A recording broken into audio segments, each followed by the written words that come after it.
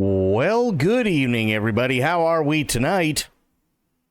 Hopefully, everybody has had a great day. Happy Tuesday. We are back. Alba, Aylin, it's good to see the both of you. How you two doing? How are the things? I'm sorry, I started a bit late. Yeah, unexpected naps have been a thing lately. And I had one, if I'm being honest. They are things today. Yeah, I hear you. I definitely hear you. We got a little bit. We got two things we got to watch. Really, really quick, and then we're going back into my summer car. Your things are not things. Uh-oh. Well, that doesn't sound good.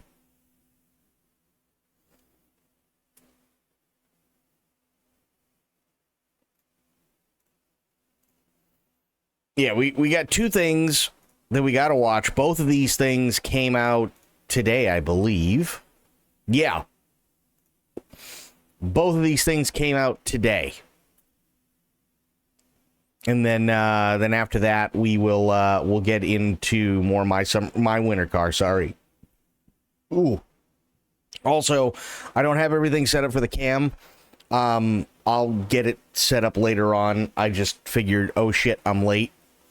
So it was more run around, get stuff ready kind of deal. Are we ready for the first thing?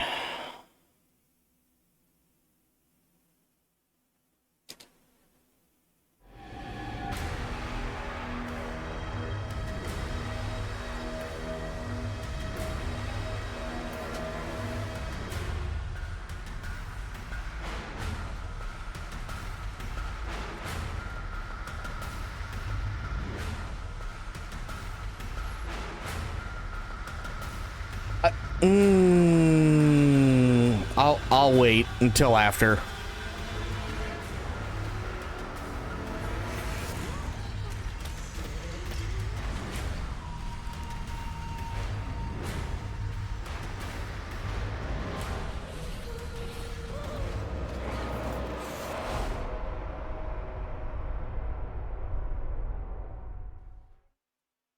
All right. This is the first time I'm seeing any of this. So this is RE4's 4K path tracing and NVIDIA DLSS 4, right?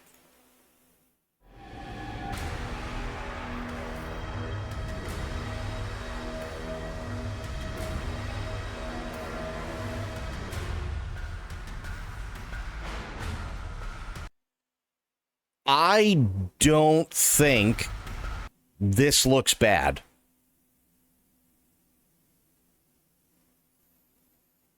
I don't think this looks bad whatsoever with RTX off. I honestly, if this may sound weird, but I feel like, and I'm just focusing on this car right here, okay?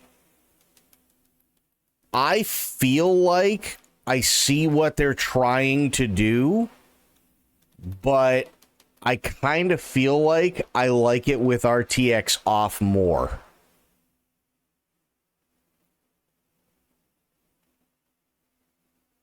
The color palette did change. Yeah, and I think what's going on is, and I could be wrong, but I think what's going on is the warmth of the lighting is taking over the scene with their path tracing versus with RTX off, the lighting is more muted, especially like right in here, right? So it's more subdued here, and I think that's all well and fine. But then when you go with RTX on, you can clearly see that building is it's got a lot warmer tones to it. And I think that's kind of bleeding over to everything else. Just because of where the lights are, right? So you can see them more prominently here, where it's supposed to be more warm lighting, and that's all well and fine. But I think it's creating this effect almost where it it kind of washes out the dreariness of what you have with RTX off. The muted tone works better for the RE games. I think so too.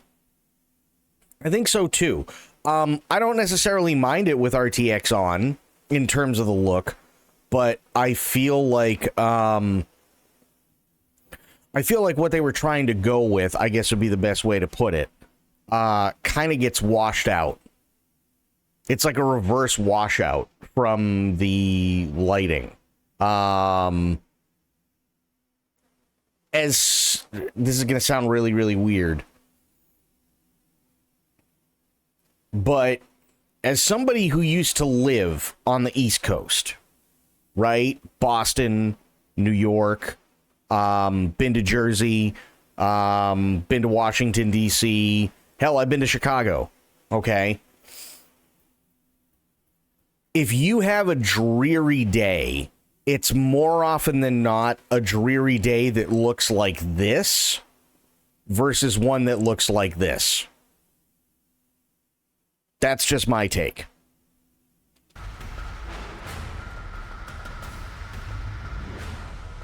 Okay, so on doesn't look too bad here. I'm gonna be honest, I see almost no difference. Let me see if I can go back.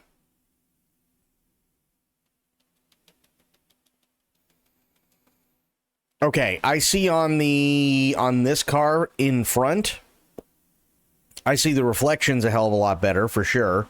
The effects of the rain are definitely a lot more smoothed out, so it's making more of a glossy effect with the car being wet versus just the actual rain effects on the car. You see what I mean? But honestly, other than that, not seeing a whole lot of difference. I'm really not. I don't, maybe it's just me, but I'm really not seeing a huge, huge difference here.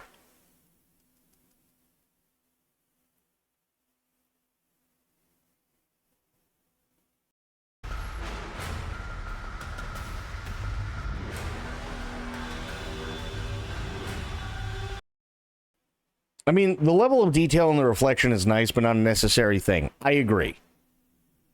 I completely agree with that. So they're saying about 60 FPS with DLSS off, okay, and path tracing on.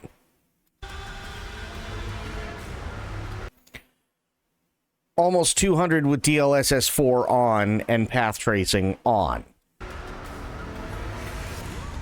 But, okay, here's... This may be a very controversial take, and I get it. I get it. But let me ask you guys this. Is there any reason... I'm going to be honest. People are going to sit there and piss and moan about this. This is almost 60 frames a second, right? Cool. So that means that roughly every third time I hit, because it's not exact, but roughly every third time I hit the forward button on this, right? 3, 3, 3, 3, 3, yeah. So roughly about every third time I hit the frame forward button, okay, because it's 60 frames a second, stuff's going to be changing. Okay. Now, if we go over to this, right?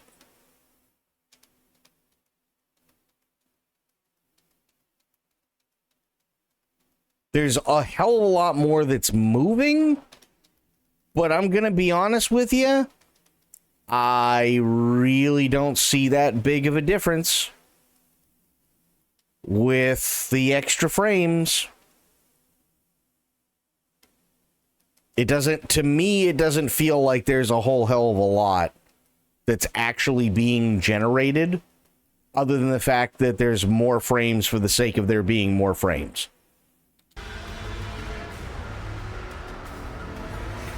So it's like, why couldn't we have just had a game where it was 60 frames a second across the board? And there you go.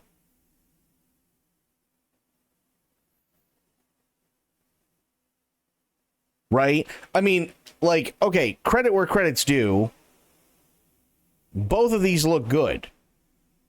I'm not saying they look terrible. I'm not saying one looks objectively worse. Right? I think with DLSS off, I feel like maybe things are definitely more gritty. Right? I can see that. And I think I prefer the grittiness a little bit more, especially for a Resident Evil game. And that's all well and fine. But generally speaking, I'm not seeing enough of a difference here to justify there needing to be 200 frames.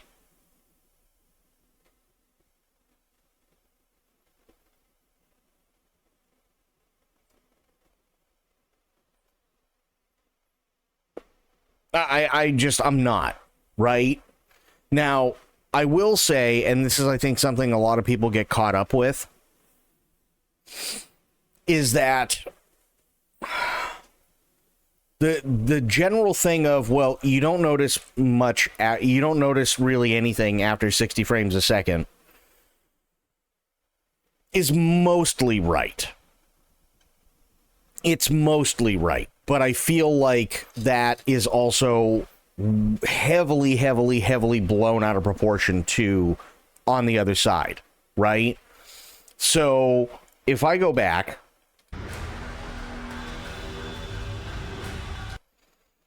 this looks fine. In the couple of seconds that we have, this all looks fine at roughly about 60 frames a second. It's probably taking a little bit of a dip because, again, as you said, there's a lot that's going to be going on the screen. This could vary. This might drop down to 55 depending on how many cars are in the street or how many people you walk by or whatever, right? Fair enough. But now it really feels like the only thing that they're doing here is generating more frames for the sake of there being more frames, which, by the way, you can clearly tell there are more frames because every time I hit the forward or backward button, something is absolutely moving forward by about 1.5 times. And that's all well and fine, but that's about all you're really gonna notice. Versus before, me having to hit it roughly 2 to 3 times before something happened. There was something new, right? Forward motion is only going to get you so far, or even just going through a city like this, or even looking at something like Alice Walking is only going to get you so far, and then past that, adding more frames and keeping it at the same frame rate, not FPS, but actual like frame speed, it isn't going to do you any good. You know what I mean? To me, it's just not going to do you any good. True, if we were generating frames, I would rather have it capped at 120 and not waste GPU power just for boasting FPS numbers. Yeah, is there like I think that's kind of exactly where I'm going at, right? Like, and I think we've all seen this. We've all seen it where, let's say we get a brand new TV, right? Could be a couple of years ago, right? Let's say we get a brand new TV and it's a 240 hertz compatible TV, and that's all well and fine. And, you put in a Blu-ray or you're watching something on Amazon or you're watching something on Netflix or whatever that is also designed to be at 240 hertz.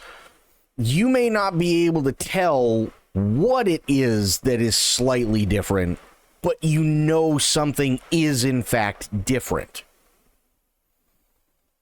That's all well and fine, but after that point, why keep going? Right? Why not hard cap it? So if you have DLSS off, why not hard cap it at 60? If you have DLSS on, why not cap it at 120 instead of constantly just trying to push the ever-living crap out of your GPU? To me, it just doesn't make any sense. Why have 200 frames when you don't need them? I get that they want to push technology forward. I get that they want to, boast, oh, you can get up to this. And why, though? Right? Why? I mean, think about it this way. How many streams do you watch right now on Twitch that are at 4K? I'll actually speed this up a little bit. Spoilers, none.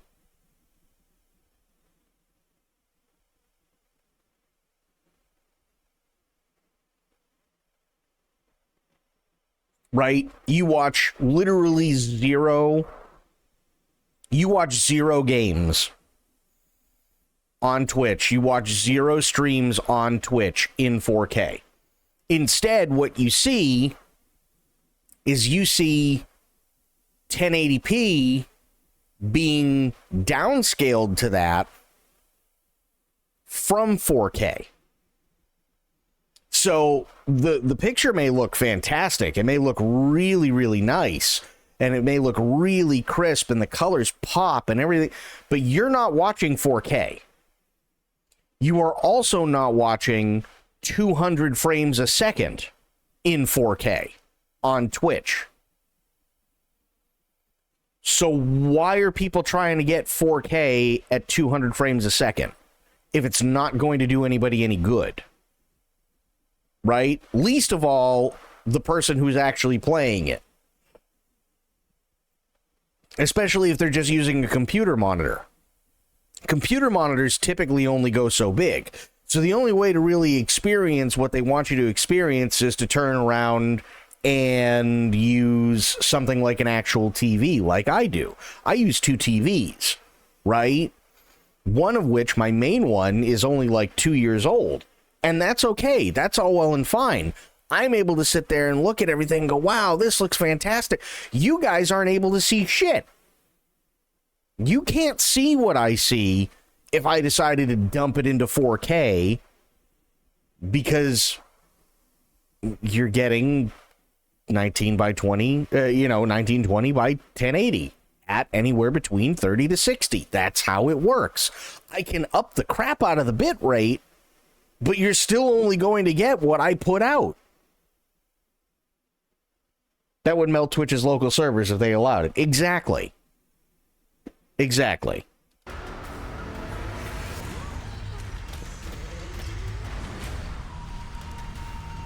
Here's another perfect example. I'm going to do a thing. It's going to blow people's minds. Quality right now for this is 720.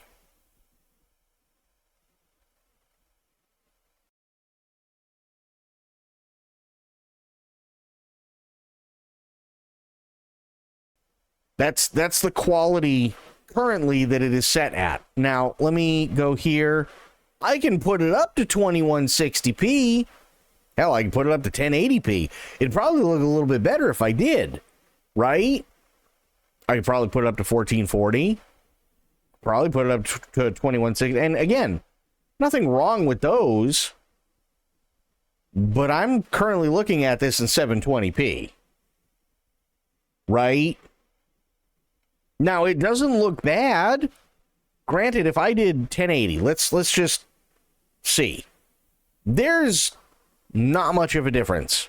Chances are, because either A, it's downscaled, right? Either A, it's downscaled from 4K, which, okay, fine, whatever, right?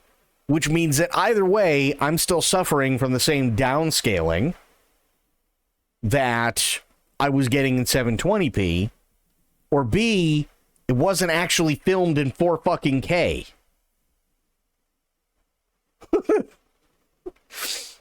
Kind of okay with 1080 to 1440 as a max for my games overall. I'll use 4K for my actual TV to watch movies and stuff, and I think that's fine.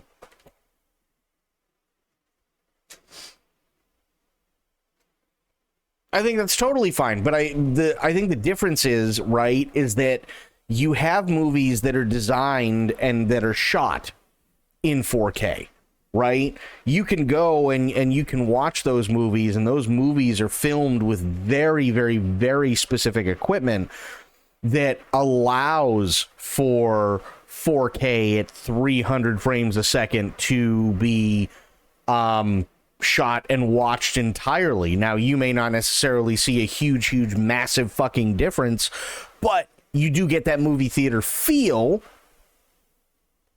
which is very, very hard to put into words, but you know what I mean when I say you get that movie theater IMAX feel when you've got something going, when you got a movie that's in 4K, UHD, and it's also shot at 300 frames a second. You know exactly what I'm talking about. That's awesome.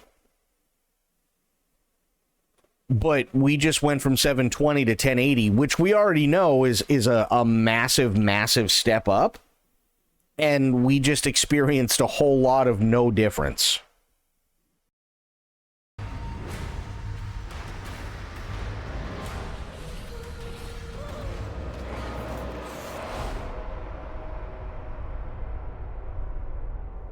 So yeah, I mean, I don't know. What do you guys think? 300 FPS on raw 4K capture. Nope, not believing. Yeah, it just, to me, it doesn't make any sense. I feel like, I don't know. I really don't know. To me, that's a rough one.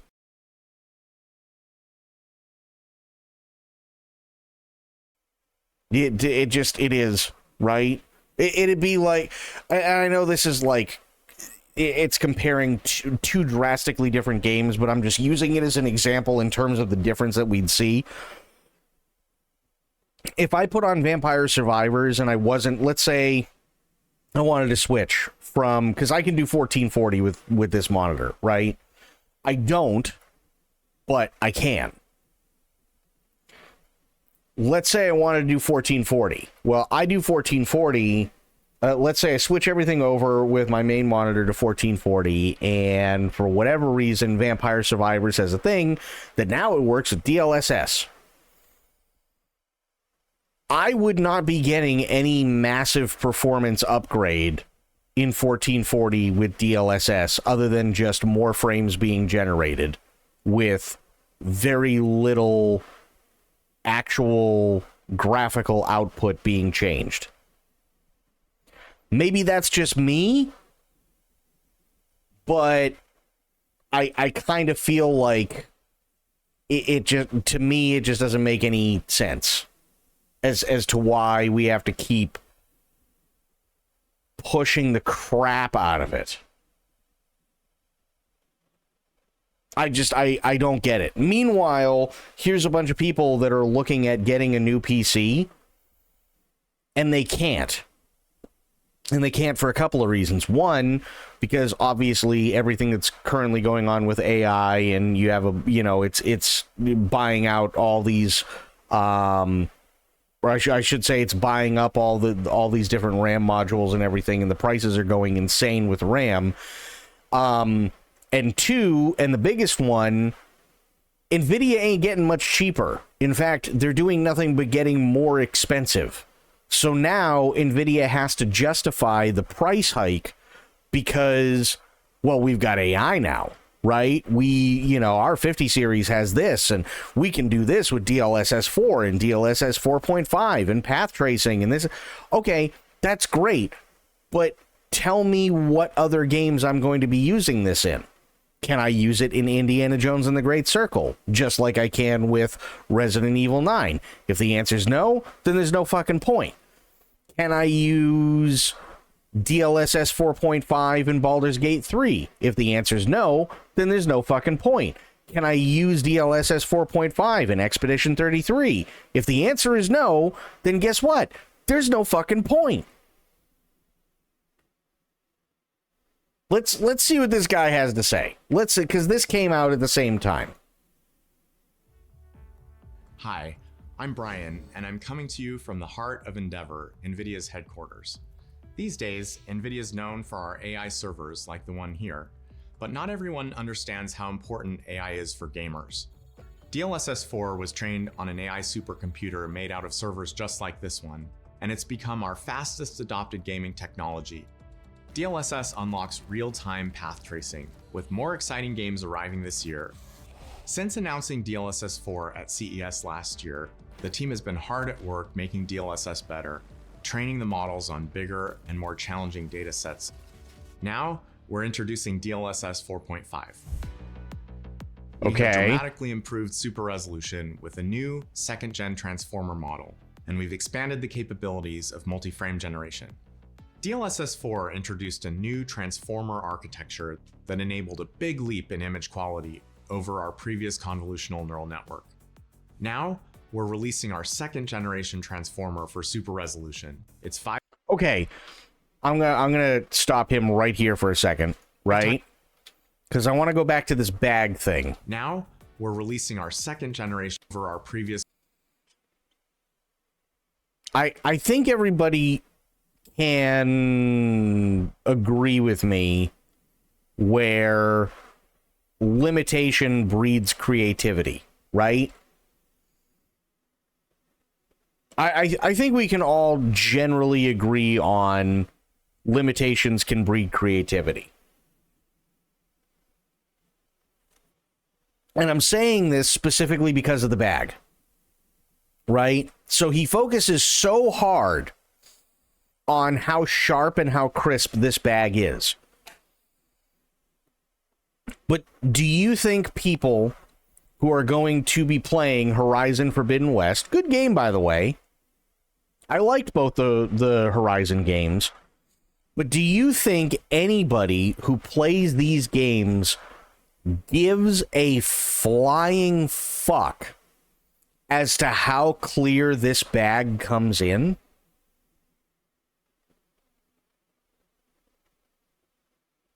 I certainly don't, because I'm not looking at the bag.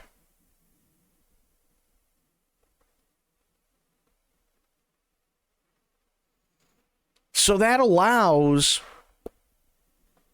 developers to go, okay, the bag is there because we need the bag because it's there for a thing, right? It's there as an unseen mechanic, but it's a visual representation of it, yada, yada, yada, and then people leave it alone, right? Okay, cool.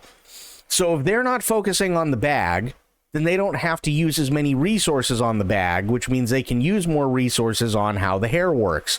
They can use more resources on, say, how the different armor sets, latch on to Aloy and how she can move and, hell, even maybe how she uses the rope or how the arrows come out of the quiver or, a million different things. Other than this bag, which is so innocuous, people probably don't even realize that it's there.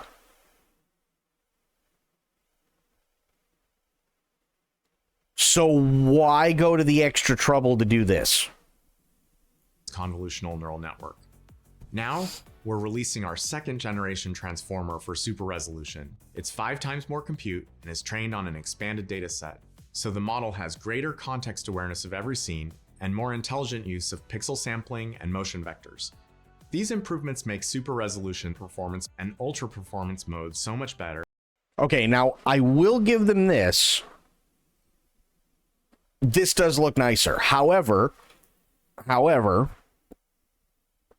will say that there is a thing, and I don't remember if it was in Indiana Jones, but there is a thing and it's called temporal anti-aliasing, that is known to do stuff very, very similar to this from a distance. And we've been told multiple times that if you're using temporal anti-aliasing and you want to get rid of shit like this, just turn it to another anti-aliasing and it'll get rid of this altogether.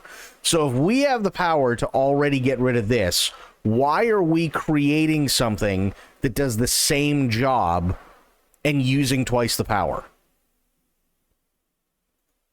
It has superior anti-aliasing for smoother edges. There you go. Superior anti-aliasing. He didn't even say anti-aliasing at first. So he's literally talking about what I'm talking about. Temporal anti-aliasing. All they literally have to do, because I don't see really any difference other than maybe the field of view. There's a slight FOV difference in this one compared to this one. But if that's all it is, why wouldn't you just turn temporal anti-aliasing off? Clearer gameplay, even with fast-moving objects. And improved temporal Whoa, stability. hang on. Even with fast-moving aliasing for smoother edges. Clearer gameplay, even with fast-moving objects. What do you mean, even with fast-moving objects? It looks like an FOV difference.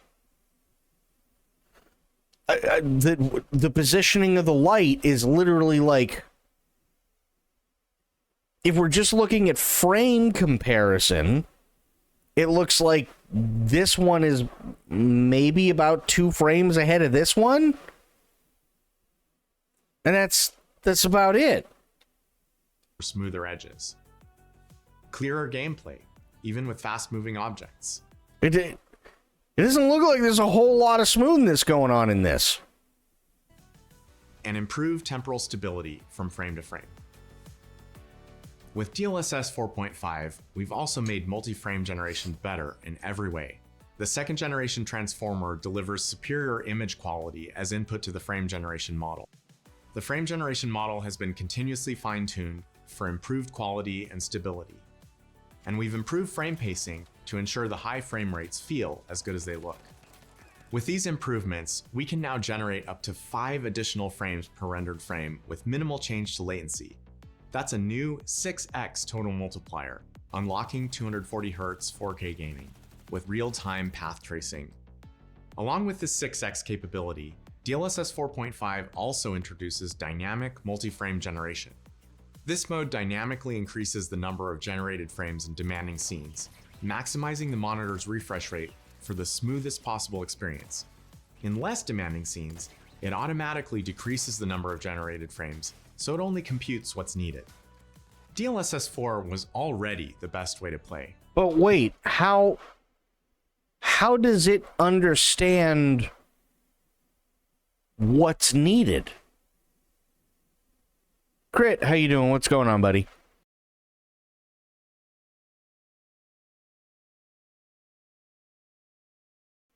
How does it understand what's needed? Because what is the bare minimum that it's being set to in terms of clocking for frame rate, right? If you got an FPS of 300 and it doesn't need 300 frames, what is it going down to? Real FPS drops equals more generated frames. Yeah. Just sitting down to eat dinner and seeing what's up. Nice. Now, just a year later, DLSS 4.5 runs faster, looks better, and is easier to use. We're excited to launch the second generation super resolution. And I get, yes, more real FPS drops equal more generated frames, but think about it this way. If there's supposed to be a frame drop here, and this is at 185, and this is at 246, I'll go back a little bit. Computes what's needed. DLSS 4 was already the best way to play. Now, so you're at 186 and 244. Okay. So when does DLSS 4.5 register that it doesn't need to be 244 frames per second anymore? Because it's clearly doing a hell of a lot more frames per second than 186. So where's this whole thing about it knowing when it doesn't need all the extra frames? Because if this is fine at 186, wouldn't this also be 186?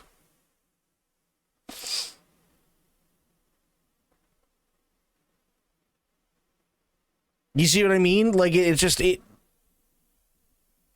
huh? 244 is the one with generated frames. Real FPS is probably around 50. No, I agree with you. But again, what I'm saying is why is it in both cases that they don't understand? He literally just went and said, "Oh yeah, no, it knows when it doesn't have to generate any more frames." Well, if it knows when it doesn't have to generate any more frames, and let's say this is Black Myth Wukong, so it could be anywhere between 50 to 60. If you're just standing still and the character is static minus some movement here and there when you're AFK or something, and it's bouncing between 50 and 60, and it doesn't need to generate any more frames than 50 to 60, why are we at 186 and 244?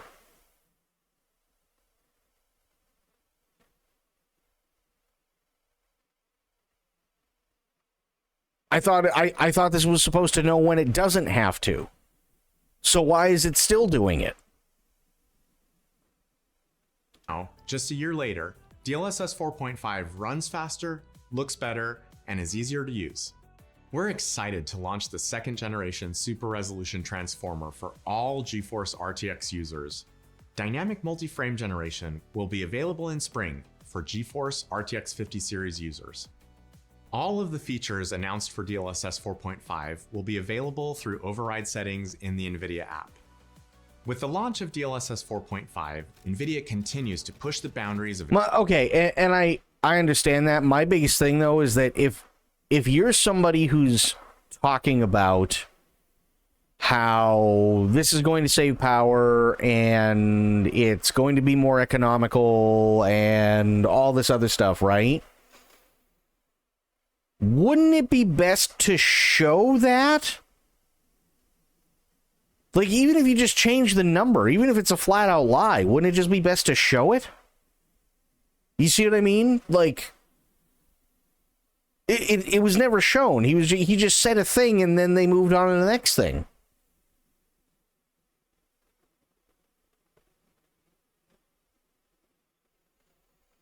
He's trying to say they're generating maybe 50% more frames with the same compute power. It would, but we the people are stupid and bigger is better. I unfortunately have to agree with you on that. Accelerated computing in both AI and graphics. They are now one and the same, and we can't wait to see where we go next. I don't know. I feel like... Yeah, I don't know. I feel like it's pretty who cares? You know what I mean? It hasn't done anything extra for me. I mean, what do you guys think? We saw the RE9 path tracing trailer. There wasn't a whole lot.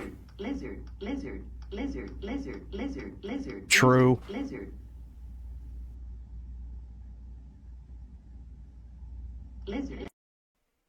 Very true. Next, this came out today too.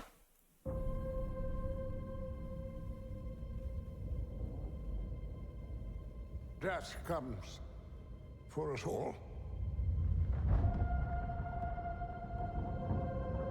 That's all I know for sure. Oh, that's why. The question isn't, are you prepared to die? The question is, who will you be when you close your eyes?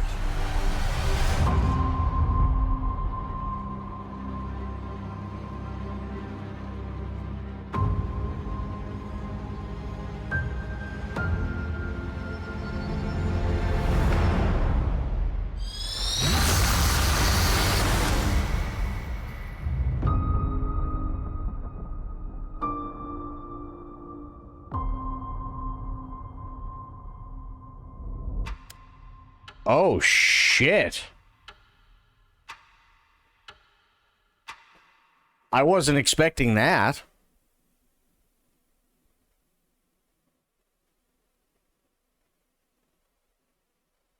So the X-Men are coming back in Avengers Doomsday?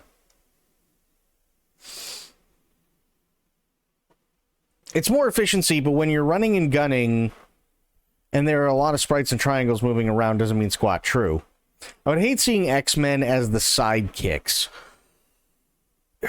Yeah. Yeah. I see what you mean. I didn't even think of that. I'm wondering if, well, here, let's watch this Thor one. Apparently this came out 7 days ago. I haven't seen this one either, so let's see what this is too. Father, all my life, I have answered every call. To honor, duty, to war. It's true. He also answered the Call of Duty by playing Call of Duty while he was really fat and drunk. But now fate has given me something I never sought.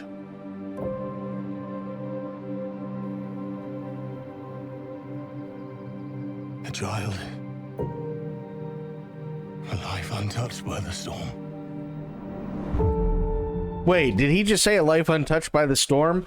Hang on.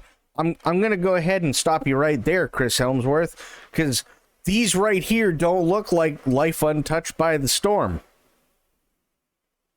Or did you put them there? In which case, someone might need to call child services. A life untouched by the storm. Lend me the strength of the old fathers, so that I may fight once more, defeat one more enemy, and return home to her. Not as a warrior, but as warmth. To teach her not battle, but stillness. The kind I never knew. Please, Father, heed my words.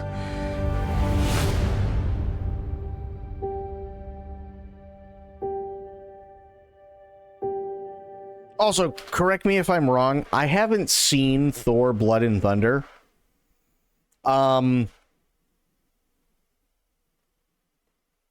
When does Thor: Blood and Thunder take place? Does that take place after the events of Avengers Endgame? Because I feel like I'm missing some stuff. Right? Again, the last like real big superhero movie that I watched was Avengers Endgame. And if I remember correctly, didn't he take off with the Guardians of the Galaxy at the end of it? So, A, where are the Guardians? B, where did his eye come from? And C, who is her? Is he talking about Natalie Portman's character? I'm not entirely sure anymore. Hulk still has split personality during the series. So, yeah, I'm just kind of wondering where the hell this all fits in. Does this all come in after the events of Endgame? Because if it does, that also means we're getting the Guardians back, right? Or at least there's got to be some explanation as to how Thor came back. He's talking about the daughter. Okay, fair enough.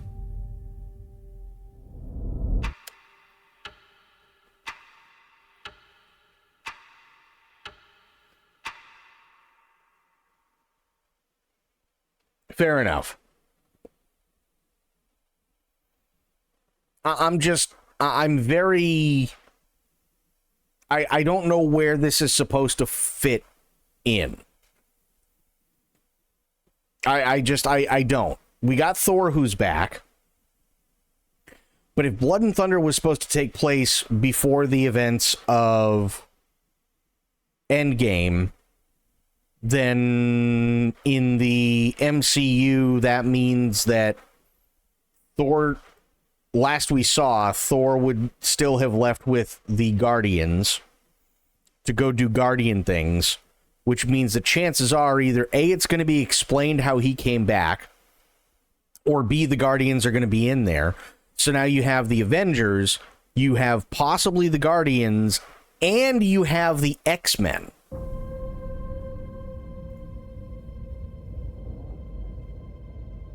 Death comes for us all. Wait, Blood and Thunder is after Endgame? That's all I know for sure. The question isn't, are you prepared to die? The question is, who will you be when you close your eyes?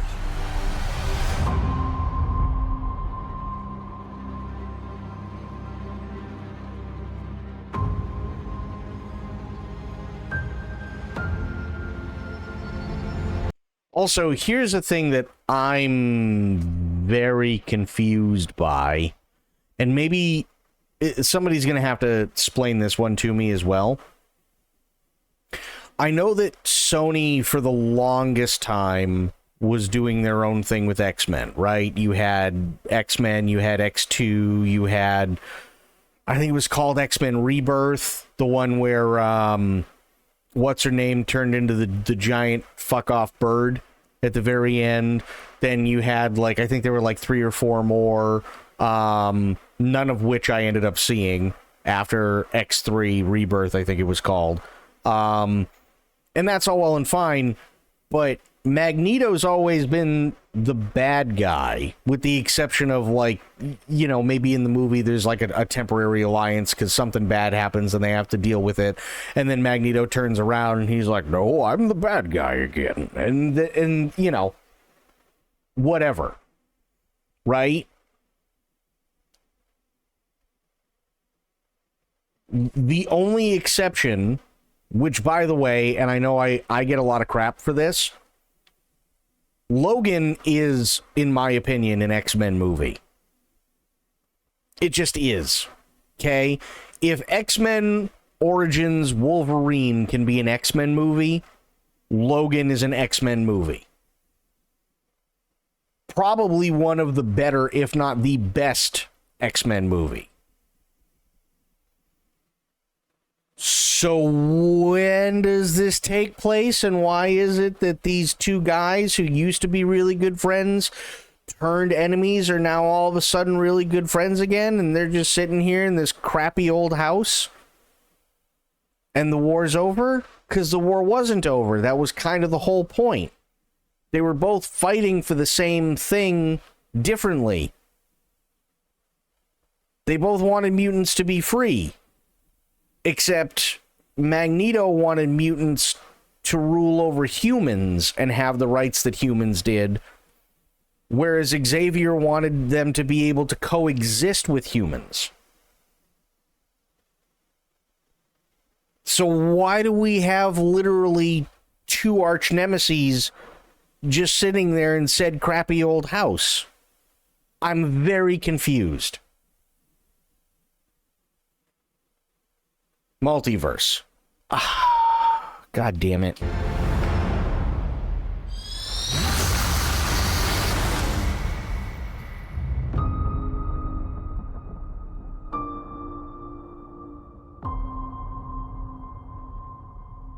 They always united forces when survival was at stake. Same with it. No, I agree with you. And I also remember in the animated series in the early 90s they did that, and I get it. I'm not arguing that, but neither one of them look like they're in the middle of doing any sort of battle. In fact, both of them look like they're both sitting in a crappy old house that used to be Xavier's school for gifted children that's already been torn asunder. Magneto doesn't even have his bucket. So, what? They just look like 2 old friends that are like, you remember that time I kicked your ass? Yeah, it was kind of funny, wasn't it? Right? To me, that's what it looks like. It doesn't look like they're like, hey, survival's at stake and this, that. No, they literally look like they're sitting there and just kind of reminiscing about, hey, you remember that time that I brought Sabretooth and, Sabretooth was trying to do the thing for, on Logan in the airport or at the train station. And, it kind of worked, but it kind of didn't. And, then Ray Park came out of nowhere as Toad and he was jumping around like Richard fucking Simmons. Yeah, that was funny, wasn't it? They're reminiscing. It doesn't look like they're actually fighting.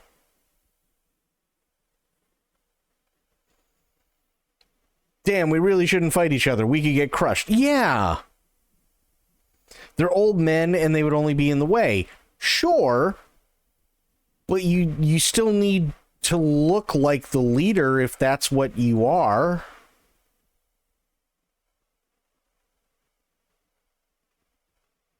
So it's so weird. It's like, where are they going? I don't understand. I just, and don't get me wrong, Patrick Stewart has been a big part of my life for the longest, for literally as far back as I can remember, right? Love Patrick Stewart. Sir Ian McKellen, same exact thing. He's been a big, huge, massive part of my life for a very long time. I love seeing the both of them interact with one another. I'm glad that the both of them IRL are insanely the best of friends. I think that's great. What the fuck was the point of any of this scene?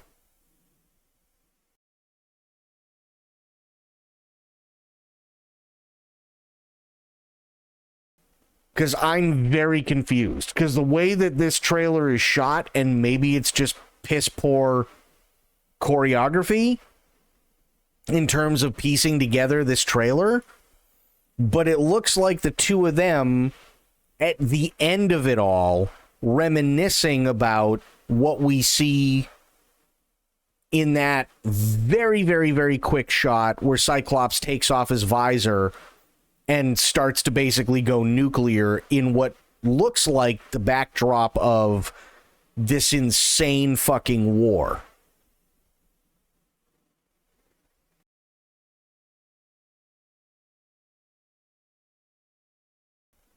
You see what I mean? It's really weird. It's really weird. I'm very I don't know. I'm very confused. I'm very confused.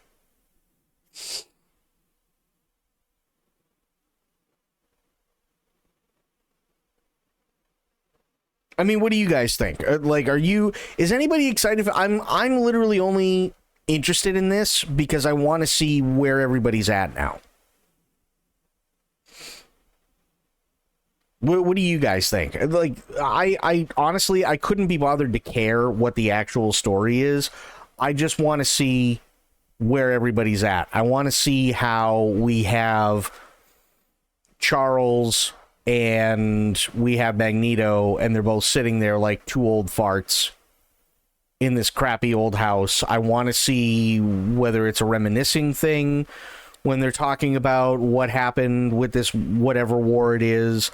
I want to know what happens to Thor and how he got back. I want to know if the Guardians are back as part of it. But the actual story, I couldn't be bothered to care. I just want to see where everybody is. We can watch a timeline or breakdown thing if you want, I guess. Is there one, Aelin, or do you mean with the... Yeah, I mean, is there like one that you know of, Aelin? Did you watch the last... Oh, you mean Ketchup and Mustard? I love that movie. I do love that movie. But the thing that I also think that has to be taken into account is that when it comes to... Ketchup and Mustard the movie, that it's also supposed to be taking the piss out of the ridiculousness of it all, right? So he uses the multiverse, and that's all well and fine, except he's using the multiverse to also show how abso-fucking-lutely ridiculous the multiverse is, both as a fan but also as satire, which is how you get like the fucking 8 million different Deadpools at the end of the movie. right? That's also how you have one Wolverine who dies, and then he's got to go and get another one, but he's still treating him as if he's just a commodity, right? Like he did at the beginning of the movie, because he wanted to kill Wolverine because he wanted him as a trophy. So he finally goes into a universe where he finds Wolverine, but he's dead. So what's the first thing that he does when all the universe cops come after him? He kicks everybody's asses to a Backstreet Boys song with Wolverine's corpse, because the absurdity of it is just so damn funny. The whole thing is absurd. I'm very confused. Let's look at this. Loki and Deadpool multiverses work because they were making fun on the multiverse instead of using it to fix plot holes. Agreed. Yes. And that's the whole thing, right? Everybody wanted Wesley Snipes back as Blade. Marvel had no intention of bringing Wesley Snipes back as Blade. So what'd they do? They literally brought back Wesley Snipes, and they say, no, he's the only one. He's like, there's only one universe in which he exists. And even Wesley comes out as Blade. There's only one of me, motherfucker. You know what I mean? And that was the joke. The MCU multiverse can get confusing fast. It gets confusing here. So here's a quick and simple recap of the entire multiverse timeline, explained in the easiest way possible. The timeline we've been following in MCU since Iron Man kicked things off is officially called the Sacred Timeline, also known as Universe 616. This is the main timeline where most of the Marvel Cinematic Universe stories take place. Okay, but my brain hurts already. Why are we in Universe 616 and not Universe 1?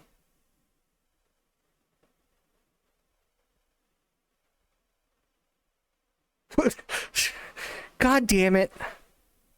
The Avengers assembling to Thanos' snap and beyond. But here's where it gets interesting. Sometimes certain choices or actions, called Nexus events, cause the sacred timeline to branch out. These branches lead to alternate realities, creating new timelines that explore what could have happened if events had gone differently. That's what gives us all the wild scenarios in What If, like Peggy Carter becoming Captain Carter or a zombie-filled Marvel world. The Time Variance Authority, or TVA, was secretly created by a powerful being known as He Who Remains. His goal? To keep the sacred timeline, Universe 616, perfectly controlled and isolated from chaos. But wait, again, what happened? Why is it 616? Did he fail 615 times?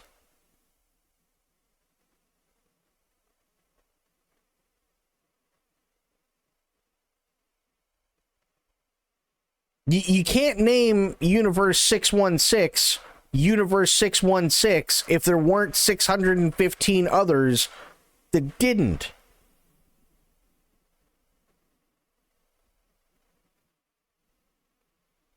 The Sacred Timeline was the only one. Why don't they start counting? Again, that's kind of the point, right? Is like, and this is shit that I can't get over. So like, if you have one that is supposed to be the Sacred Timeline, why don't you just call it the timeline? Instead of going, well, we've got 615 other universe. It's like, okay, but did you fail 615 times? Is this the 616th attempt to unfuck everything? You know what I mean? Like, what happened? Why aren't we on one? Why is this the sacred one? Time a timeline started to branch off because of a Nexus event, the TVA would swoop in and prune it. Basically, they'd erase that timeline to prevent a multiversal war. They made sure things stayed neat and tidy. What's going on, Deranged? That's what they wanted everyone to believe. In Loki Season 1, He Who Remains tells Loki and Sylvie about the first multiversal war, a massive battle between different versions of himself from alternate realities. Each variant thought they could run the multiverse better than the others. Things got out of control fast. Erupted into all-out war. To stop the chaos, He Who Remains discovered and weaponized a powerful creature called Alioth, which could consume time and reality itself. Using Alioth, he wiped out the other timelines and created one controlled timeline, the Sacred Timeline. Okay, wait, hang on. So, wait, hang on. everything that everybody just said went right out the fucking window. Because if it's Universe 616 and he's the only one that's left and he's got the only timeline that still actually fucking matters and all the other ones of him, He Who Remains, are gone, then why do any of the others matter to the point where we have to make sure that this one is specifically notated as 616? Wouldn't this just be the timeline?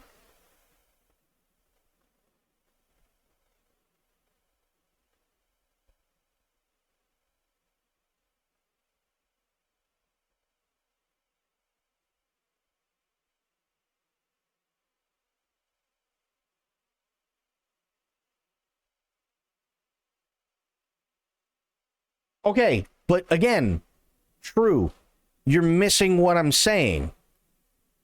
If you have He Who Remains, they literally just explained everything that I was trying to talk about.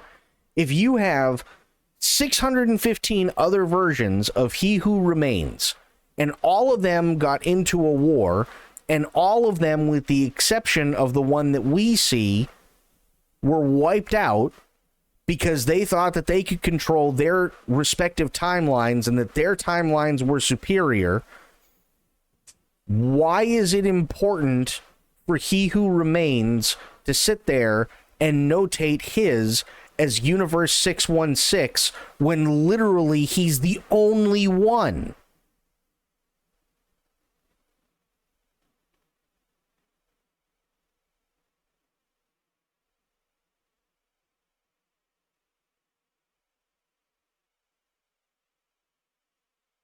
This is where I get so fucking lost, because it doesn't make any sense. Peace, but at a cost. What's really important is how he visualizes the multiverse. It's not just a bunch of branches on one line, it's more like a web of entire timelines layered on top of each other, hinting that the MCU's multiverse is far bigger and deeper than we first thought. After Sylvie kills He Who Remains, everything unravels, with no one left to control the flow of time. Wait, so he's not even alive? So then who would be calling it 616? Okay. The sacred timeline begins to fracture. The TVA, once a well-oiled machine pruning rogue branches, starts falling apart from the inside. Confusion, betrayal, and chaos ripple through its ranks, and no one knows who's really in charge anymore. With the TVA no longer able to keep things in check, branch timelines begin to grow unchecked, giving rise to infinite new realities. This explosive shift directly sets the stage for the events of What If?, where we start seeing alternate versions of heroes we thought we knew, and continues into Loki Season 2, where the multiverse becomes even more unstable, and Loki himself starts to understand the true scale of what's at stake. Across 3 mind-bending seasons of What If, we follow Uatu the Watcher, a cosmic being sworn only to observe, never interfere. Okay, He Who Remains is Kang, and Kang is part of a grander scheme of alternate universe Kangs, so He Who Remains is the version of Kang that's protecting the sacred timeline from his more chaotic versions of himself, other than from other versions, because the sacred timeline up to this point has been hidden to an extent. Right, but if I remember correctly, from just a couple of minutes ago, he said that all the other Kangs got together and they warred with each other because they thought that theirs were the sacred timeline, right? Everybody else got wiped out. So if everybody else got wiped out, then that means that the only one who was left standing is the one that we know of in the MCU. And even if that's the case, before he was dead, why did it matter so much that he had to note his as Universe 616? Wouldn't it just be the one?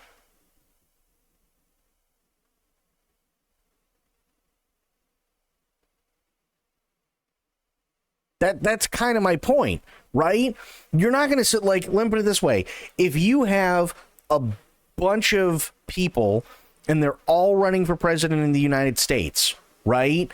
And they all have different versions of how they see the United States coming out to be, only one of them is going to win, but it's still the United States.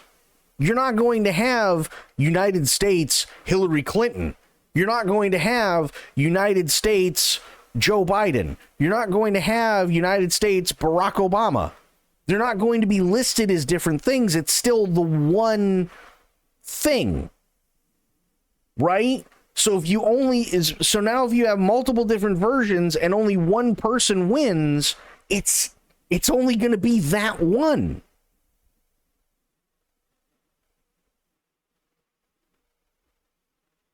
Though, as we've seen, that rule gets bent when the multiverse is in danger. Each episode showcases a different universe, where one choice changes everything. Peggy becomes Captain Carter, T'Challa becomes Star-Lord. But these stories aren't just one-offs. Over time, they accumulate and connect, revealing a bigger picture. These alternate versions of our heroes are eventually pulled together by Uatu himself to face multiversal-level threats like Infinity Ultron, a variant of Ultron, who acquires all the Infinity Stones, Strange Supreme, a corrupted version of Doctor Strange, and even the Watchers themselves. It's not just about asking what if, it's about seeing how far the multiverse can be pushed. Okay, I'm going to go out on a limb here as much as I really, really hate to. The only thing so far that makes sense, because my brain is rational and I don't actually, like, read comics to the point where it gets so fucking convoluted that most people's noses would bleed. The X-Men animated series in the 90s did some multiverse stuff. So I'm going to go ahead and assume that Avengers Doomsday, at least in part, has something to do with the bullshit that made the X-Men animated series confusing and boring as fuck in the 90s. Before it collapses. The conflict with the Watchers reached a breaking point, and it came at a heavy cost. Captain Carter, arguably the heart of What If, ends up making the ultimate sacrifice. Her death marks a turning point, not just emotionally, but for Uatu the Watcher himself. Up to this point, Uatu was bound by his oath to never interfere. But now, with the multiverse unraveling and threats escalating, he makes a vow to actively... I don't remember that, Shed. Yeah, no, it was a very short period of time, but it was probably the most boring of time. It was the most boring period of time in the X-Men animated series, because they were trying to do a thing where they brought in, I want to say it had nothing to do necessarily with the X-Men. It had everything to do with Magneto's side, where he was trying to bring in multiple versions of his mutants, specifically so that they could all gang up on the X-Men, because the X-Men were too powerful. But then there were a couple of universes that collided with each other when Magneto tried to do that, and then you had this whole massive fuck-off war start, specifically because you had multiple realities that were kind of colliding with each other. So you had one universe where, I can't remember his name, but big giant fuck off muscle robot guy, you know who I'm talking about, controlled literally everything, and Charles and Magneto had both been dead for a very, very, very long time. So it was literally just, holy shit, it's his army. And then they had to come together to go after his army. And this all... God, it's been so long since I watched that. But if I remember correctly, it literally all started in that jungle fucking area. And that's where everything got really shitty and fucky and everything else, and I can't remember.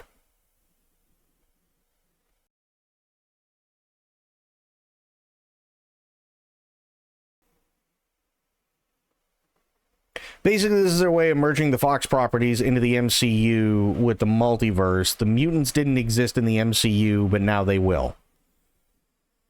Ugh. Fair enough, I guess. Yeah, okay, but hang on. Let me go back, because let me see something here. Hawkeye was disliked because he isn't the deaf archer goofball in the comics. Disney took over, and since people assumed it was 616, despite being told repeated that it wasn't, they just ran with it being 616. Okay.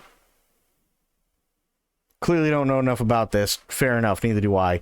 TVA protects Sacred Timeline from branching. Kang destroys other timelines after his fight with the other versions. It's literally because the TVA wipes out alternate universes to maintain the multiverse to protect the Sacred Timeline. I mean, we can go back and watch it, but I'm pretty sure the dude just said that what ends up happening is that Kang destroyed the others, and it's not that the TVA is destroying other multiverses. What they're doing is they're stopping other instances of a multiverse from popping up, or another multiverse, because the sacred timeline itself is the only one that matters. I'm pretty sure he literally just went over that and was referenced in Ketchup and Mustard. So you have the multiverse timeline, or you have the multiverse as a whole, but then Kang went to war with himself 615 other times, and 616 is the only one that's left. So that's the one that's considered the sacred timeline, which is all well and fine, but the reason why it's not called the one, I still don't know. But that's the only one that mattered. And then the TVA, because of everything that happened previously, because it was a massive multi-universal war, are stopping or trying to stop other realities from being created, specifically because they want to protect the sacred timeline post Kang destroying everything.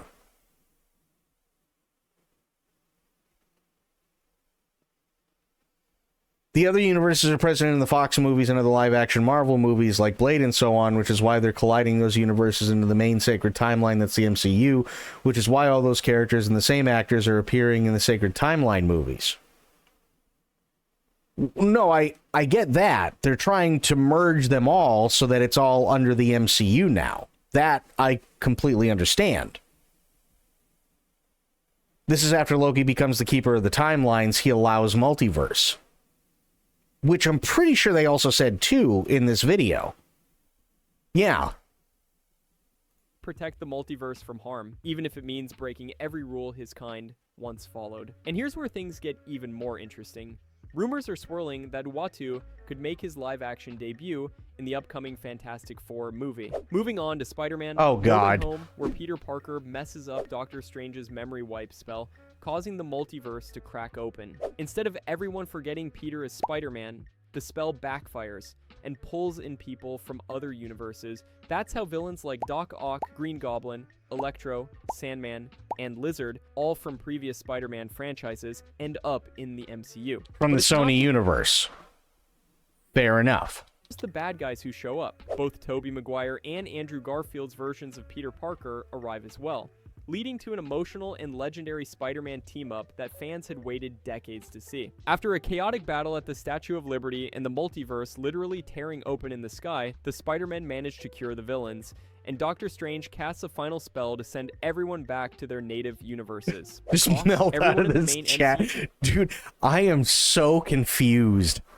timeline, Universe 616 completely forgets who Peter Parker is. Not Spider-Man, but Peter Parker. That means no friends, no MJ, no Aunt May, no Avengers backup. He's completely on his own now, sewing a new suit and starting from scratch. Hang on. I gotta go back on that They one. managed to cure the villains. And the multiverse literally tearing open in the sky, the Spider-Men managed to cure the villains, and Doctor Strange casts a final spell to send everyone back to their native universes. Okay. Lost, everyone in the main MCU timeline, Universe 616, completely forgets who Peter Parker is. Not Spider-Man, but Peter Parker. That means no friends, no MJ, no Aunt May, no Avengers backup. He's completely on his own now. Which is why, and they do that specifically because the IP is still owned by Sony. Well, it's not owned by Sony, but it's on lease from Marvel to Sony so long as Sony keeps making movies. Sewing a new suit and starting from scratch.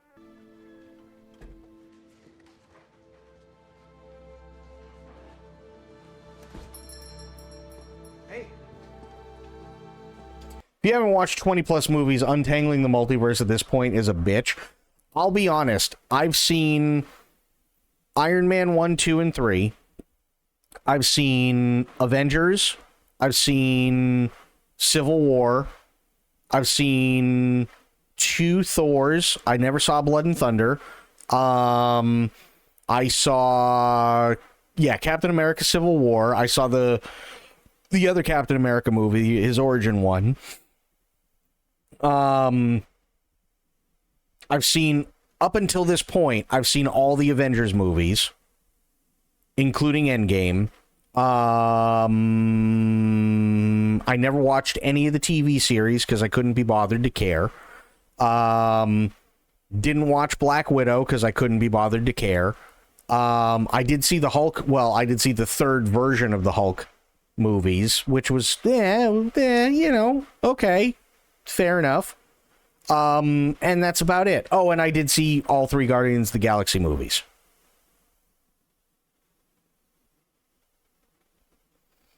The whole entire bigger picture multiverse saga started on the path that was going rampant and can't be stopped, and Loki Season 2 implied that Loki had to become the god of stories to stop that from happening, because the multiverse saga was starting to get out of control, and only the TVA was aware of it, which Loki had to put a stop to, which was the conclusion of Season 2 Loki. Yeah, right. And I get that from this video, and that's all well and fine. I guess my biggest thing is it's still honestly, it's still all going back to why are they calling it 616? If it's the sacred timeline, why don't they just call it the timeline? Right? Like, if you get into a fight with a bunch of your best friends and you're the winner, in your opinion, right? Then there you go. It's no longer your opinion. It's the one that won out. So why do we have to acknowledge any of the other 615?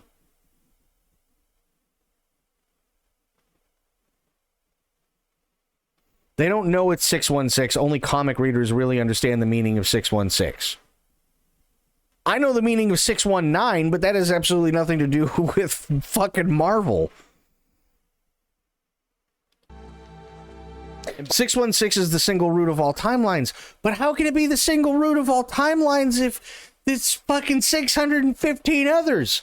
Because if you have a number associated with it and there are 615 previous numbers, that means that it can't be the root because it has to come from somewhere. This is why my brain is melting, because you can't sit there and go, well, this one's the root of all of it. If it took you 615 tries to get to the root, you'd rename everything and go, this is one. By the way, remember Sony's Venom? He popped into the MCU thanks to multiversal chaos, only to leave just as fast, but not before a tiny piece of the symbiote was left behind at a bar in Mexico. That little alien blob is still somewhere in the MCU, just waiting to bond with someone.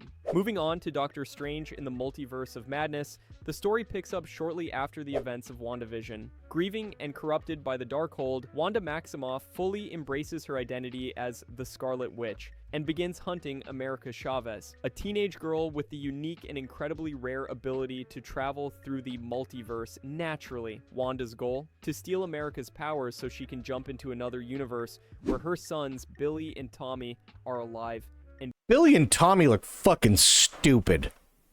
Be their mother again.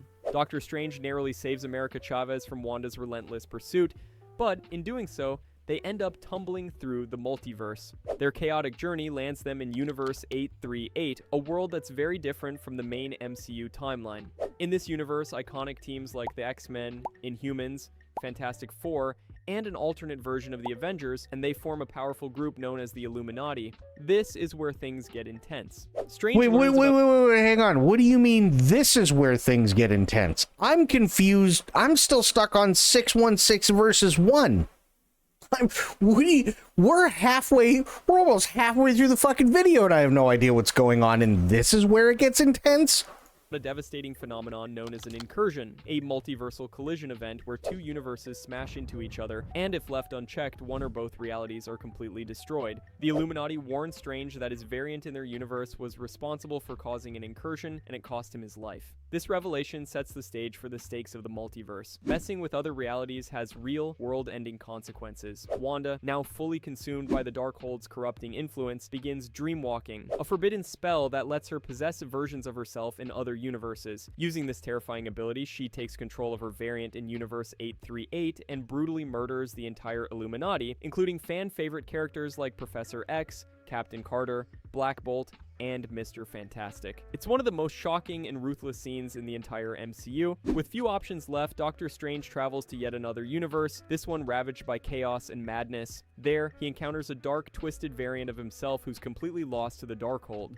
After a deadly confrontation, Strange kills this version and takes the Darkhold for himself. In a desperate move, he uses dreamwalking to possess the corpse of another variant, the one that died earlier and was buried in Universe 616. Controlling a dead version of himself, he returns to confront Wanda in an epic final showdown that's equal parts horror and heroism. America Chavez, realizing that brute force won't stop Wanda, decides instead to give her exactly what she wants, a glimpse into a universe where her sons Billy and Tommy exist. But what Wanda sees isn't love, it's fear. The boys scream in terror at the sight of her, recognizing that she's not their real mother, but a monster trying to take their mom's place. This heartbreaking moment snaps Wanda out of her rage, and she finally understands the destruction she's caused. Wanda destroys the Darkhold in every universe by collapsing the throne of Wundagore Mountain on herself. With peace restored, America Chavez begins her next chapter. She's now training at Kamar-Taj, learning the mystic arts and how to properly wield her universe-hopping powers, a sign that she could become a major player in the multiverse saga. But Strange's actions haven't gone without consequences. Because he tampered with the Darkhold and dreamwalked across realities, he's caused something catastrophic. An incursion. That's when Clea literally cuts into reality and tells him they need to fix what he broke. And just like that, Strange heads off into his next mind-bending adventure. Moving on. In Ant-Man and the Wasp: Quantum... Okay, I'm just gonna throw this out there. Strange heads off into his next mind-bending adventure. I don't care about literally anything else right now, but Charlize Theron is fucking insanely gorgeous. There you go. Moving on. In Ant-Man and the Wasp: Quantumania, we meet a powerful variant of He Who Remains, but this one goes by Kang the Conqueror. Unlike He Who Remains, this Kang is ruthless, terrifying, and very much not interested in keeping peace. He was banished by his fellow Kang variants to the quantum realm, a microscopic dimension outside of space and time, where he's been plotting his revenge ever since. While trapped there, he crosses... You'll never see her again, so enjoy... God damn it! Look, okay, I'm sorry. Michelle Pfeiffer, still gorgeous, even though she's older. She's definitely not Catwoman gorgeous like she used to be, but she's still amazing. She still looks fantastic. What the fuck? And I won't be able to see Charlize Theron again? Like that? God damn it. Michelle Pfeiffer was Catwoman in Batman Returns in 1991. His paths with Janet Van Dyne, who had also been stuck in the quantum realm for decades. The two team up, and Janet helps him rebuild his multiversal ship. But just when Kang is close to escape... It's fine for the purposes of this, and the only reason why it's fine is because I'm so lost. It's not even funny. 616 is the main comic book line of comics until the end of it. Wait, what? Until the end of it, to cut it short due to the incursions, which was an event where universes started colliding into each other, and then Ultimate Universes became the mainline universes in comics, and this was really years before the MCU took place. Now fast forward, basically all the MCU movies were based off 616 comics, and the MCU movies were listed under all the Nines universe until Doctor Strange excuse me, until Doctor Strange 2, they retconned the universe numero. So what you're telling me is that literally everything yet again is ruined by Benedict Cumberbatch. Just like Star Trek. That's what you're telling me. Escaping, Janet touches the ship's core and gets a horrifying vision. Kang isn't just a genius, he's a multiverse-destroying tyrant, obliterating timelines one after another. Realizing the danger he poses, Janet betrays him, sabotaging his ship and trapping him deeper in the quantum realm, setting the stage for the events of Quantumania. After Janet Van Dyne escapes the quantum realm in Ant-Man and the Wasp, she keeps her past there a secret. Oh yeah, by the way, Evangeline Lilly, you're probably never going to see her again in another movie for Marvel. 616 is about one ruined by Disney retconning everything they touch. Okay. Well, here's the thing, True, because I know you're a massive comic book guy, and there's nothing wrong with that. I think the problem is, from everything that I'm reading and from everything that I'm listening to in this video, is that there are two distinct things that are going on. You have the comic book series, which did its thing a long ass time ago, but then you had Disney snatch up Marvel and started making Marvel movies, and that's all well and fine. And then when the Marvel movies really started to get big, they realized, uh-oh, we've got a problem, because we still have two of the biggest franchises out there that have nothing to do with our timeline or our series of events when it comes to mutants and superheroes, specifically because one of them is owned by Sony and the other one is owned by Fox, i.e. Spider-Man and X-Men. So when Disney bought out Fox, congratulations, you got X-Men, but we still have to explain how they got here. And Deadpool's now owned by us because they were also owned by Fox. The difference is that in Ketchup and Mustard, which is the only thing I will ever call that movie because Spoiled called it that, and I think it's fucking hilarious. But in Ketchup and Mustard, Deadpool was the entire movie was taking the piss out of the entire multiverse thing because it's also fucking convoluted and ridiculous to do anything with it anyway, which is why it went so off the rails like it did, and also included IPs such as Blade with Wesley Snipes, stating that his was the only universe in which there was ever a Blade, and that he could be the only one, because that was also taking the piss out of the fact that Blade had been indefinitely put on hiatus, and up until this point, even now, people still have no fucking idea what's going on with that franchise whatsoever.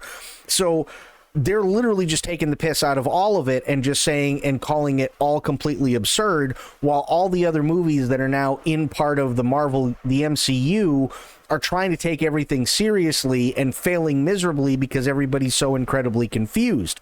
Now Disney's left with the problem of, how do we explain Deadpool being canon, Wesley Snipes' Blade being canon, everything that happened over at Fox with X-Men being canon, and everything that's happened in our MCU up until this point being canon, but still trying to make it at least somewhat kind of the same type of thing that happened in the comic books, so that we don't get hundreds of millions of comic book nerds really pissed off at us.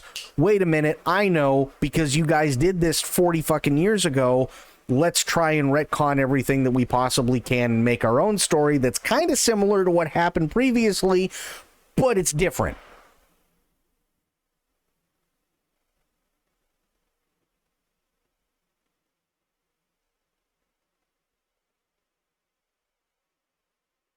That's what this whole thing sounds like. And also, by the way, you probably won't see Evangeline Lilly, like, ever again. In a Marvel movie.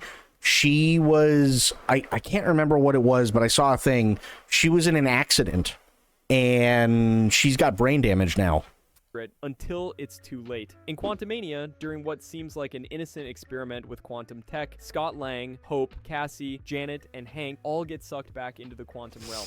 But this isn't the strange, unexplored world Janet once described. Now it's something entirely different. Down there, the Ant family learns the truth. Kang has taken over the quantum realm and rules it like a futuristic dystopia. Janet's worst fears are realized when she comes face to face with him again, and this time, Kang's ready to make his case. He tells her, and eventually Scott, why he's destroying entire universes. From his perspective, it's all in the name of order. He believes if he doesn't wipe out timelines, other, more dangerous Kang variants will. It's his version of a necessary evil, a multiversal greater good. Well, okay, hang on. Now I'm even more confused. So wait, hang on. So we know where Kang is, right? That's all well and fine. Kang is he who remains, but he's not, he's dead. He didn't remain. But he did remain for a while, and there were 615 others of him alongside him that all warred with each other, and all the other timelines got fucked. And that's all well and fine, and there's nothing wrong with that. Problem is, is that now it's been a while, so forgive me if I'm fucking all this up. However, then you have Thanos. Now, if I remember correctly, was it just the galaxy, or was it just one entire universe that Thanos was trying to snap out of it, at least half of everybody out of existence? So that would make Thanos Kang on a smaller scale?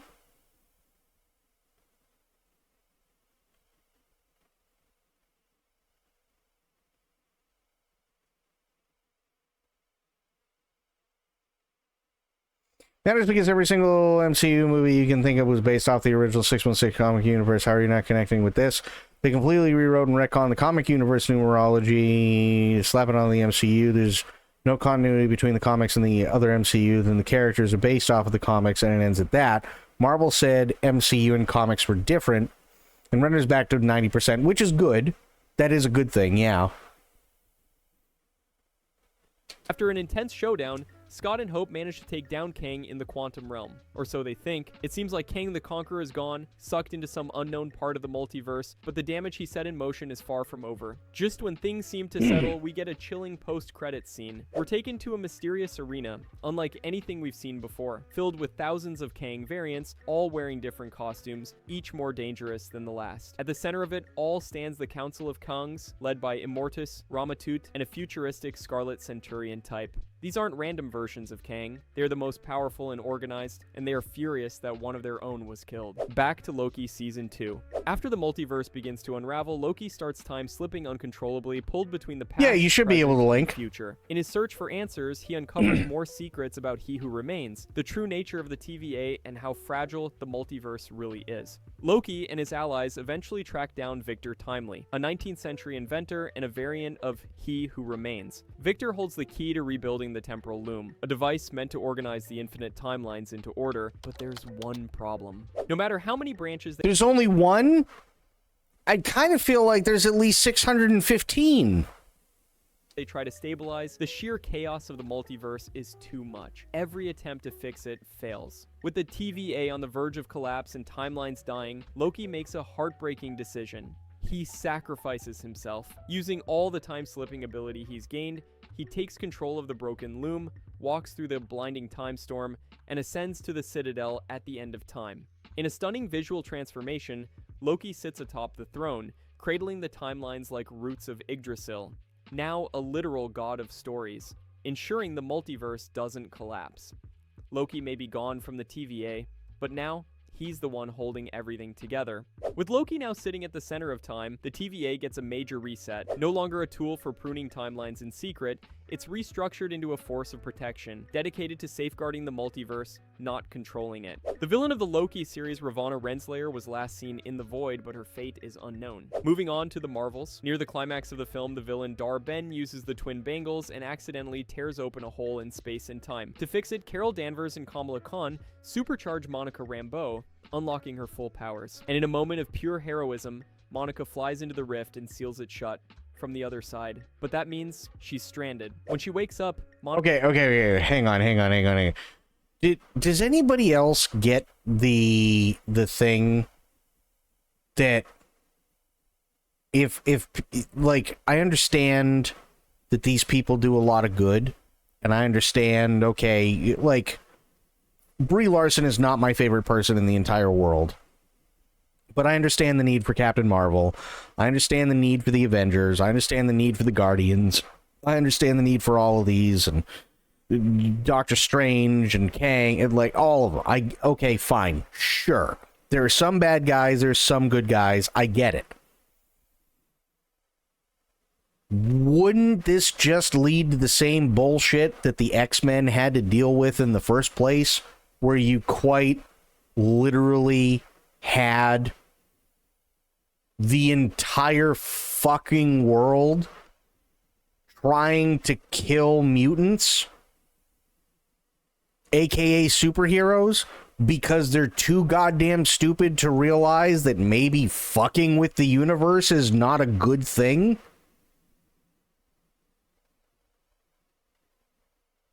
Monica finds herself in an entirely different universe, one where the X-Men exist. She's met by a variant of her mother, now known as Binary, and is surrounded by characters we've only seen in Fox's X-Men films. After that, we move to Deadpool and Wolverine. We pick up after the events of Ketchup Deadpool and 2 mustard. and Logan, but with a major twist. We learn that Wolverine is the anchor being of the Fox universe, officially designated as Earth 10,005, an anchor. That's assuming they knew that and weren't arrogant as fuck not to. Okay, but even then, you have something like Thanos. You would assume that after the Avengers, that somebody would come out of nowhere and be like, okay, listen, we understand you guys and what you guys do. We understand that there's a dude that flies around in a suit with laser beams that come out of his hands, and he's not technically a superhero or a mutant or whatever the fuck you call yourselves now, but he's really, really, really smart. We also understand that there is quite literally the God of Thunder. And we also understand that there is a dude who, every time he farts and he has to exert a little bit too much pressure, he gets really, really, really hangry and turns green. We also understand that there's a dude who really likes 80s glam metal, who's human, who's out there with a bunch of aliens doing a bunch of really dumb shit, but it's all kind of funny. We also realize that the God of Thunder's wife, who also happens to be Natalie Portman, is really, really hot, and now she's a God of Thunder too, and this is all well and fine, but you guys literally almost destroyed literal fucking existence, so cut the shit.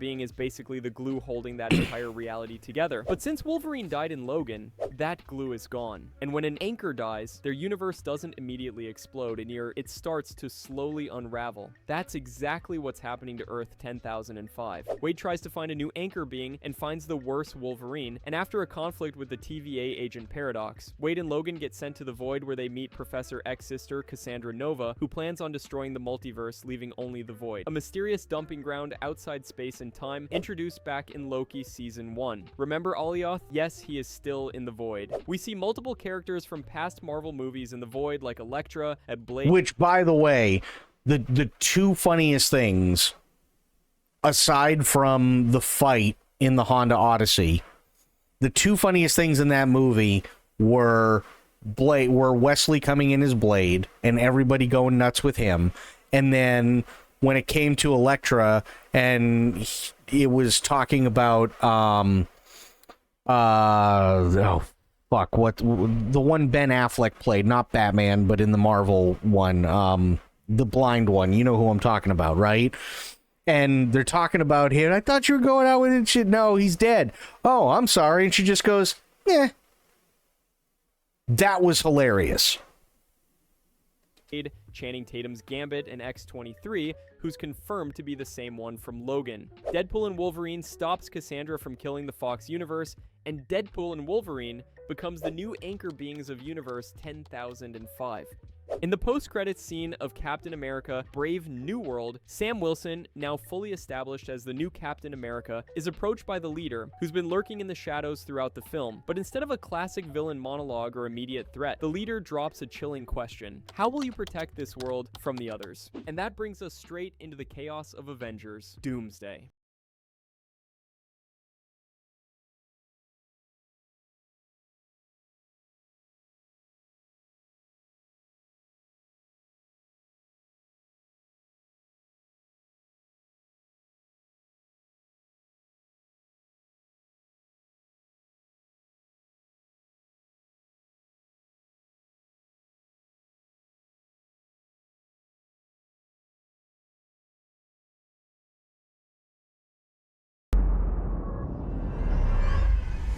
Am I putting your mask back on? Super hard to eat while I'm wearing it. It's super hard to eat when you're not.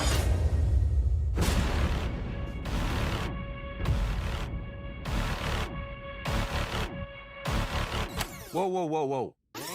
I'm normally all in on the legal and moral opaqueness of subliminal advertising, but not when it messes with my trailer. Got it? Oh, God. That's worse than subliminal. Okay, that's just personally insulting. Don't you do it. And there it is. One's getting sued so hard. It's true. You're not welcome here. You're not welcome anywhere. Now get the fuck out of my bar. Just give me one more drink and then I'll leave. Hi, Peanut. I'm gonna need you to come with me right now. Look, lady, I'm not interested. All right, well, I'm sort of on the tick-tick, so upsy daisy. Here we go. Oh, whiskey dick of the claws. It's quite common in Wolverines over 40. You don't want this. Unless you want to take a deep breath through your fucking forehead, I suggest you reconsider. Whiskey dick of the claws.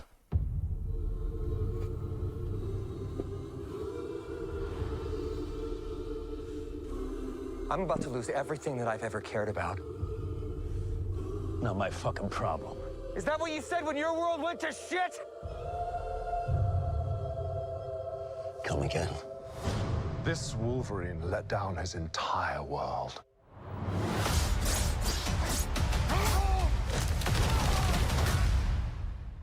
Want to talk about what's haunting you, or should we wait for a third act flashback? Go fuck yourself.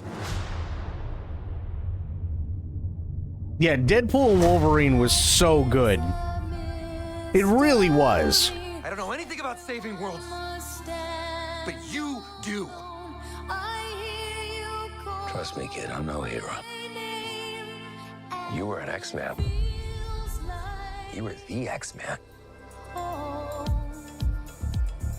am soaking wet right now.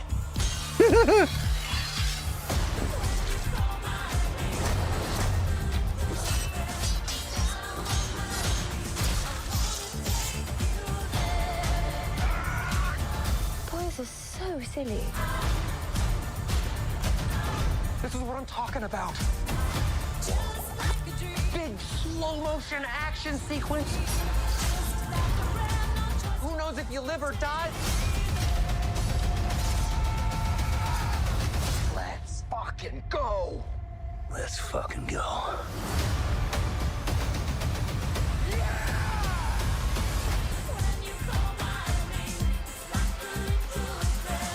Want to do some cocaine? Hey, cocaine is the one thing that Feige said is off limits. What about Bolivian marching powder? They know all the slang terms. They have a list. Even snowboarding? Even disco dust. White girl interrupted? Even Forrest Bump. Do you want to build a snowman? Yes.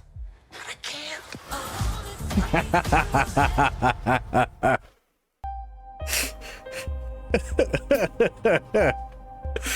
Ah, it was such a good fucking movie. I love that Deadpool can break the fourth wall. Oh, me too. I think that's the best part. Do you want to build a snowman? Yes, but I can't. Okay, what really fucked the MCU is they had to completely rewrite the entire planned movie lineup because the actor of Kang went and did some shit, which they wrote the next big Avengers films around him, but after he did those things, they had to 180 and make Doctor Doom the big bad out of nowhere. I still have no idea how they're going to do that one. Like, I understand the reason why, but I still have no idea what they're gonna... Yeah. I still have no idea how that's going to fit. So what are they saying? Are they saying that Tony Stark is now Doctor Doom from another universe? Is that how they're going to go about it?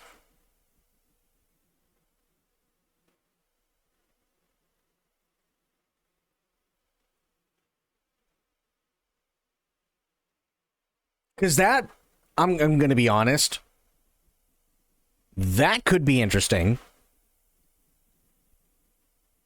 That could actually be interesting. Like, imagine a universe, and I don't think they've ever done this. I could be wrong. But imagine a universe where you had Victor Von Doom,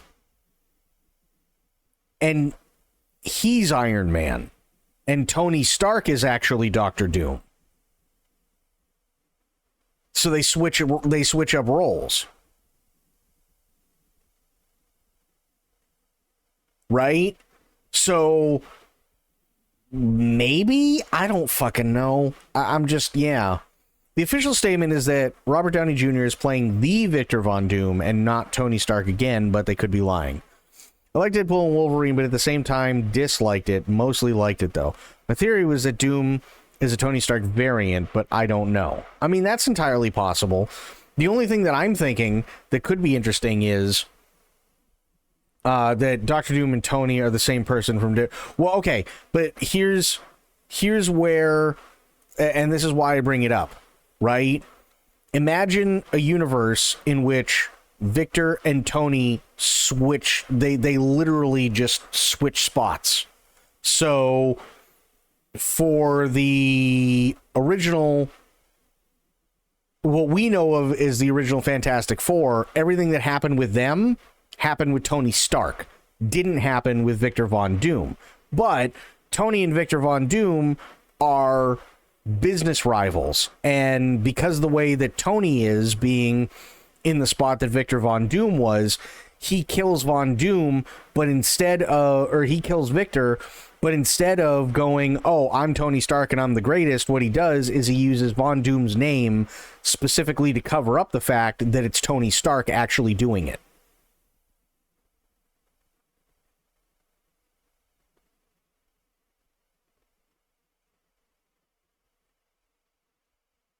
I could see that.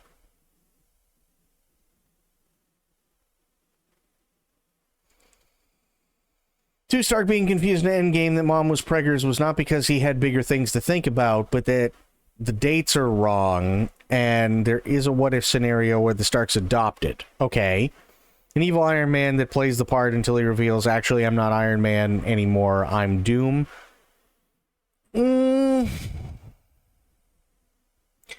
Yeah, I don't know, I'm just kind of hoping that... I'm just kind of hoping it all makes sense at some point. I really am. I'm so confused. I'm so drastically confused. Like, this is... I'm not even kidding. This is anime levels of... I stopped giving a fuck. You know what I mean? How, like, you remember back in the 90s, right? When anime became, like, a mainstream thing, and you had Dragon Ball Z, and you had a bunch of other things that came out of fucking Japan, and yada, yada, yada, and that's all well and fine, but you're thrown into the middle of it? Like, even if they do show the original pilot episode of an anime, by the time you catch on to it, because it's literally posted everywhere and they play it for fucking 4 hours a day and everything else, and by the time you have time to sit down and actually start watching the show, you're only picking it up from a certain point, so you have no idea what happened for the previous 700,000 fucking episodes and 25 years, that you're just like, whatever, the colors are pretty, who gives a fuck? That's kind of where I'm at right now.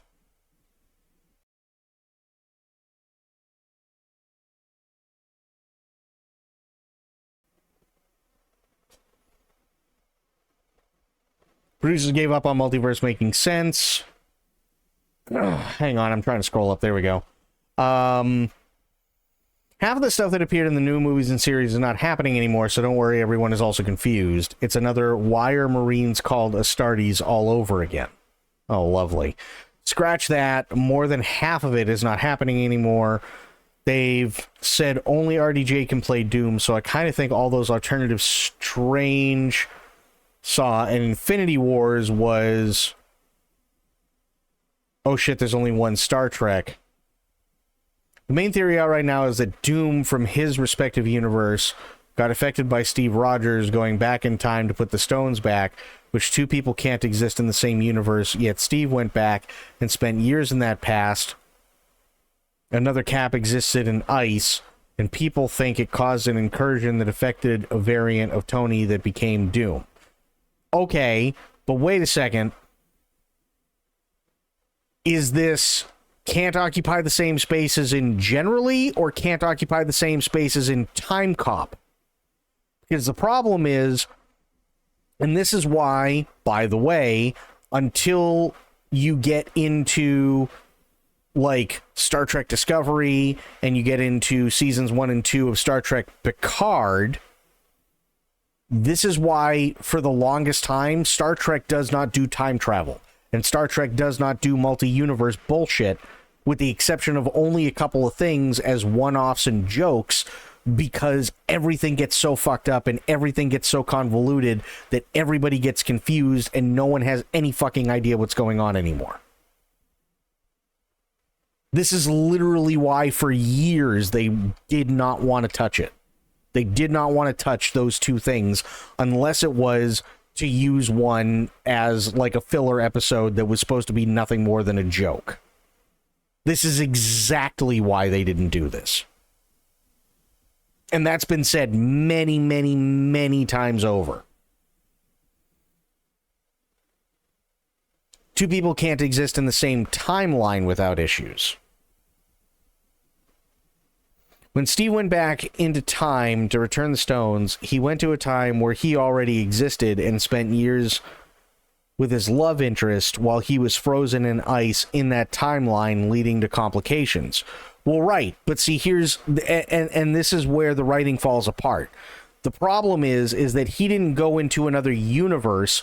He went back through his own timeline, so technically it's not two different Steve Rogers. It's the same Steve Rogers, but in two separate in two separate periods of time. So it's the same timeline. It's still the same Steve Rogers. He just went back in time. He didn't go into another universe.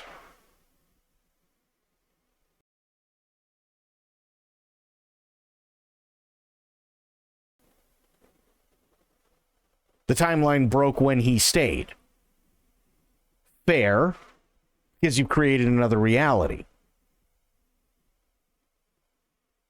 In a time where he should be frozen and not present. But that doesn't...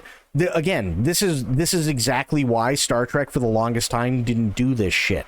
Because the problem is if you write rules, there's always an exception to the rule. So even if you do, okay, Steve Rogers can't go back in time and do what he did, because if you have two different Steve Rogers occupying the same timeline, then it unmakes things. Okay, fair enough, but it's the same Steve Rogers.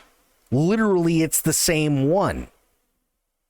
The only difference is one is coming from the future to go back into the past. That does not make them two different, distinct Steve Rogers. It makes them the same.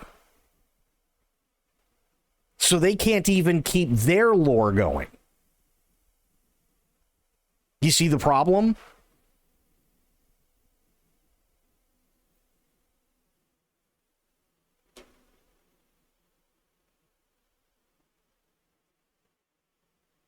Basically, Steve created a branch since the TVA didn't prune him for changing things. Correct. But at the same time, it still doesn't make any sense because it's still the same Steve Rogers. Now, I understand the whole creating a new reality thing, and that's all well and fine because you are, in essence, creating a brand new reality. However, the problem is that their rule is stating that you cannot have two of the same people, two different instances of the same people in one timeline without fucking everything up.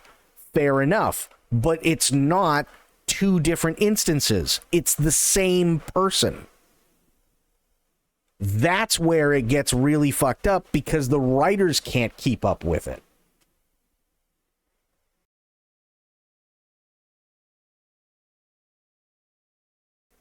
Because then it becomes, well, which one is the correct Steve Rogers? Is the Steve Rogers that goes back in time the correct Steve Rogers, or is the one that's supposed to be on ice for that long the correct Steve Rogers? In which case, you end up with a paradox, because that means that he at some point becomes the wrong Steve Rogers, because he's going to do exactly what the wrong Steve Rogers did, which was go back in time to a point in time in his own universe where quite literally the right Steve Rogers is still on ice. Because it's the same guy.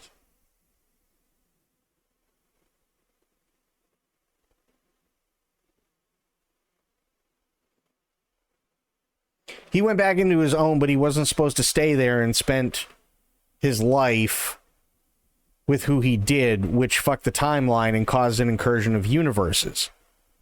But that's not an incursion, that's creating a new reality.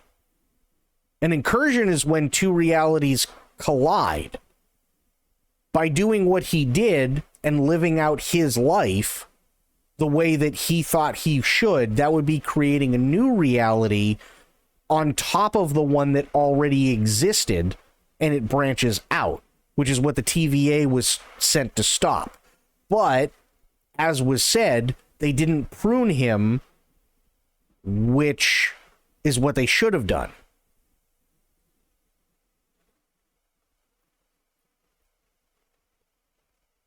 But even just people there, he interacted with people, same created a bunch of branches because he simply existed where he shouldn't have been for 70 years. Right, so he's creating new realities, and that I can completely understand. But again, the problem is, and this is why I'm stating this over and over and over again, right? The rule states you cannot have two of the same person, which means that they are distinct people in their own right.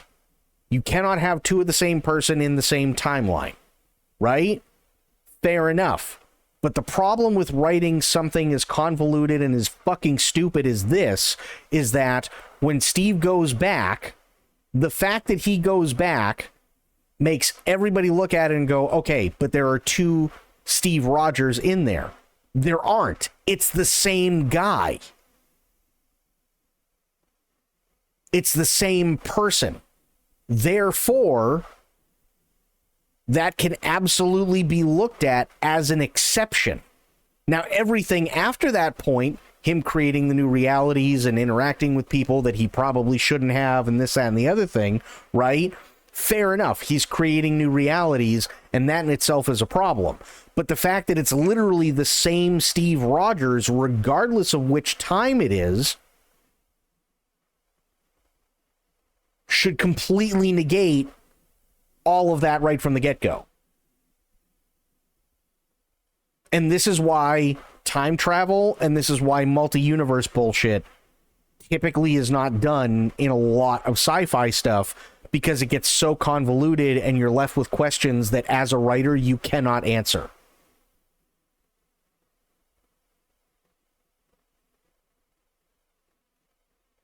That's quite literally why there's so many sci-fi series that stay away from this.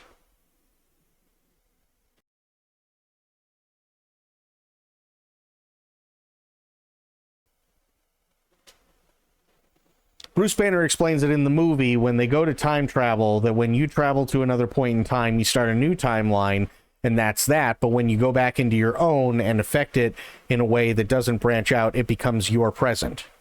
Right. Which creates a new reality. But that's the problem, right? Because you're going back into your own timeline, which means that you are one in the same. Which means that that timeline that we saw, everything up to that point, no longer, we're not seeing that anymore. The original timeline that we see in Avengers Endgame is not the timeline that we end up with at the end of the movie. Because he's creating a new reality from the point where he travels back in time, because it is literally the same guy. That's not an incursion. That is quite literally the end of one, because he just disappears from one, and in that specific timeline, which is its own thing, everybody just dies. And Steve goes back through his own timeline and goes, okay, I'm going to live my life and do all this shit and do what needs to be done to make sure that by the end of it, everybody has everything that they need. But they're not the same people, because that's a completely different reality. Because the reality in which he left, everybody's already dead.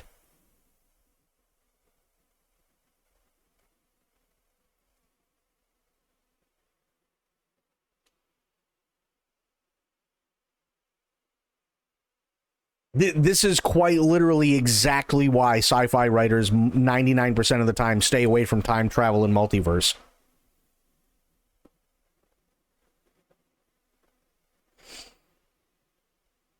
The incursion is because he was spit back into hours as Old Man Cap. But again, from a writing standpoint, that doesn't make any sense. And that's the problem.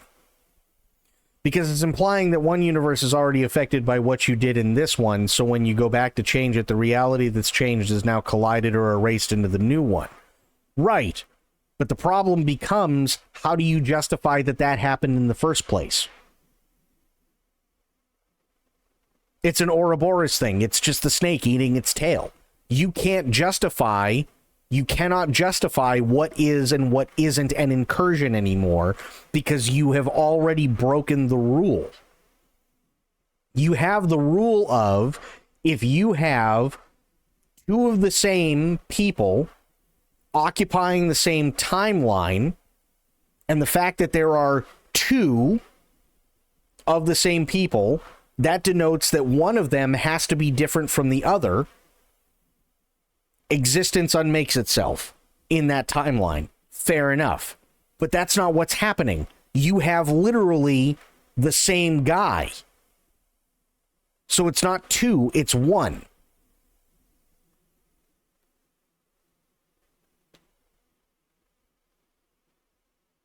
We should have never seen him again if it branched. We should never see a change, a new timeline war created. But because he came back as an old man, then the branch collapsed back into a single without destroying both. Fair enough, but then that's not necessarily an incursion because their rule states that if it's an incursion, now you risk one or both of those timelines being destroyed. Neither one was destroyed. So now what? Again, it's the snake eating its own tail because they don't know where to go and they can't write themselves out of the corner that they backed themselves into. That's my point. So now what? Now you have to go through this whole giant ass fucking convoluted thing that was only supposed to be meant as a joke because Ketchup and Mustard decided we're going to take the piss out of it, and they did really, really well with that. But now, because Disney can't stop sniffing their own farts, they have to justify everything that's happened. We don't know that the other one wasn't destroyed. Right, but here's the problem. We'll never know if the other one was or wasn't destroyed because if they answer that, either way they break their own rule. So they have to leave it ambiguous specifically because if it's answered in any way, the entire thing is fucked, and everything that they've done with all of the movies up until this point makes even less sense. That's the problem. That's why most people who do sci-fi TV shows and do sci-fi movies don't deal with time travel and multiverses.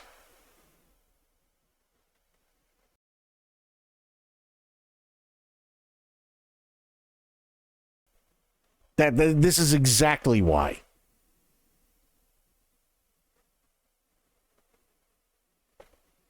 Okay, let's see. Hang on. Excuse me. Time travel suit, not bad. Okay. Hey, easy. I'm being very careful. No, you're being very hokey. I'm being careful. These are Pym particles, all right? And ever since Hank Pym got snapped out of existence, this is it. This is what we have. Okay. Scott, calm down. Sorry.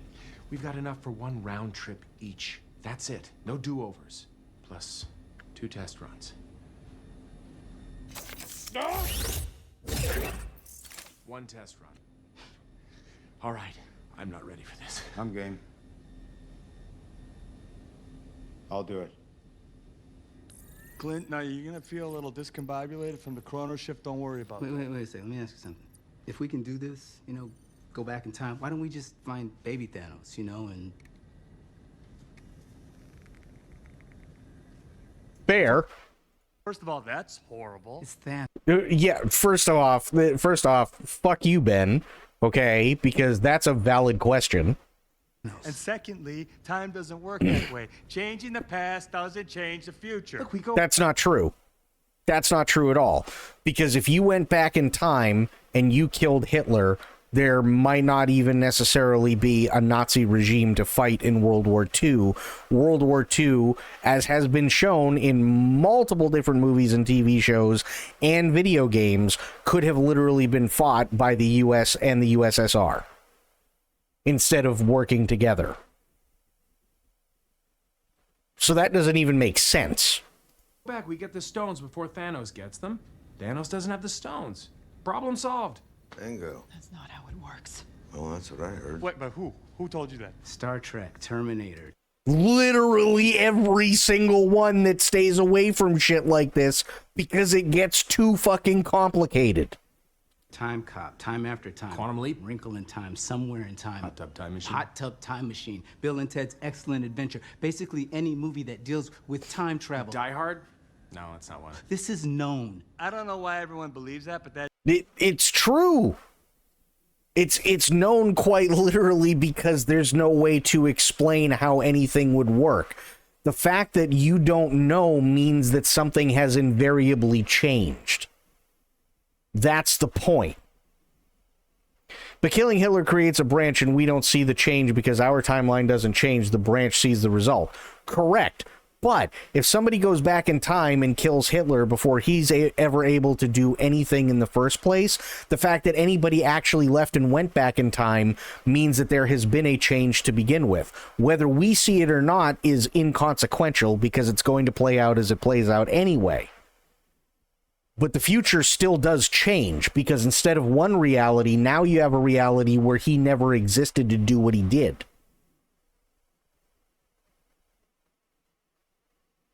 That's the point, right? And they specifically, literally all the things that they specifically talk about, like the TV shows and movies and everything else, that's quite literally the reason why they do the stuff that they do in stuff like Star Trek, right? They do the stuff in Star Trek the way that they do it specifically to go, okay, but here's the problem. Perfect example. Star Trek Voyager, Harry Kim dies. Right? So after season 2, you are left knowing and have it being left ambiguous that the Harry Kim that we see for the next 5 seasons is not the same Harry Kim that started off in the TV series.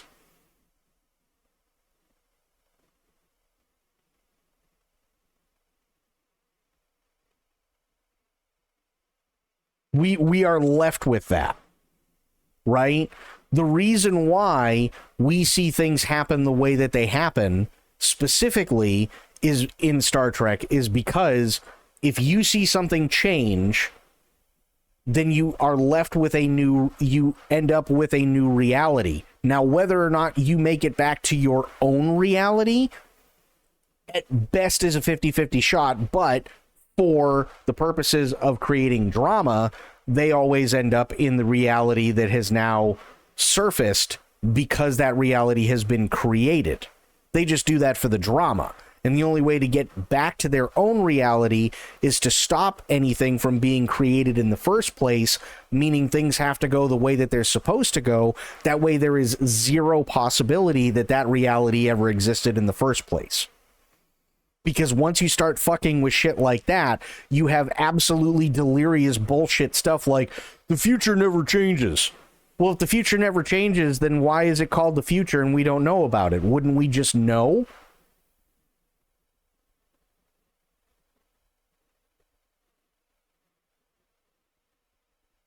The problem is here is that Ben is quite literally talking about, well, the future never changes. He's quite literally talking about only one timeline. Everybody else is talking about the quite real possibility that there are multiple realities that spawn from one decision point. And that's what he doesn't get. Bruce, sorry, I keep calling him Ben. But yeah, Bruce. But literally, he's talking about from this timeline's perspective, from this reality's perspective. Literally, everybody else is trying to tell him from a macro perspective that is 1,000,000% untrue. It isn't true. Think about it. If you travel to the past, that past becomes your future. And your former present becomes the past, which can't now be changed by your new future. Exactly. So Back to the Future is a bunch of Hey, bullshit. hang on. Your former if you travel to the past, that Yes. past becomes your future. If you travel to the past, that past becomes your future. Correct. But it only becomes your future when you create the new reality of it becoming your new future. So again, he's still wrong. And this is why sci-fi as a whole doesn't do this shit. Because it's so complicated. And your former present becomes the past, which can't now be changed by your new future. Exactly. So Back to the Future is a bunch of bullshit?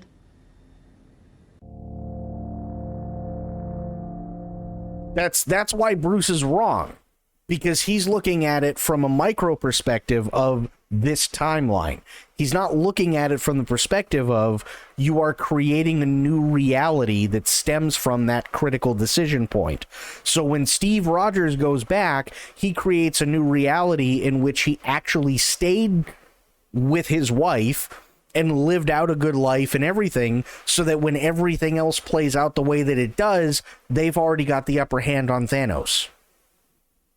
And he doesn't have to worry. Meanwhile, in the original timeline, he just leaves. And everybody dies anyway.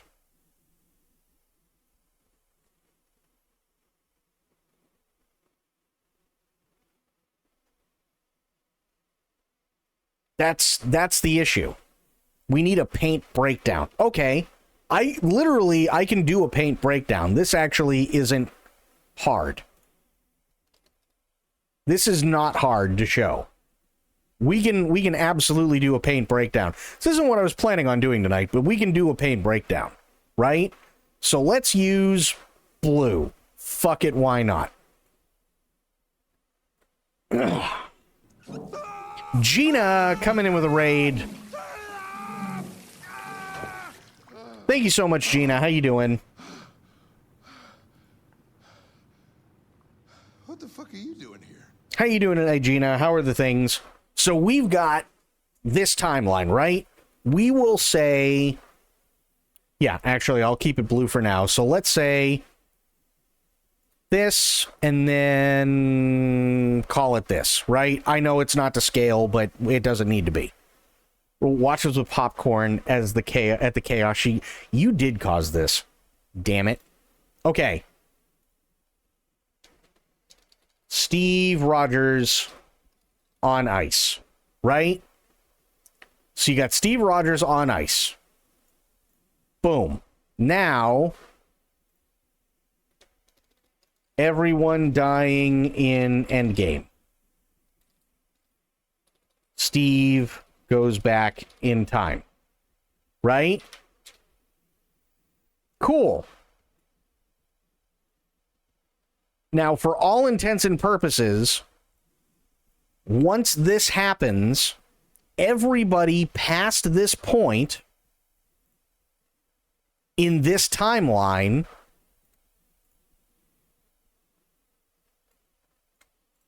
there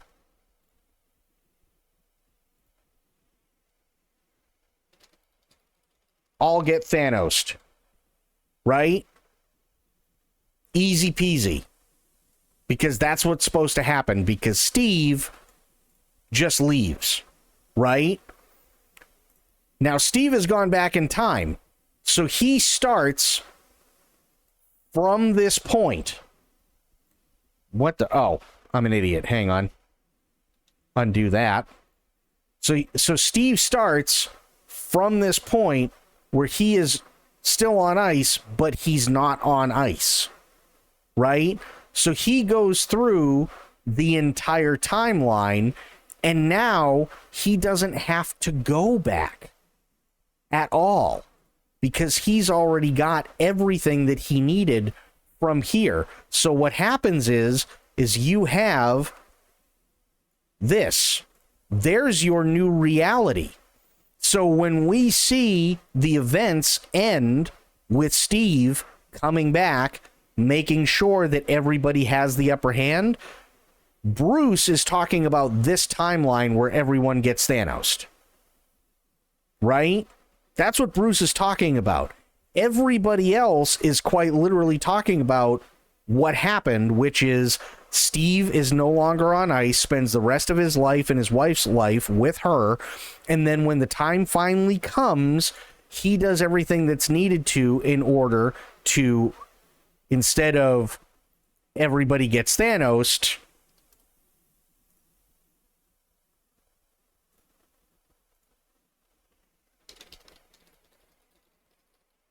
Thanos gets everyone. And then the timeline continues.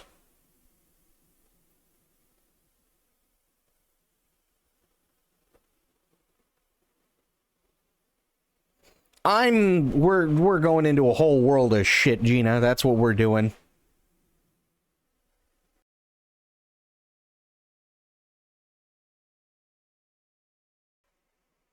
Even in the new timeline, everyone still gets Thanos. No. Some do. That's the difference. Right? Because you still have, like, literally, if everyone gets Thanos, then literally there's, and we know this because there's still movies being made. Right? So if everyone got Thanos, that means that there would be nobody to pick up the mantle of Iron Man, nobody to pick up the mantle of Captain America. There would be no more Guardians. There'd be no more Thor. There wouldn't even be Natalie Portman Thor. There literally wouldn't be anyone to pick up the mantle of anyone who actually did get Thanos. So instead, you only have some that got Thanos, but then Thanos got everyone. That is the new reality. But on the micro, which Bruce is talking about, this all still happens. Everybody dies. But he's proven wrong anyway, because instead of this happening, we literally see this. That's what we see. Which means that we are no longer in this reality. We are in this reality.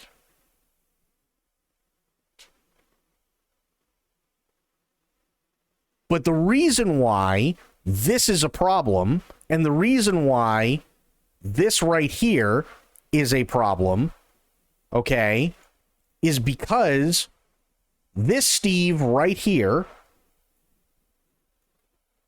take it off it being a box. This Steve right here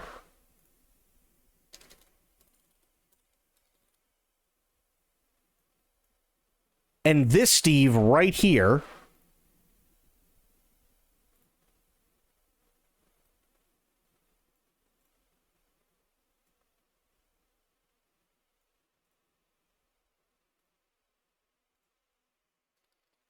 same guy.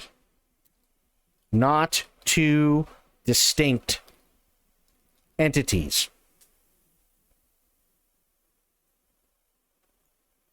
So the problem is that if you explain one definitively, doesn't matter either one, if you explain one or both of these definitively, the fact that Steve has gone back and he is the same, he is not two different entities, he is the same entity, it breaks their own rule.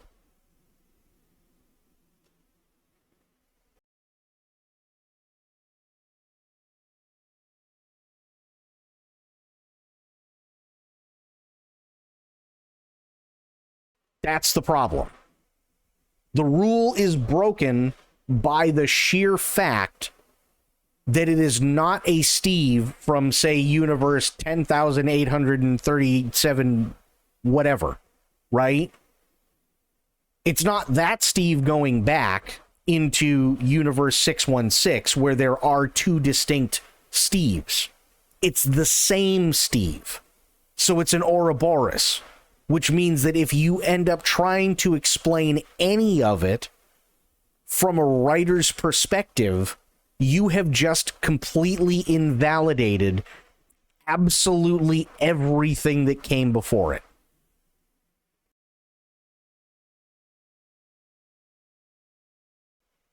Steve goes back in his timeline not to change, but to put things back in a way that doesn't cause an alternate timeline where what he did wouldn't matter in the sacred timeline, but it's implied he did everything correct because the movies never switched timelines. Again, this is where you cannot definitively state that. And you cannot definitively state that specifically because the rule states if you have two different entities of the same person that exist in the same timeline, it unmakes things. So the only way that this works is if you have the same entity go back in time, but it is now a new reality that you are witnessing once it gets to the same point in time of both timelines. Because if you definitively explain one or the other from a writer's perspective, you have broken your own rule that you have set up. Because now, right here is the exception which undoes absolutely everything beforehand.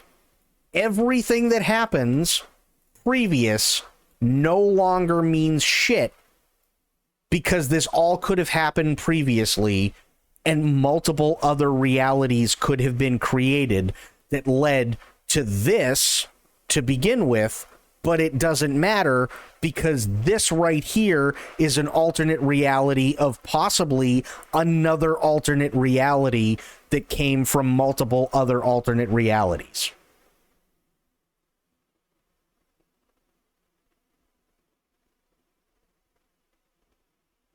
That's where they're implying that since he spent all that time in the sacred timeline at the same time as himself, that in that caused an incursion and fucked things up. But that's not an incursion. That's not what their rule stated.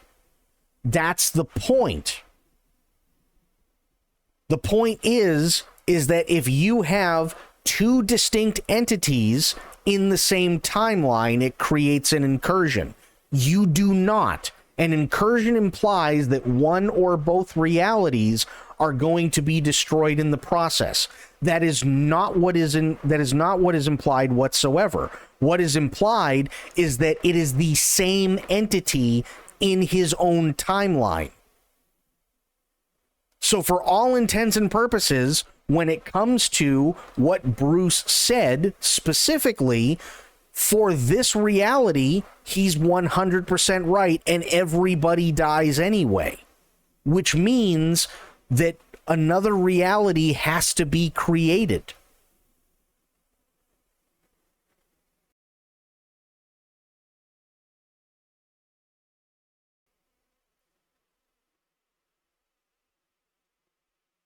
That's the problem. That's why they will never imply and they will never tell you what actually happened.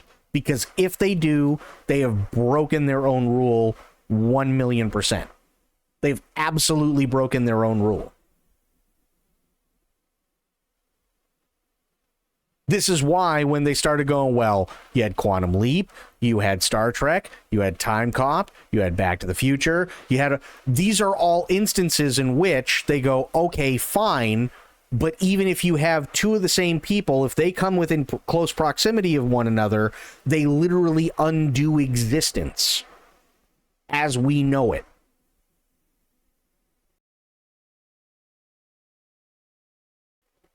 If he went back into the main sacred timeline and changed the main sacred timeline's future, then it would 100% lead to complications to the point that almost we're seeing is at risk and can be lost due to a timeline and alternate universe incursion. No, because the whole point is that an incursion would be something where both universes try to meld with one another and physically one or both get destroyed.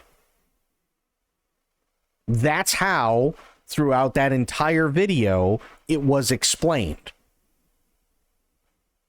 When you would literally have two realities coming together. So you would have two Captain Americas as Steve Rogers that are distinct from one another because they are in different realities. You would have two different Wolverines. You would have two different Gambits. You would have two different Spider-Mans. You would have two different Scarlet Witches. They are two distinct separate entities from two separate realities. But that's not what happened. Because you did not have that. You didn't have two distinct sets of characters or two distinct entities from two distinct realities meld together in one reality, and one of those realities being physically destroyed. Instead, what you had is the creation of a new reality and the witnessing of that new reality, with this one being completely negated in terms of what we see on the screen, which is what Bruce said. You can't sit there and change the future. Sure, if you can't sit there and change the future, that means that literally everybody gets Thanos and that's the end of it. No more Marvel. Period. No, there were not two distinct entities of Steve, because two distinct entities of Steve means that they are both not the same. It means that they are different enough to be classified as two different entities. But you can't do that if you're going back in time, because you're still you.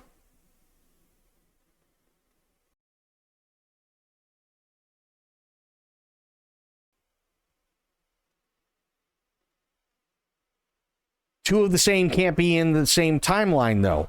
Correct. So when Steve went back in time, he created a new reality, but it's still the same Steve. So there was no incursion. That's the problem. That's why they will never explain this. That's why they will literally never explain any of this. They will never explain any of this, specifically because they don't want to sit there and go, okay, we have Wolverine who's an anchor being, and that's all well and fine. They would have to sit there and retcon everything when it comes to Steve Rogers and go, well, okay, yeah, I mean, he was an anchor being, which means he can be in two separate realities simultaneously, and and after that, neither the two shall meet. Which means that there was never an incursion. Because if you have an incursion, then you have two realities that are melding together, and one or both of them are destroyed physically, which is not what happened.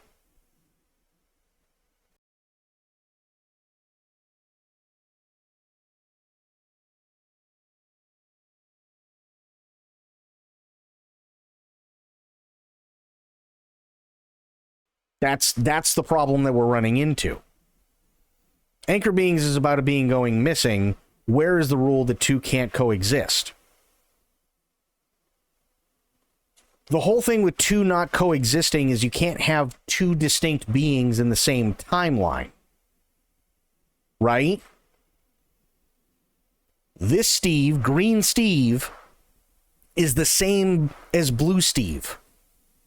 There is no difference between the two of them. That's the point. They are one. They are one Steve. So the fact that he went back in time and a critical decision point was made created another reality in and of itself with the same Steve, even though you still have Steve Rogers, the same Steve Rogers everybody knows here, and the same Steve Rogers everybody knows here, in two separate realities. And if they try to answer it any more than that, the problem becomes that they break their own rule.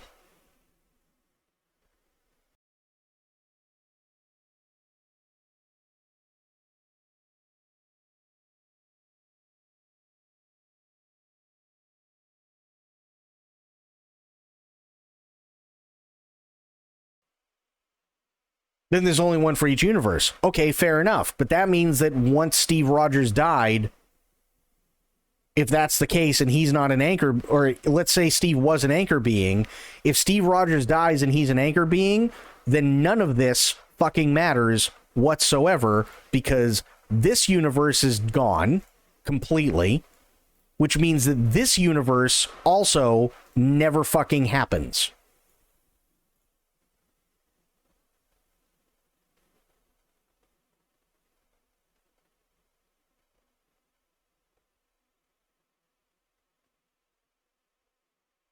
That's literally the end of it.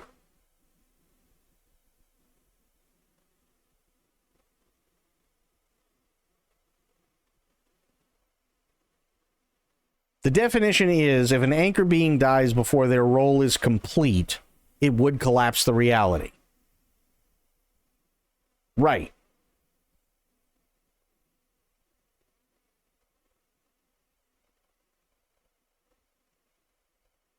So what they're doing is they're specifically saying, okay, same Steve, right? Let's say Steve is an anchor being, right? If Steve's an anchor being, then that means he was meant to go back in time, right? He was meant to go from this point back to this point. Oops. He was meant to go back here, specifically so that he could go up here to create a new reality where literally Thanos gets everyone.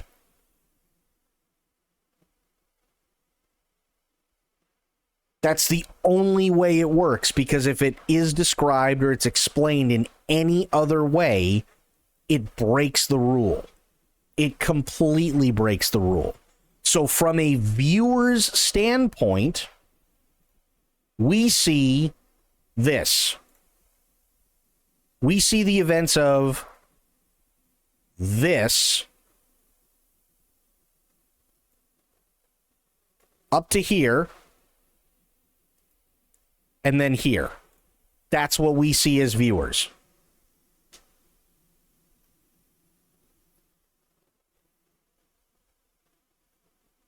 We are not witnessing what's happening in the original timeline that we start the movie off in.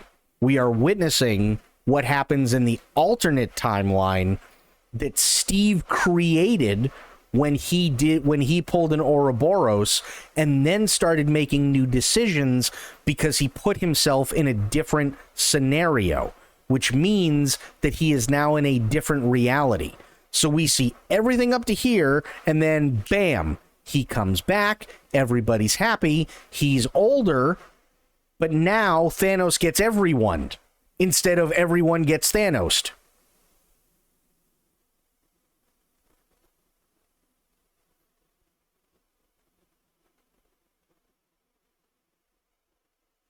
It's not the definition. Only a single person can be an anchor being. So if that anchor being goes through a timeline and decides to go back in time, guess what? He just put everything at risk because now there's no longer an anchor being in the timeline they left. That's not true because it's the same timeline. It's still the same person. It's still the same person. That's the whole point. You can literally, and again, this is why they're doing it this way. If you have a timeline, right? You have a timeline. You have a person here, and you have that same person here. That person then goes back in time. It's still the same person, whether they go forward or back in time on that timeline, which means that nothing changes. The timeline still exists.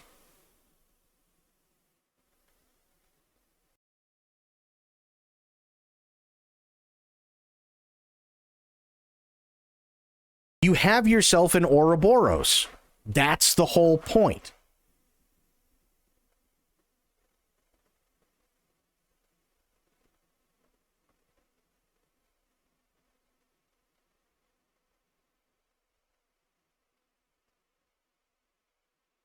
And again, this is why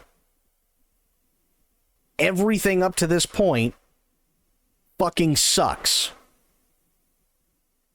Because they did the one thing that they were never meant to do. They flew way too fucking close to the sun. They went the multiverse route. The multiverse doesn't mean shit because you've had a series and a movie that have taken the piss out of it while they're trying to explain how all these fucking superheroes can simultaneously exist in universes that they didn't previously, and still trying to take it seriously when you had an entire series and a movie treat it all as a joke. If they try to explain any of it, that means that they literally invalidate everything that came before.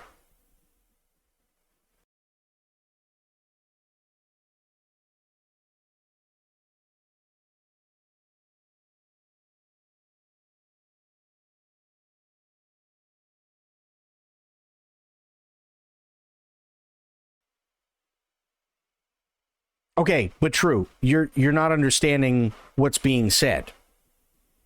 It's the same person. That's the whole point. In the way that they're doing this, the writing is fucked. That's what we're trying to get through to you. The writing is fucked because the way that it is described, it still means the same thing. It still means it still means the exact same thing, right? Steve is the anchor guy, right? If he's the anchor guy, he can create a new reality by going back, but he's still the same Steve, which means that the original timeline that Steve comes from is untouched.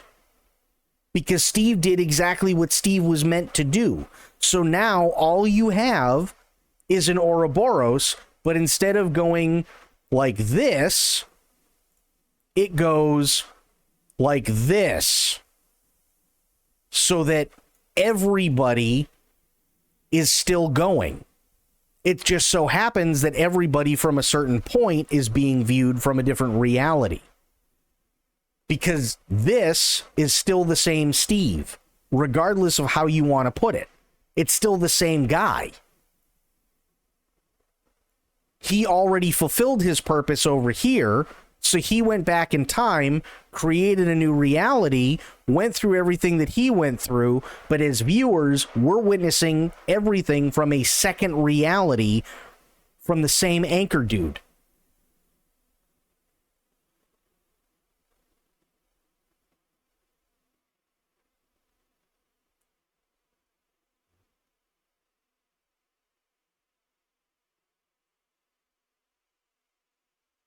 Yes, but only if those applied would be an anchor. Correct. But again, this is why they will never explain it, and this is why the theory dies. That's exactly why the theory dies. Because if they try to explain it, they're going to fuck up every single movie that came up to this point. That is the whole purpose. If they explain what happened in terms of realities, they have to explain what Steve is. If they explain at all what Steve is, the problem becomes that they have to explain in full detail everything that happened post-Endgame with realities. They have to explain everything that happened in the original Endgame reality. They have to explain everything that happened previous to that reality. And they have to explain it in such a way that it all makes sense so that nobody's pissed off, and Disney is not willing to do that. So instead, they're leaving it all ambiguous.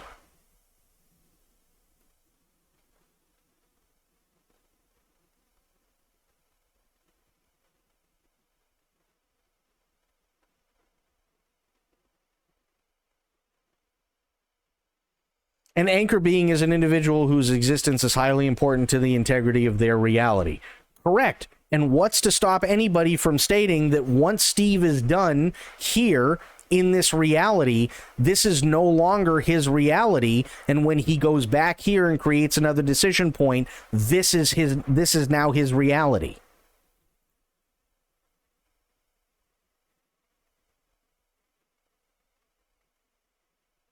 That's the problem. That's exactly the problem. Because now what? Who's to say you cannot have one anchor being that has already fulfilled their destiny in one reality and doesn't also have to play a vital role as an anchor being in another reality?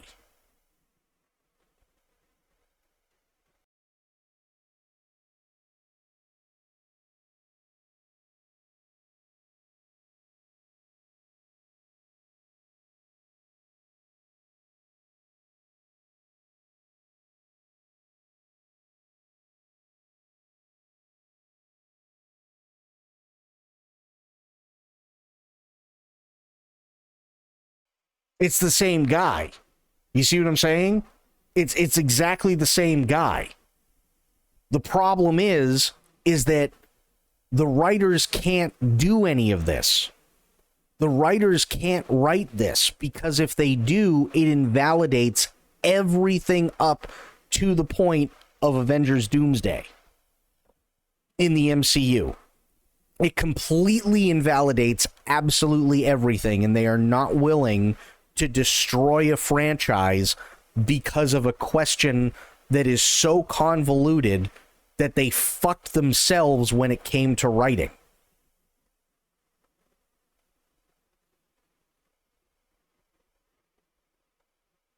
Wasn't arguing your stuff. I was saying how an anchor being is a singular person, which you agreed with. Right. But the whole thing is, and this is where things start to break down. The problem is that this is still the same Steve, right? Blue Steve and Green Steve are the same Steve. Now, the way that it was brought up by Alpa when he brought it up, and this is where the confusion lies, is that if an anchor being dies before their, I guess you could call it destiny, is complete, then that reality gets canceled out. That's all well and fine. The difference here is that Blue Steve did what he needed to do, and his destiny is over as soon as he goes back in time. When he goes back in time, because his destiny is now done, he creates a new reality as an anchor being for that separate reality because he's already done being an anchor being in this one, which means that on the micro, when we're talking about multi-universes, everybody in this original timeline gets Thanos. Everybody in this new reality that anchor being Steve has started gets to Thanos. So from a viewer's standpoint, we see up until Steve completes his destiny and goes back in time to create a new reality to where Thanos gets everyone.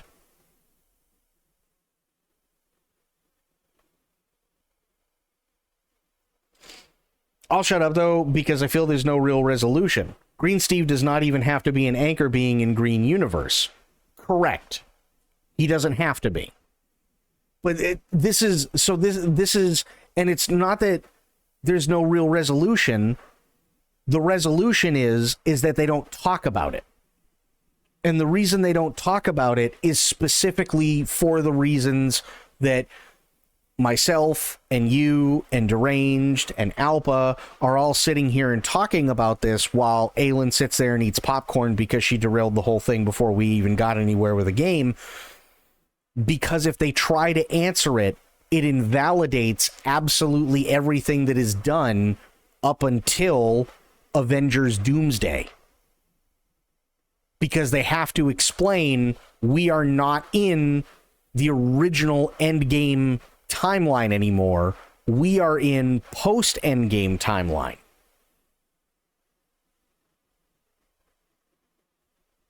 That's literally the problem. If they do that, if they explain any of it, they invalidate everything. This is why two of the biggest things, if you look at any sci-fi author, if you look at any writer for any sci-fi TV show, movie, book, or comic book is concerned, they, unless they are doing it as a joke, stay away from time travel and they stay away from multiverse stuff. Because this is the crap that invalidates entire franchises. This is exactly the problem. Right? So Star Trek 4, sure, it's a great movie and everybody loves it, but everybody also knows it's a one-off and it's not supposed to be necessarily taken all that seriously. Right? So the fourth wall's already been broken because everybody, it's a time travel movie, who gives a shit? Right? When you have people from the Mirror Universe in the original series of Star Trek come over and cross with their Prime Universe counterparts It was always just only supposed to be a one-off and a joke so that Leonard Nimoy could wear a goatee and a mustache, and Kirk could overact until his heart's content, and everybody could have a little bit of fun for a week instead of really trying to take everything seriously. That's all it was ever meant to be, right? Because if it goes any further than that, like with what Disney's done, now everything's fucked. Because if they don't answer questions, they can keep going, but the moment they try and start to answer anything, when it comes to fans having questions, it completely negates and invalidates everything that has come before them answering that question. That's the problem. That's exactly the problem. Which means that nothing we see in any of the Iron Man movies mean anything. Nothing we see in any of the Thor movies mean anything. And nothing that happens in any of the Avengers movies mean anything. Nothing that happens with Captain America means anything. Nothing that happens with any of the versions of the Incredible Hulk mean anything. Right? Because you run into exactly this bullshit. I think time travel can be done in a pretty simplified way.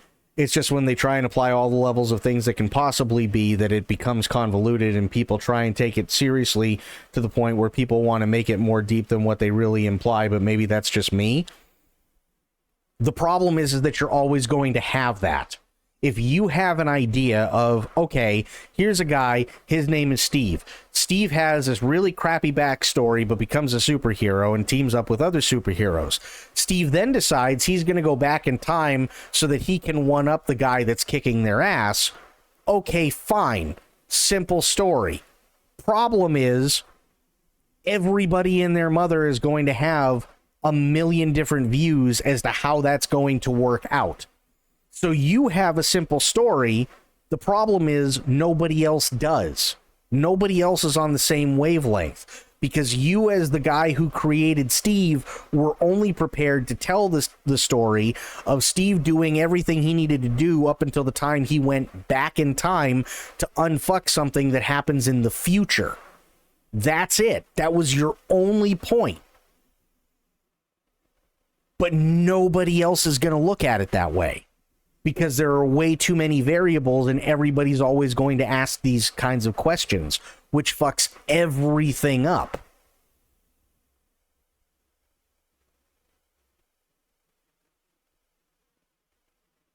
That's exactly the issue.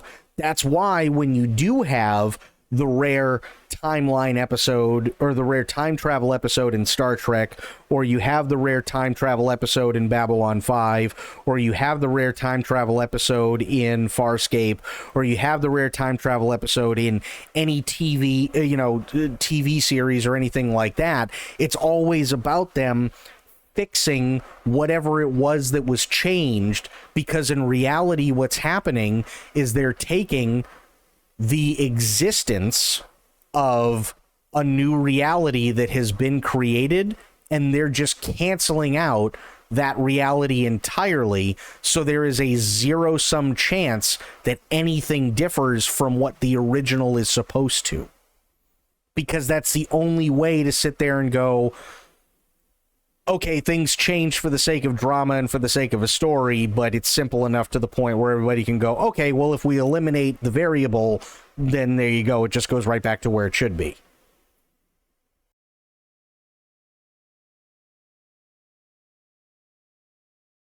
That's why you see it happen that way.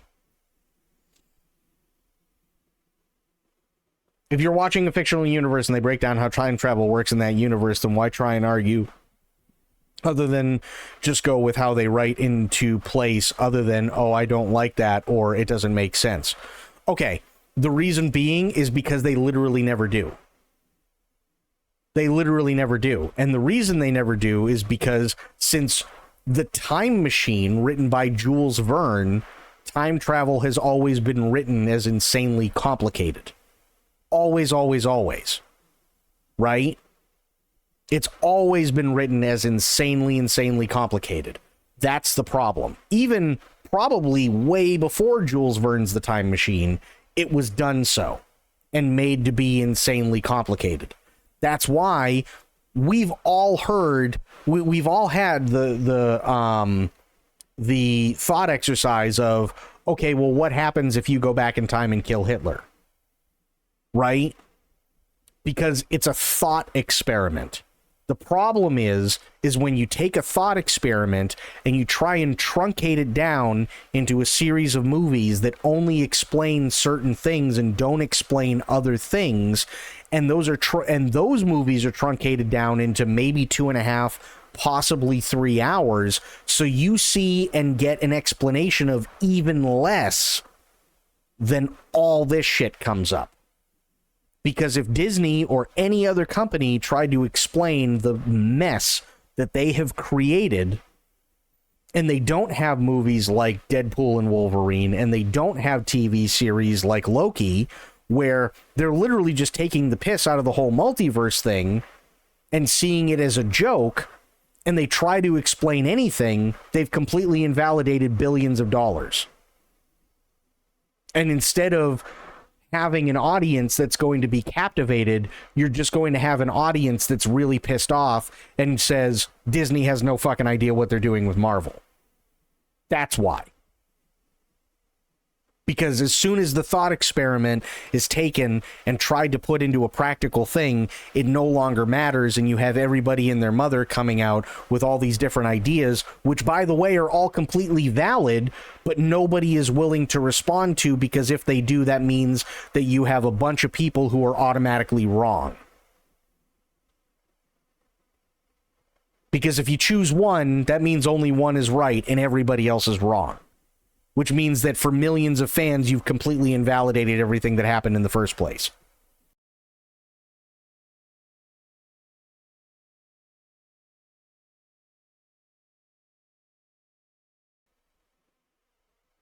There could never be no right or sound answer to that, which is why if someone writes that in their story in their own way, then why not just leave it at that instead of trying to get all Albert on it and explain it to a science why that thought experiment doesn't work. That's exactly what Disney's doing. That's the whole point. That's why we're having this conversation now, because the problem is that you're never going to get an explanation as to what Steve is or what Steve was or what Steve should have been or what Steve is to other multi-universes. That's why everything is as convoluted as it is now. That's also why they can take Robert Downey Jr. and turn him from being Tony Stark into being Victor.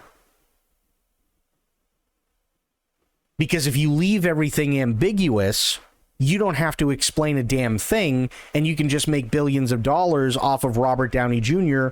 being not only Iron Man, but also Victor.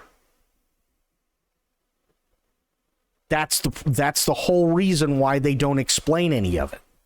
Because if they do, they invalidate everything before it even comes out, and everything that's already come out.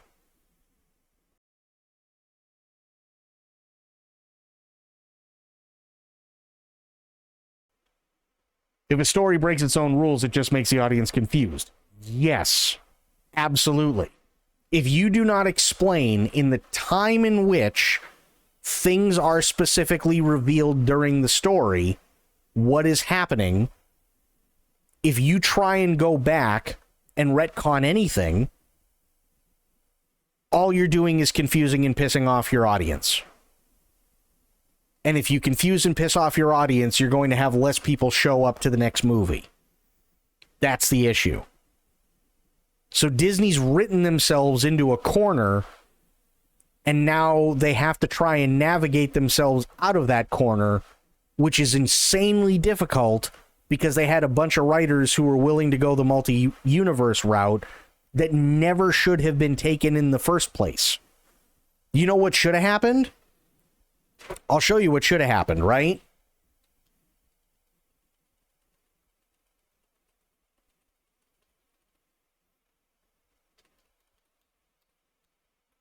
Here's your timeline, right?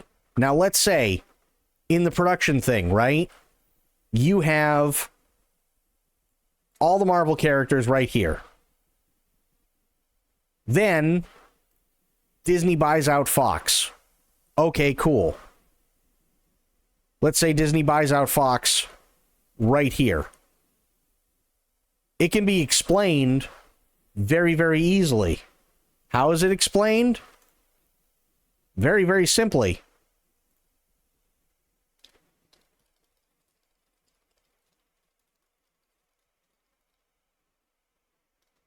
Oh, they were always part of the universe. And then everybody just shuts the fuck up.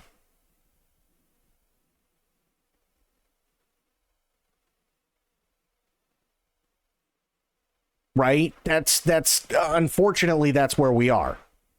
That's exactly where everything comes in, right? You got Blade, you got Deadpool, you got the X-Men, you've got Spider-Man, right?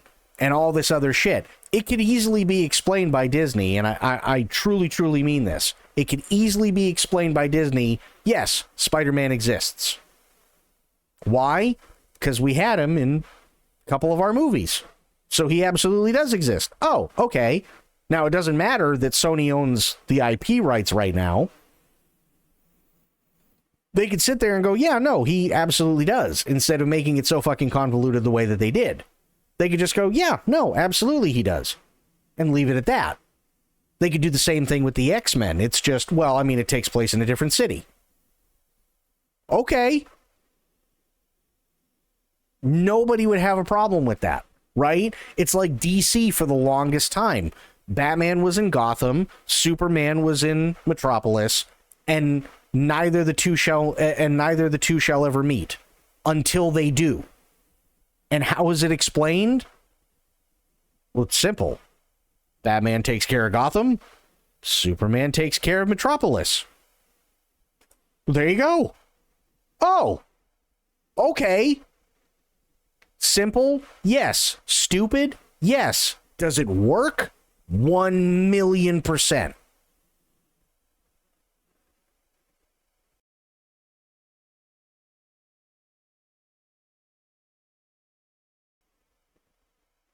That's the one thing where it drives people crazy. So like even at the beginning of that video, right, where I was sitting there and I was having the toughest of times with 616 and why 616 does not equal 1, it doesn't make any sense. It still doesn't make any sense, right? Because even if you have 616 and there are 615 others and those 615 others get eliminated, that still equals 1.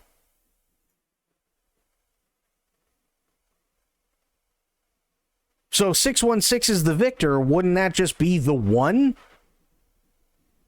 That's the point. But the problem is that they're trying to do too many things all at the same time, and instead of just taking the easy and simple route going, oh yeah, no, Spider-Man exists totally in the MCU. Right? Wesley Snipes totally exists as Blade in the MCU. Right? Yeah, the X-Men have always been here. No, they have to do this whole fucking convoluted multiverse stupid bullshit thing with anchor entities and like all this other shit and Deadpool and Wolverine and so on, and Loki being the god of stories and like all the, and now it doesn't matter because if they try to answer any of it, it's never going to be as simple as this. It's going to be about as simple as trying to unravel the mysteries of the universe wrapped inside an enigma. And by the time you figure it all out and you, instead of it looking like a whole bunch of spaghetti on a plate that you just dumped on there and you try and make it look like straight lines, everybody's head will have exploded and that's pretty much it. And then none of it's going to make any sense because now you're also looking at the fact that you had at the very least 615 other universes that were all considered the one, but now because only 616 out of those 615 is the only one that's left, it's still only considered as 616. It's not considered as one, which doesn't make any sense.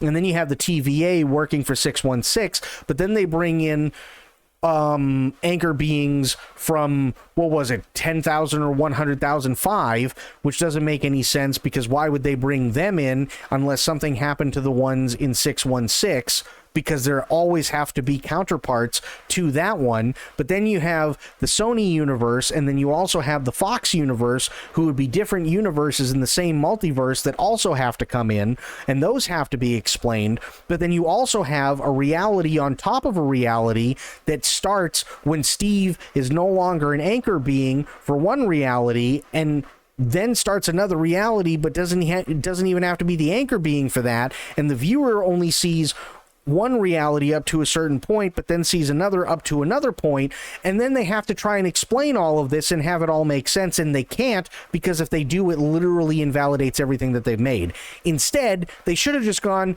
oh yeah, no, they were always part of the universe. Would it have been a satisfying answer to a lot of people? Probably not. Would it have worked? Abso-fucking-lutely it would have.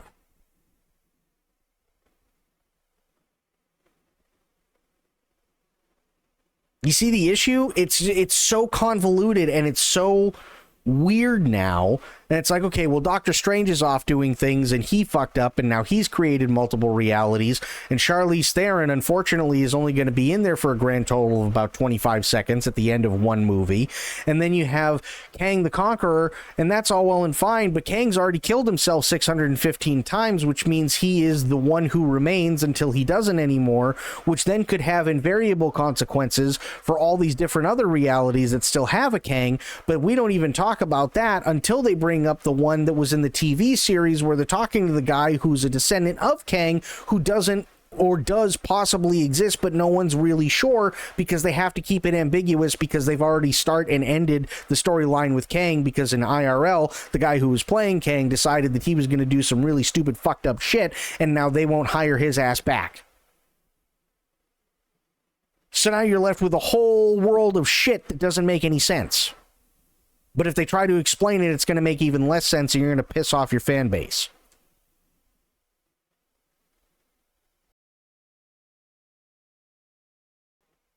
Maybe they're making it convoluted intentionally to encourage nerd fights and make Marvel relevant for longer.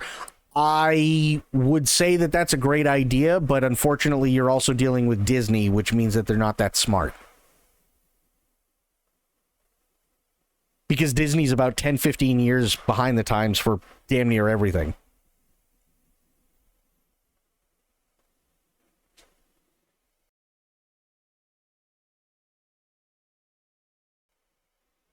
That's kind of the problem, right? Great idea. Absolutely great idea. But unfortunately, that's an idea that's only made up as a conspiracy theory by nerds, because there is literally no company out there that is sitting there and going, okay, here's what we're going to do. We're going to create a first set of movies, right? And then once those movies are done, we're going to have COVID. And then because we have COVID, we're going to push everything back. And then 3/4 of those movies, we're not even going to produce. We're just going to put them on a hiatus, specifically because we want people to keep talking about them, but we're not actually going to do anything with them. And then we're going to take one of the guys who played one of the characters in an IP that we actually bought from New Line Cinema, and we're going to try and bring him back into the fold because Ryan Reynolds wants him to be brought back into the fold. And we're going to treat that seriously, even though it's going to be treated as a joke. So now everybody can say, oh, there's two of those same guys. And then we're going to have everybody come back and talk about anchor points in all these different universes. And now we're going to bring in the Fox universe and the Sony universe. And now we're going to make it all, try and make it some sort of semblance of sense, so that everybody can have a fucking nerd fight for the next 20 years until we finally come up with our ultimate answer to the question. Smile and wave, boys. Smile and wave. Disney ain't gonna do that. Disney is not that smart. Disney ain't that fucking smart. They never have been. They are 10-15 years behind the times. They're absolutely 10-15 years behind the times. They have been for the longest time. Look at how long it has finally taken them to get any of their Star Wars shit up and running to a point where it's profitable. They were losing billions year over year when they had The Mandalorian going full tilt on Disney Plus. And why? Because they have no fucking clue what they're doing. They are too dumb to think of anything even half as complicated. Cool thought idea, something an absolute giga nerd would come up with. I applaud all the giga nerds who did, but I can absolutely tell you Disney is not even remotely that smart to come up with anything that good. Not even remotely close. The only thing they see is we've spent tens, if not hundreds of billions of dollars at this point cranking out movies to make even more tens and hundreds of billions of dollars. We need another story that at least kind of makes sense, that takes off from a certain standpoint so that we can continue a story and keep making money in the short term, because we don't actually give a fuck about anybody but ourselves. That's it. They are the simplest of beings. They do not care about what you like or dislike or about how you make it work in your own headcanon. All they care about is that you go and spend the better part of $100 in a fucking movie theater to sit there in a room that reeks of synthetic popcorn butter and poop for 2.5 to 3 hours so that they can justify taking your money because you watched a 70-foot tall screen show your superheroes for that length of time so that you can come out and tell your other comic book nerd friends it was pretty good so that they go and do the same thing. That's all they care about.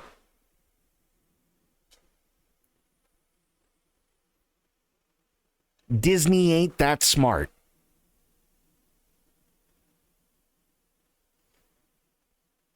That's unfortunately that is the truth. They just aren't that smart. Right? Again, cool theory, but it'll never happen because it's Disney. Because Disney sucks at literally everything that they do. Think about it this way. There was an article, I didn't read the article, but there was an article that I saw earlier today. There was a new Pixar movie that came out that almost nobody went to see, right? You want to know what Disney's response was? And this shows you how smart Disney actually is. Disney's response was, well, if you're not going to watch originals, then why bother? Then why should we bother making them?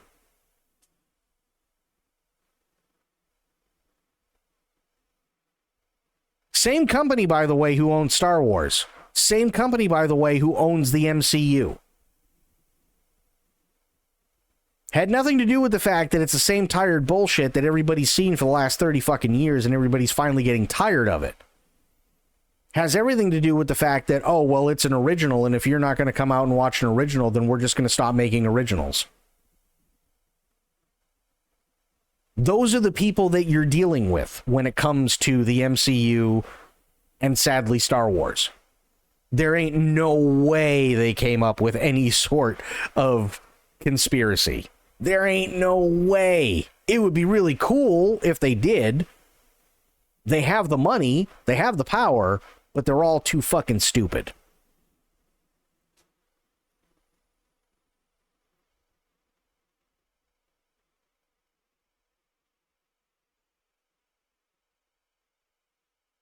That's kind of the sad part. And it really is sad. Because that would be a really, really cool thing. Imagine them just breaking the veil one day, right? 20 years from now. They come out and we're in our mid to late 50s, early 60s, right? And Disney comes out and they go, okay, here was our grand plan for the MCU. This is everything that we did. Sure, there were some variables that we couldn't account for, like the guy who played Kang, he did some fucked up shit, right? When COVID happened and it pushed things back and so, but we did some stuff, and here was our, and they came out and there was this massive fucking billboard, right? And it was 200 miles across, and they they showed everything and they explained everything in detail and who Steve Rogers was to one reality and who he was to another and what the anchor beings actually are and what they do and how time works with them. And that'd be cool as hell. They're never going to do it. Never, ever, ever. Because nobody's even thought remotely close to that far ahead. Nobody's thought that far ahead whatsoever. Literally what it is you have a guy who comes in, or girl, doesn't matter, but you have somebody who comes in and says, I want to make a movie. I want to make a Squirrel Girl movie. Oh, okay, cool. How does it fit in the MCU right now? Oh, well, actually, I wrote this script, and the script says that Squirrel Girl came in, right after the events of this movie, and what we can do is we can tie it into the events of this movie so that it at least kind of makes sense, and shit, maybe we could get X, superhero X, whoever the fuck it is, to come in, and it takes place right after the events of their previous movie, and then they meet Squirrel Girl, and now we can jump ahead 20 years or whatever, and Squirrel Girl is off fighting crime, but because it happened with the old person, now she's with the new people, and everybody just goes with it. Oh, okay, cool. How much do you need? I need $8 billion. How long is it going to take? It's going to take 12 years. You have 2 years to get it done. We'll do it for a grand total of maybe 900 million. Take it or leave it. I mean, who's going to pass up $900 million? That's as far as Disney's thought process goes.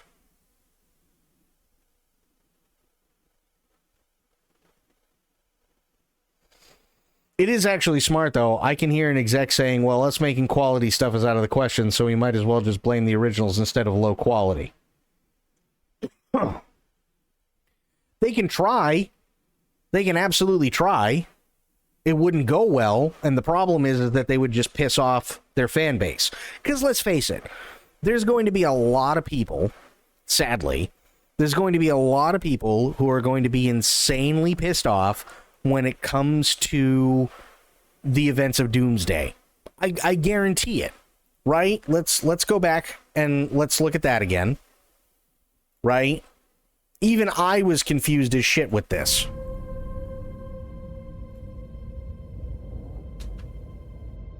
Death comes for us all.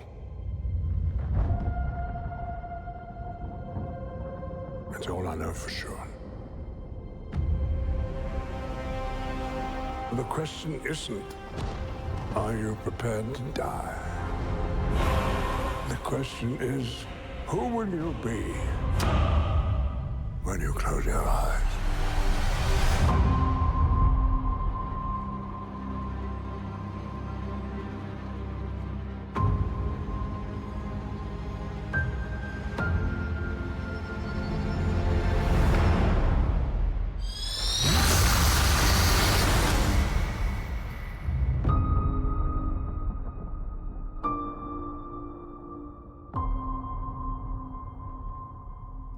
Meanwhile, Xavier and Magneto, at this point, if you look at everything that they've done and every media that they've been in, have probably been through at least 70 distinct multi-universe issues. And some of them probably aren't even the ones that we end up with. Right? Those two sitting there probably aren't the ones that we see in the original X-Men movie that came out. Right? And they're sure as shit not the same ones that we saw in the X-Men animated series. So that means that there's at least 3, if not probably more like 5 or 6 different instances of Xavier and Magneto, and now they're being finally brought into the MCU, which is all well and fine, but it's not the ones from the Fox franchise. These are 2 completely different guys. But now we need to know how they got here. because now it's just two old fucks sitting on a porch drinking lemonade. Magneto's not sitting there trying to usurp the human race. Xavier isn't sitting there trying to fight for equal rights. They're just drinking lemonade on the porch going, hey, remember that time I kicked your ass? Yeah, it was funny, wasn't it?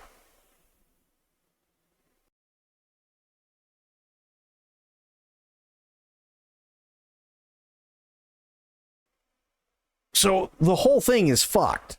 The whole thing is fucked. Right? And it's just like, oh boy, now what? What are we doing now? This is where all the confusion stems from, and this is where it all came from today, because I'm sitting there and I'm like, okay, but how are they going to pull this off? Right? We know they're not going to take the simple route of, oh yeah, no, the X-Men were always in the MCU. They've always been here. No, of course not. Why would they? When they can just piss away money. Because money solves everything. And it's like, okay, well, now I guess we're just universally fucked then, aren't we? You know what I mean? Like, that's unfortunately where we're at. And it sucks. And I am, unfortunately, no less confused than I was previously, which means, oh dear God, basically. What are we supposed to do now?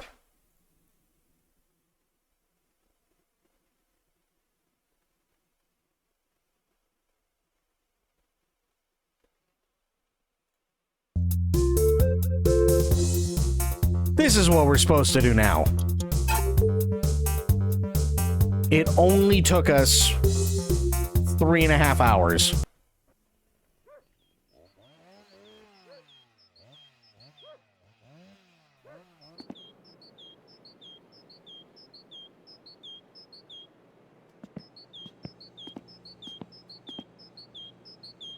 Oh no. Oh, I think I died. Oh shit. Does all this mean you're interested in watching Doomsday or the opposite? I'm not interested in the story because I think the story is going to be insanely convoluted, but I am interested in the lore that leads up to what the story is going to be. Because I want to see how Disney unfucks their whole, oh well, we have the Fox franchises coming in, but we have to take them seriously, which means Deadpool has to be taken seriously. X-Men also has to be taken seriously. Blade has to be taken seriously, which we stopped doing a while ago. And that also means, especially considering we saw one for Thor also going to be in it, that Thor has to be in it because we know he is, but then that also means to an extent they have to explain where he was after the events of Endgame with the Guardians, which means that by extension, even if just through explanation, the Guardians have to be in on it as well.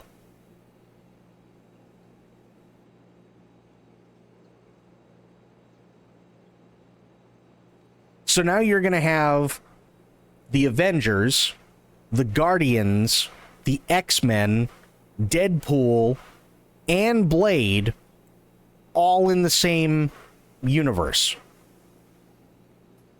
And they have to figure all of that out. I want to see how they're going to do that. The story itself, probably going to suck. Let's be honest. It's probably not going to go well. But I can tell you that it's going to be interesting to see how they write themselves out of the corner that they put themselves in. So I will watch Doomsday, but not because I give a shit about the story.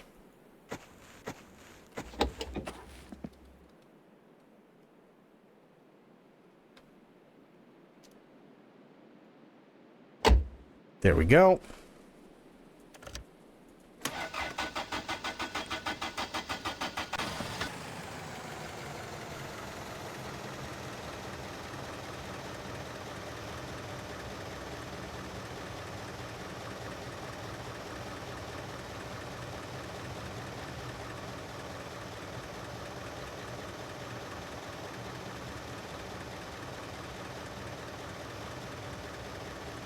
Now I gotta let this damn thing warm up.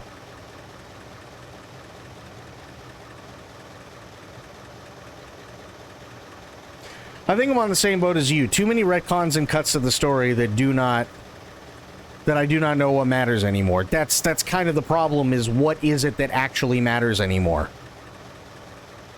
Right? The stories are so intertwined and like, hell, even for the X-Men one, I think like the last, what, 3, 4, 5 movies?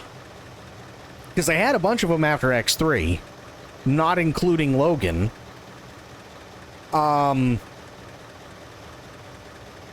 They've probably dealt with timeline shit like, what, 6 times at that point? So you've got 6 distinct different timelines that occur. Okay, fair enough. But then you have everything that's gone on with the MCU. But that also means that you have the Guardians. So in some way, shape, or form, you're going to hear about the Guardians, or they're coming back because Thor's back. Which means that you also have the new people for the Avengers that are going to be there, which, okay, cool. But then that also means, if they're bringing in the X-Men, that they had to explain away what was going on with Spider-Man, which they did, which I think is stupid. But now that they've explained everything away for Spider-Man, they have to explain how Blade, Wesley Snipes' Blade, is also part of it, and also how Elektra's part of it, and how Daredevil's part of it, and how Deadpool's part of it, so that it all makes sense. And they don't piss everybody off in the process.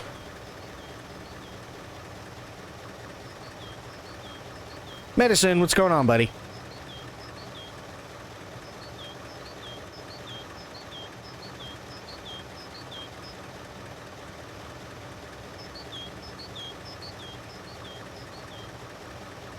And when people went, oh my god, the X-Men are coming to Doomsday, I went, so are these like the ones from the old movies, or variants of them, to which we don't have any connection whatsoever, other than them being just the characters appearing in the new movie, most likely.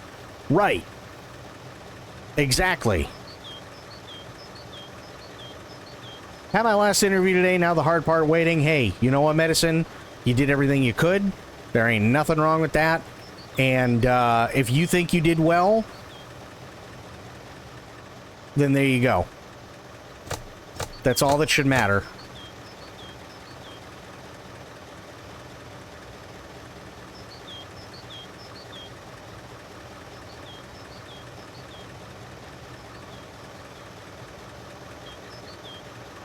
And I sincerely, sincerely hope that you got it. I really, really do.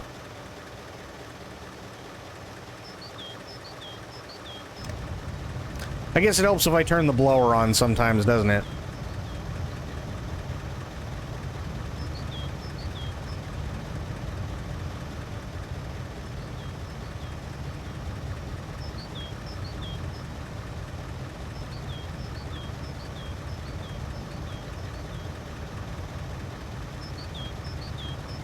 Somebody please shoot the bird, right? That'd be nice.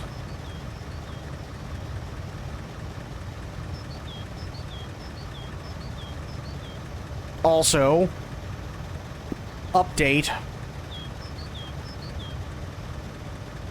while we're waiting for my windows to defrost.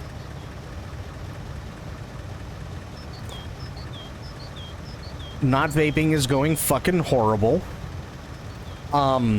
I've had nothing but headaches.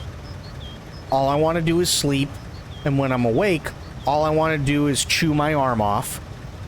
On top of that, the only thing that seems to really do anything in terms of, like, taking away the oral fixation craving, more specifically that hit in the back of the throat that you get, is having anything with a very strong vinegar taste, but that only goes so far as to while I'm eating it, and then after that, I'm right back to where I was, which thoroughly blows. IRL. So, I do have some stuff coming. that should help. But there is also other stuff on my throne that can help as well. So I don't advertise my throne all that much, but figured I would. So if you guys want to help with that, you're more than welcome to. If not, no big deal.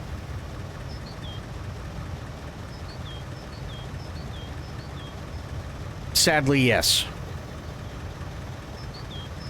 And it's not going well, Medicine. It's not going well at all, I'll be honest. I'm about ready to chew my own walls.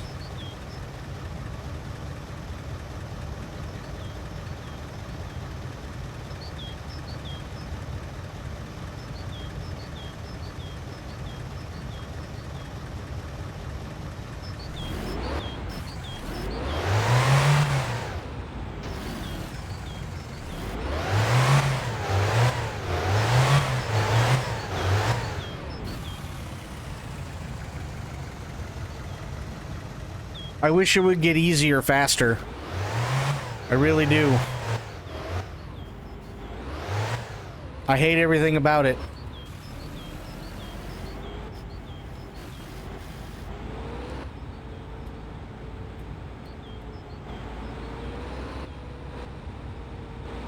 Well, the toothpicks are coming. Those are already on the way. I got the flavored toothpicks that are coming. I've got Beeman's gum that is coming.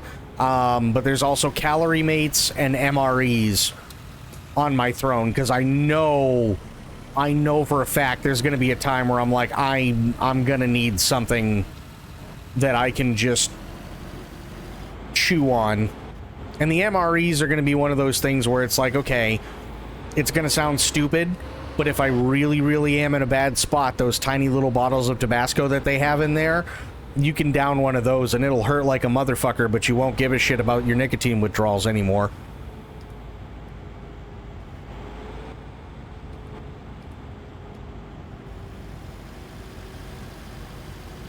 Yep.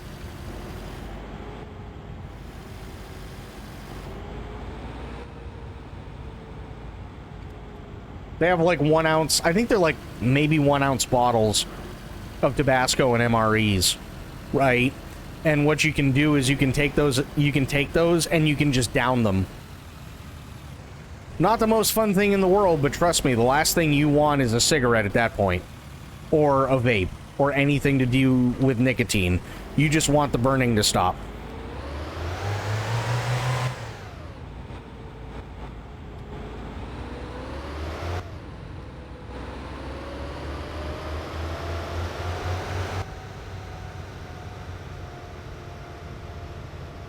Oh, be very glad. Be very, very glad you didn't, Alpa. Holy shit. It's miserable.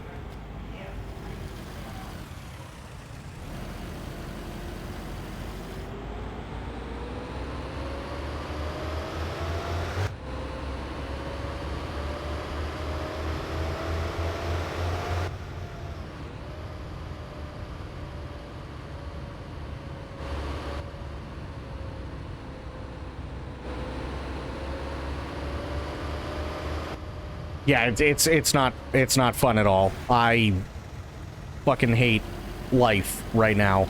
I am living a miserable existence at the moment.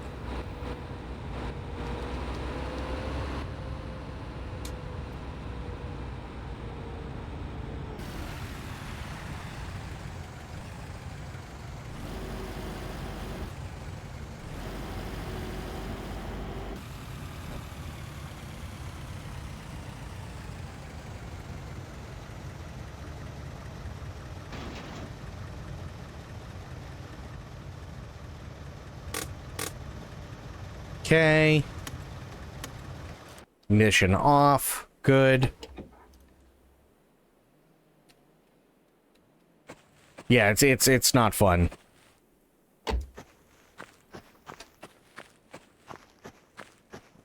You remember in Harold and Kumar how they're like, man, I've never had to suck a dick before. I bet it sucks dick. Yeah, it's kind of like that.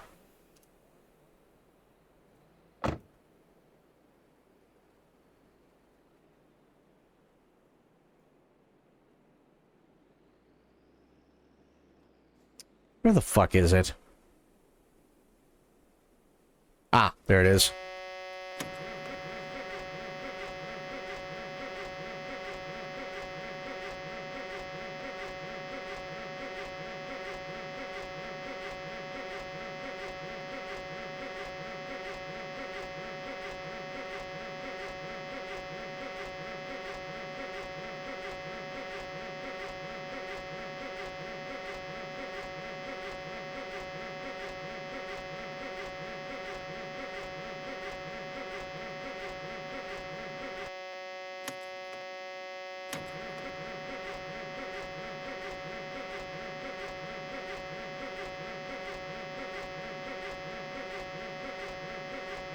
Come on, anytime. I know it'll start.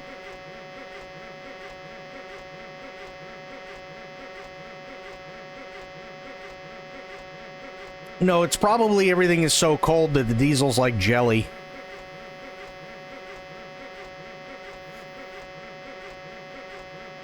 It will start, though. I'm not worried about that.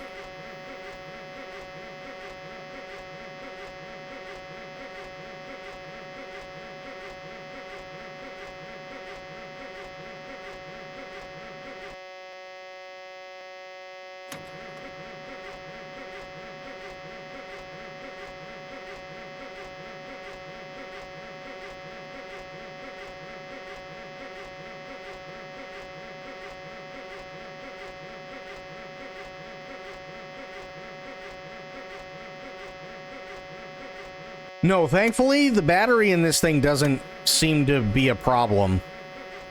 Thankfully. You just gotta sit here long enough and wait for it to keep cranking.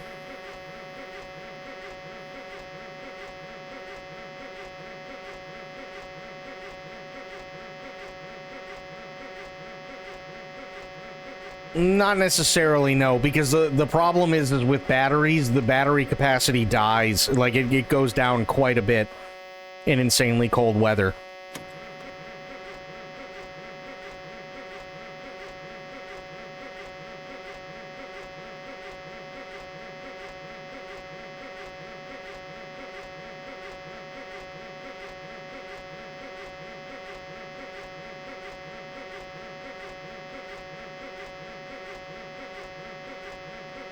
But also, you have to remember, this is 1999, I think. It's 1999 Finland, so electric cars were kind of out of the question.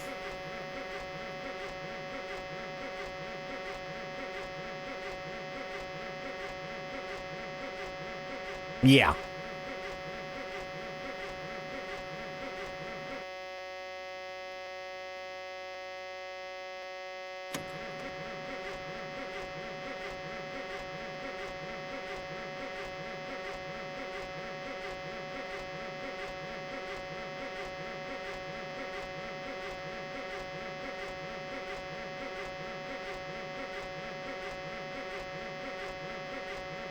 Come on. You can do it.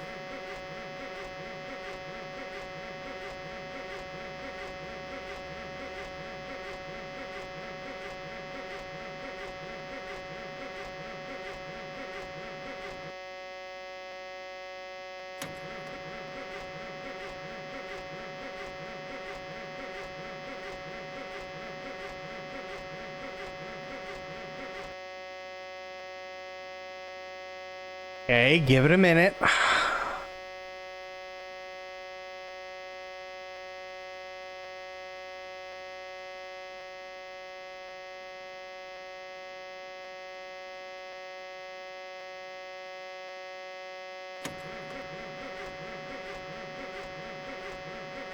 Come on.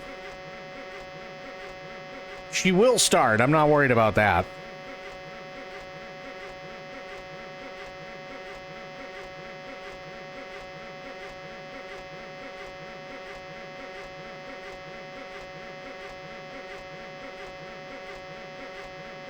Horn dance. Oh, God.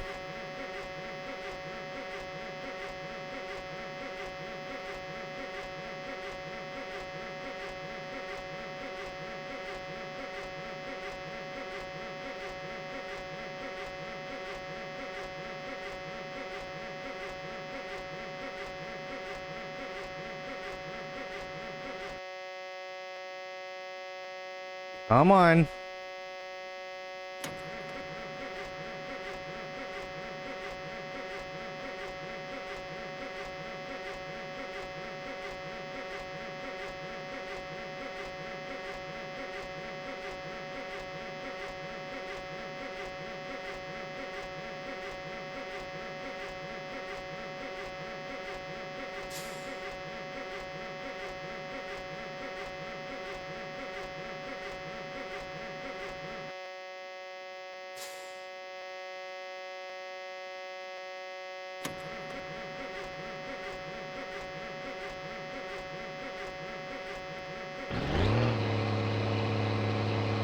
There we go.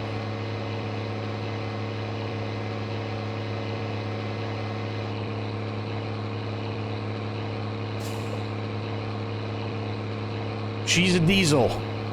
She'll start.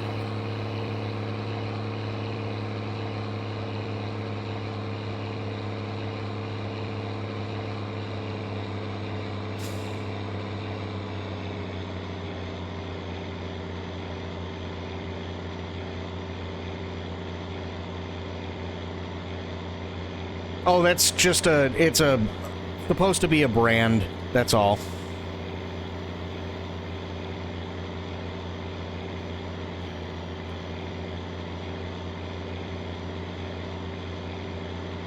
Now I just gotta wait for the engine temp to come up.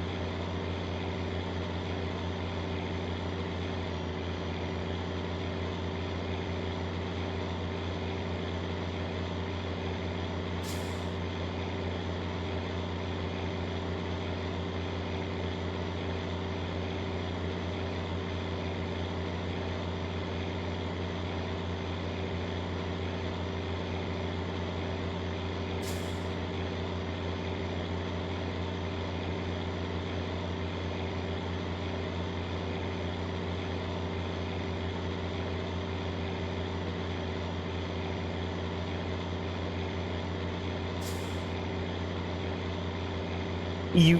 Oh no. What did you do? Hang on. That's not it.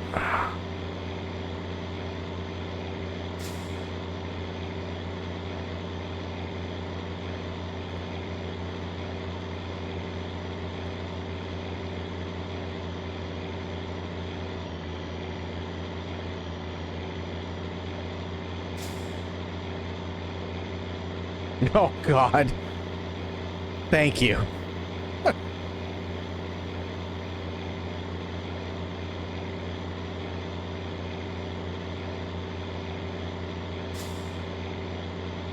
We'll see. We shall see.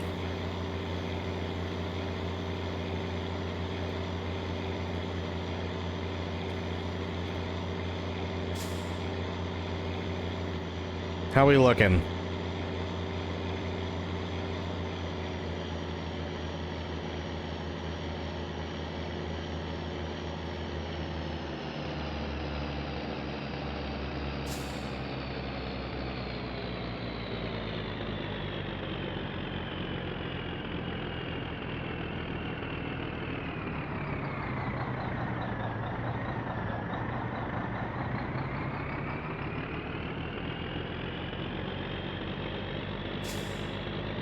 There we go. We're good.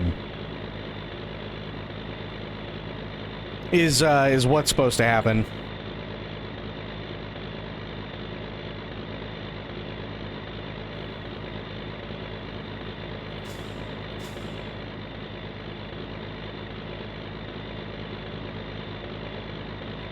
Yeah.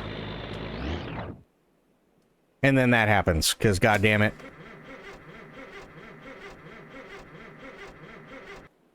Come on.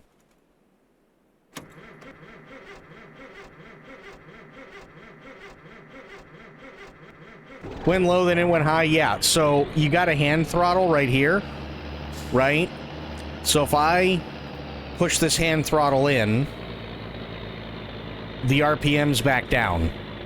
When it's under a load, such as me trying to drive because it's so cold out, the RPMs are going to drop and then come back up as I drive. But what I have to do is, because it's so cold, I have to leave the hand throttle so that it's at a certain RPM so I can actually drive. You see what I mean? Just like that.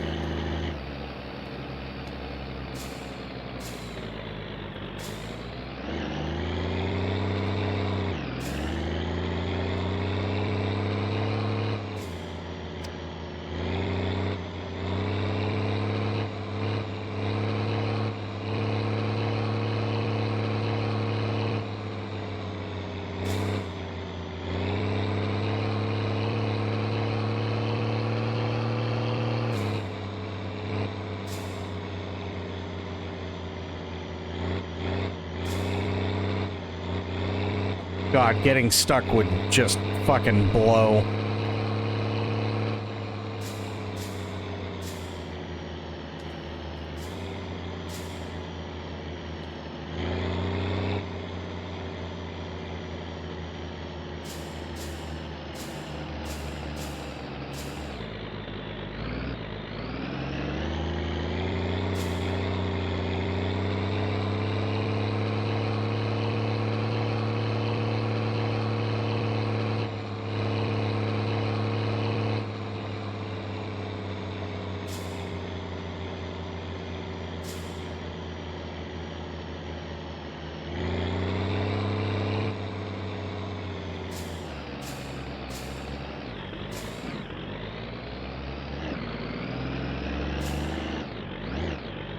And I decided to come in the right way this time.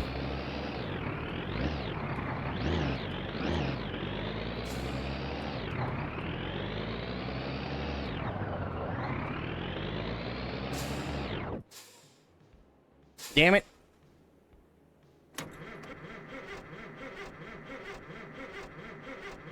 Yeah, no, zero fucks given about that stop sign.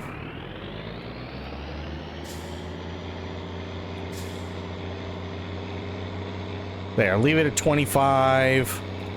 Parking brake on. Fill this bitch up.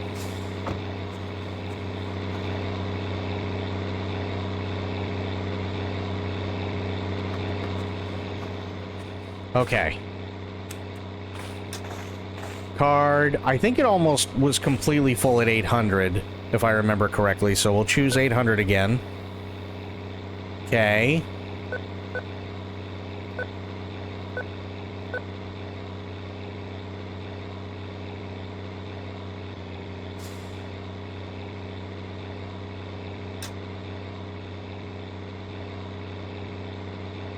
Pump 1.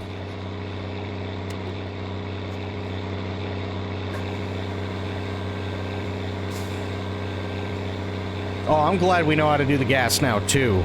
That was awful.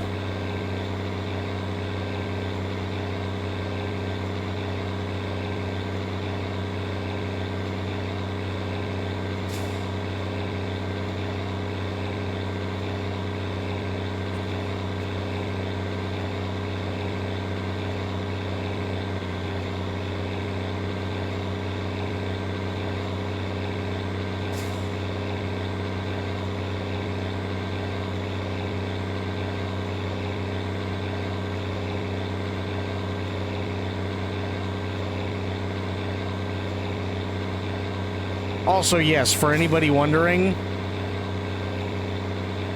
turn this down a little bit more.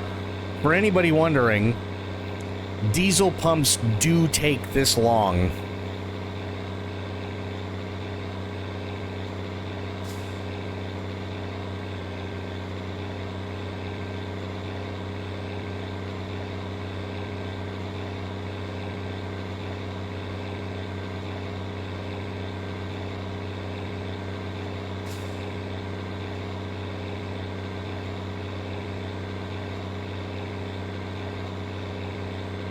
Why is that? Because usually with diesel, it's volume over pressure.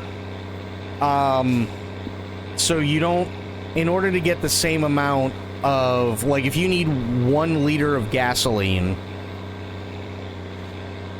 versus 1 liter of diesel, the nozzles are bigger on diesels because diesel's usually meant for bigger trucks and, you know, like commercial and industrial grade stuff.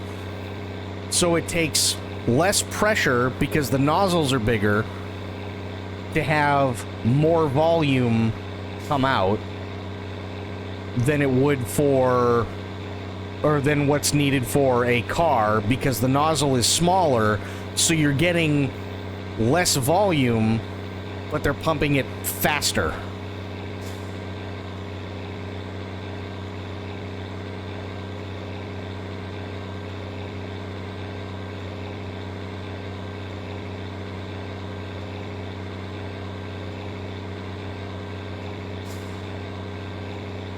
And it's also because in a lot of countries, US included, diesel is also typically pretty expensive. So you don't want somebody with a high pressure diesel pump going nuts and then just spilling God knows how many hundreds of gallons of diesel all over the place. Because diesel's very, very, very resilient. So, if for whatever reason that diesel catches fire, good luck trying to put it out. For instance, diesel is so resilient that you can light a match. You can take like a small like canister full of diesel, right? You can light a match and throw it in the diesel and it won't light on fire. So if you can get that diesel to actually light on fire, it's going to be a really bad day trying to put that out.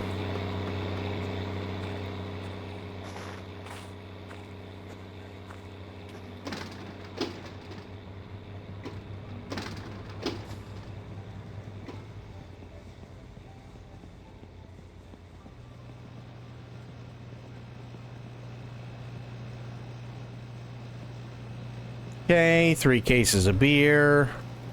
All the sausages. I don't need these, that's fine. 3 packs of cigarettes. Lady, hurry up. Come on. Oh god, she's stupid.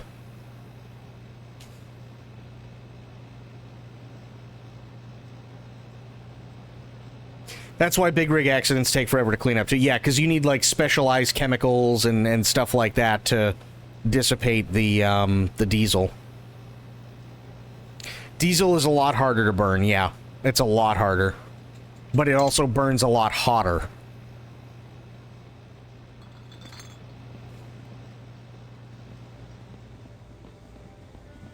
And a lot longer.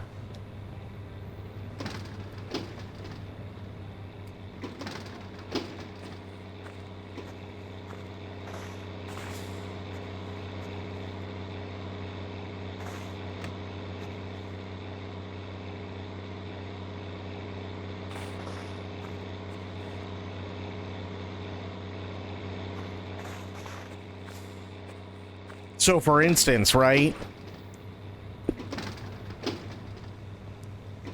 Regular gasoline engines. What do you have inside a gasoline engine to make the gas burn inside the cylinders?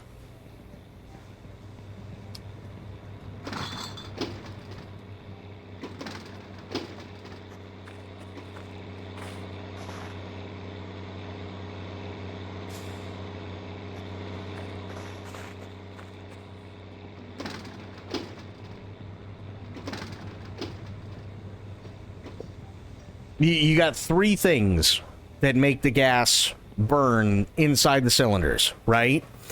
You've got the gas itself, you've got the air mixture that is inside with the gasoline inside the cylinder, and then you have the spark plugs. So the spark plugs ignite the oxygen, because oxygen is really easy to ignite. Cool. and then that helps ignite the gasoline, and the engine is basically just a giant pump, right? Diesel doesn't work that way. Diesel has no spark plugs. Instead, diesel works solely off of intense pressure that is caused by the pistons inside the engine. So the only plugs that diesel engines have are glow plugs, but glow plugs are not there to help create any sort of spark. Glow plugs are there only to heat the cylinder walls inside the engine. That's all they're there for.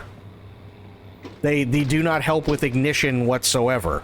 What causes the ignition is the extreme pressure that the pistons are putting the diesel fuel under, which causes the diesel to combust.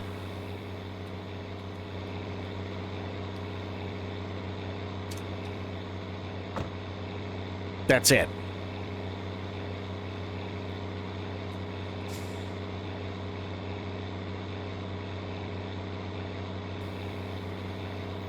Okay. Good there.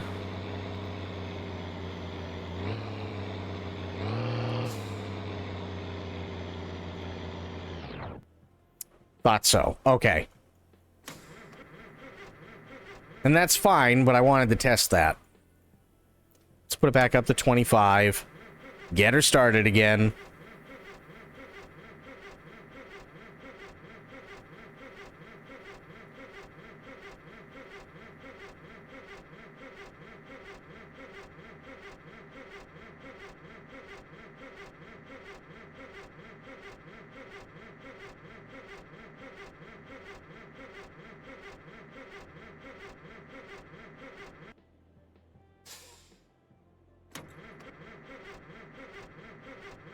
Come on.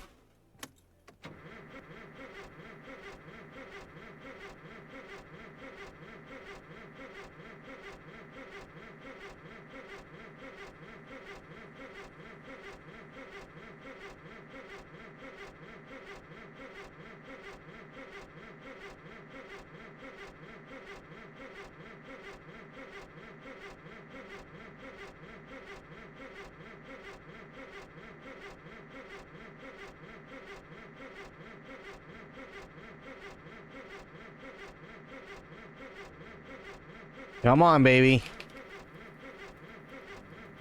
Start for me.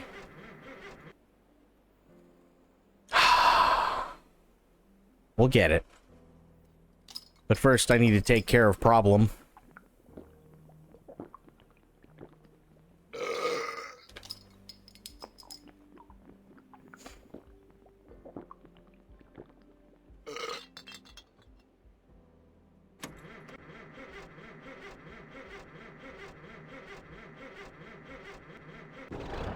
There we go.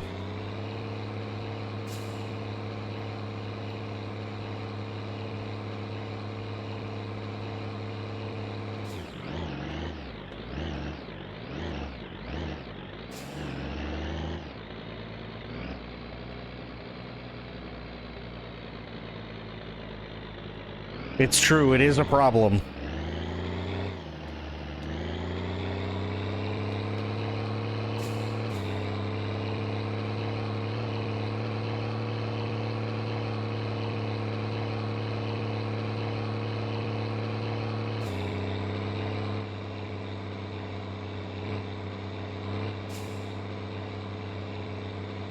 Set the settings at low. Battery still drains, but a lot slower than it did yesterday. Well, that's a good thing.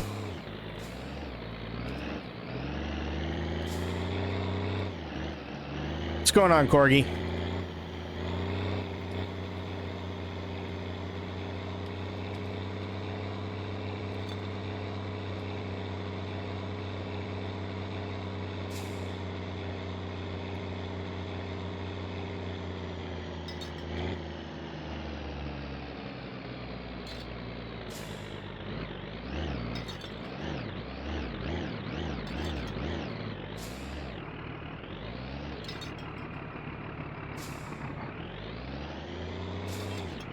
Oh, shit.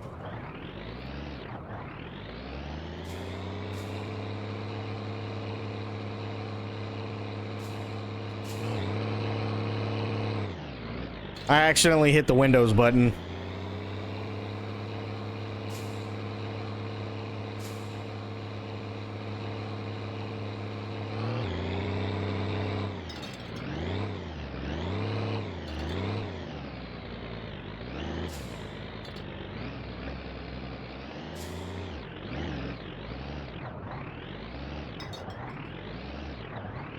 Had to go buy a new controller? Oh boy. That's fine. Do that. Good. Put that in neutral.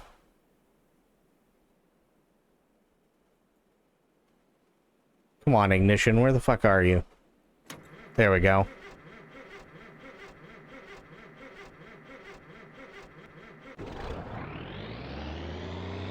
Oh yeah, she's starting up a hell of a lot easier now.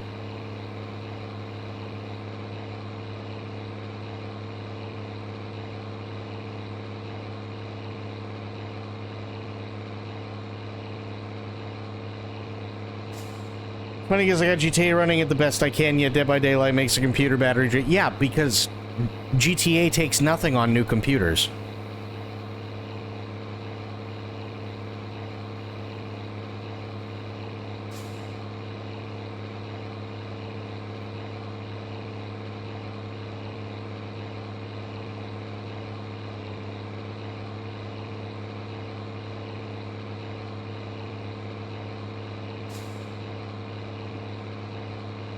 Might have smashed the one you had. Oh, lovely. Oh, yeah, speaking of which, speaking of Dead by Daylight, I absolutely hate the fact that they decided in their infinite fucking wisdom that they were going to make even more money off the corpse that is Stranger Things.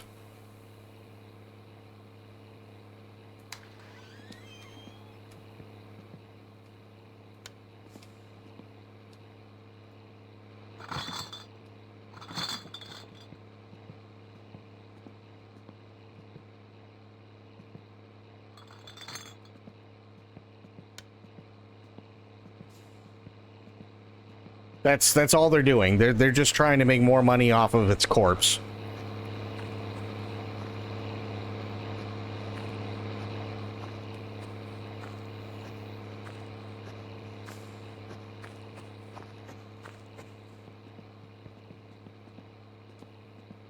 Okay, keep these in here. I'll keep the third one out there, but I will grab the bag.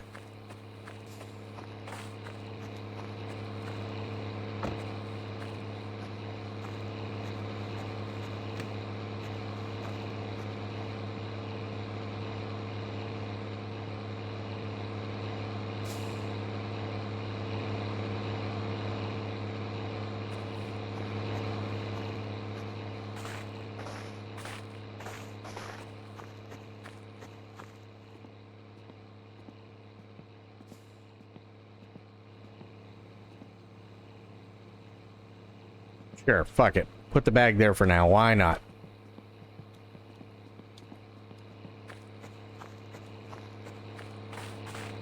Yeah, keep that beer in here. Gonna do this.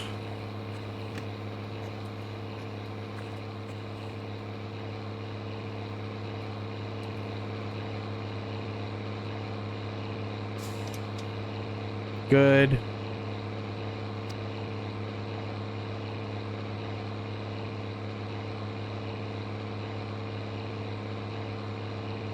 Where are you? Good. Okay. She can stay here for tonight. I'm not a Dead by Daylight guy. I'm not. I'm really not a Dead by Daylight guy.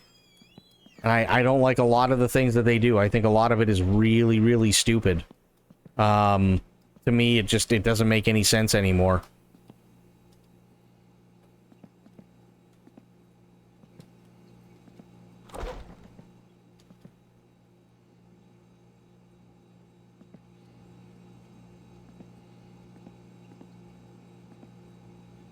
There, open it up.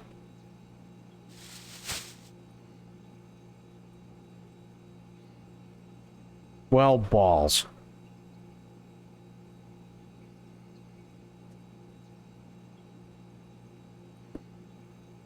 It just, they, like, it was cool back when it was like, okay, yeah, you had, like, the original 4 monsters. I didn't have a problem with it then.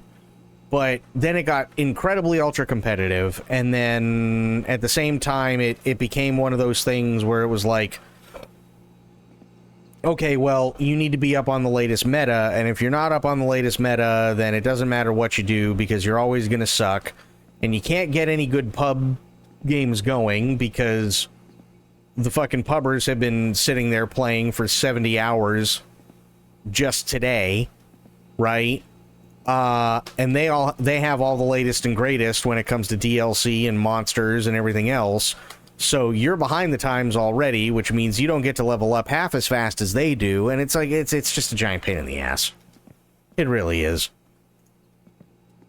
Not to mention Dead by Daylight keeps coming up with, oh, hey, let's do a collaboration with these guys. Let's do a collaboration with these. And it's like, okay, but you're kind of losing the point. Dead by Daylight, for me, was really, really, really fun when it was the original 4.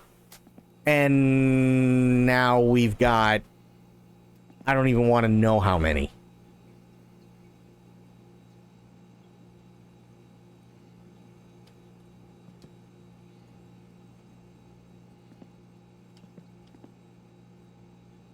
Right there. Perfect. Almost.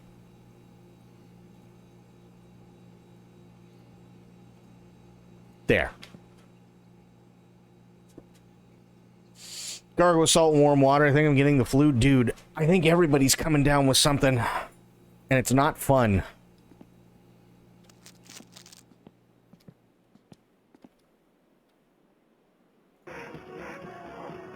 Topless gun.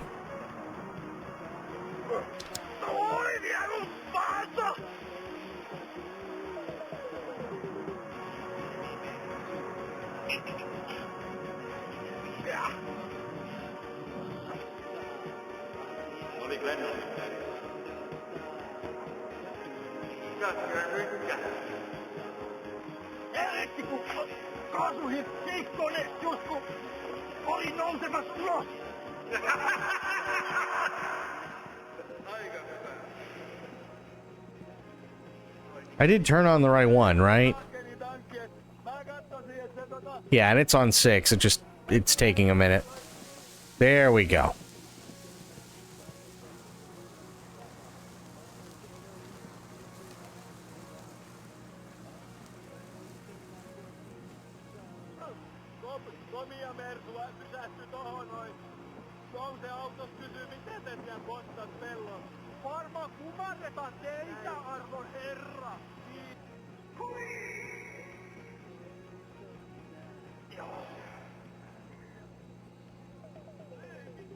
Come on. You can do it, sausages.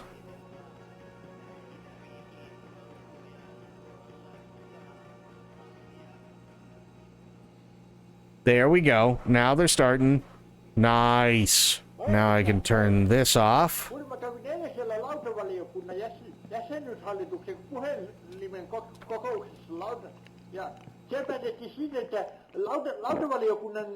Henkilöstö pitäisi jostain syystä jakaa kahteen ryhmään. Ensimmäinen ryhmä hoitaisi kaikki lautoihin liittyvät asiat ja toinen ryhmä hoitaisi valioon liittyvät asiat. Ja koska suuri valiokunta Suomessa on Sysmän kunta, niin ajattelin näin, että valioryhmän kuuluvat jäsenistä vietäisiin Sysmään tutustumisretkille ja sitten Suomen lautakunta on taas Pohjois-Savon. Oh, what happened to the bear? Ja sinun voitaisiin viedä sitten kaikki lautoihin tutustuvat henkilöt tästä ryhmästä. Lisää elinvoimaasi ja vaihda turbovaihteelle. Exotinso hivenainetiiviste parantaa suorituskykyä. Exotinso. Saatavilla kaikista hyvin varustelluista. All right, well, my fatigue is all the way up. It is time to go to bed. Lisää elinvoimaasi ja vaihda turbovaihteelle. Exotinso hivenainetiiviste parantaa suorituskykyäsi huikeasti.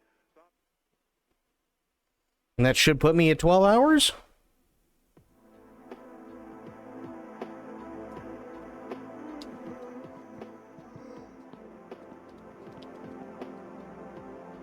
No, it didn't. Fuck. Well, that's bad. Why am I shaking? Oh, probably because I gotta pee.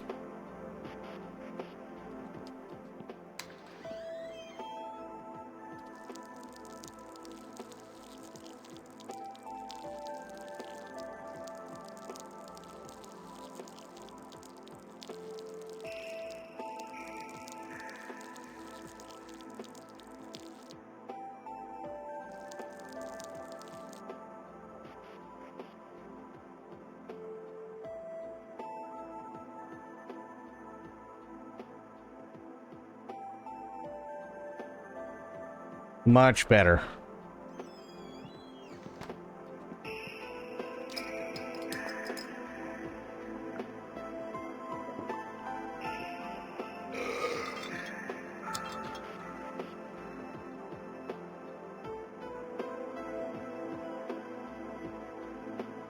I know, but the door was right there.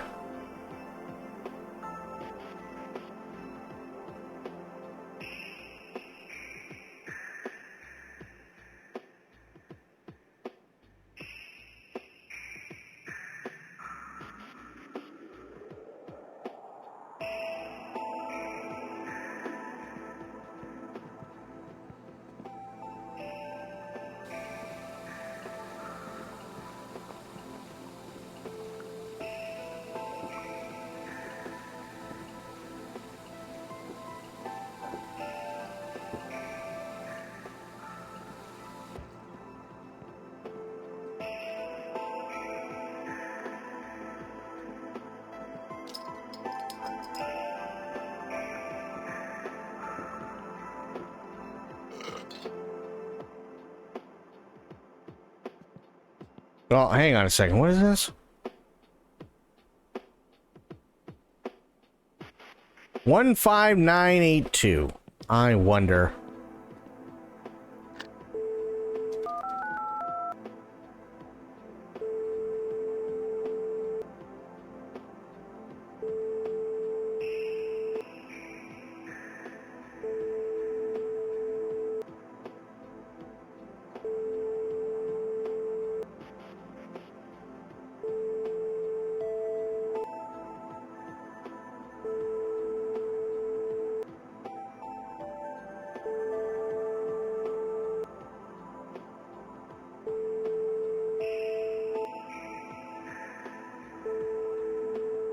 Yeah, nothing. Okay. I tried.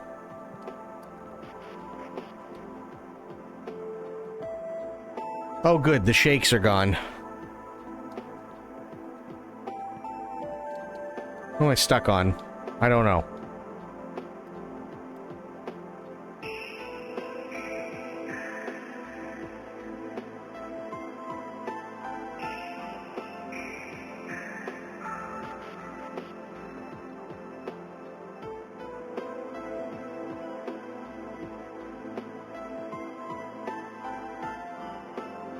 Okay, so let me grab this.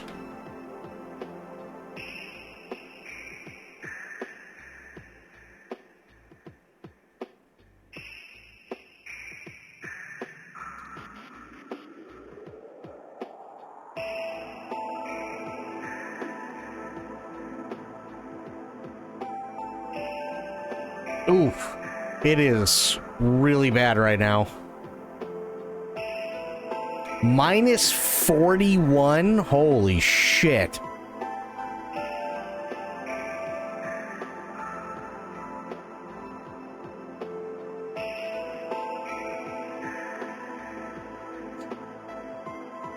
Yeah, that sucks.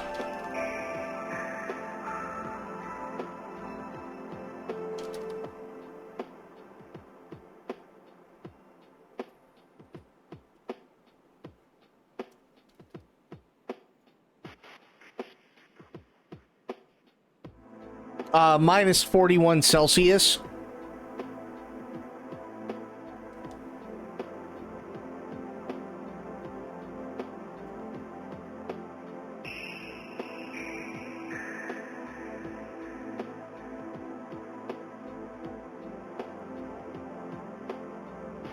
Yeah, at minus 40, Fahrenheit and Celsius are the same temperature. But I think minus 41 is like minus 43 or something like that in Fahrenheit.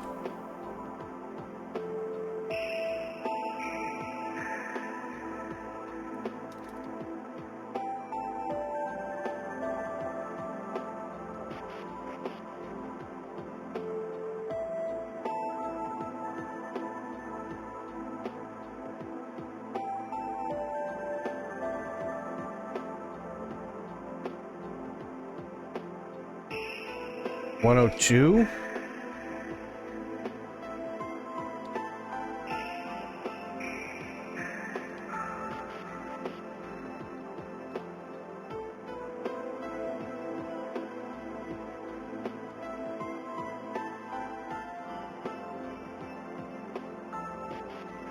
Oh, good. It does still work. Nice.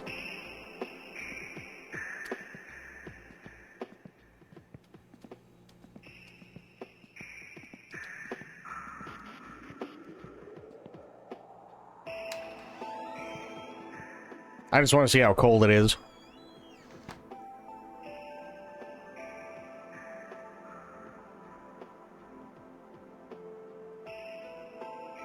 I'm still really curious because this is still in early access, right?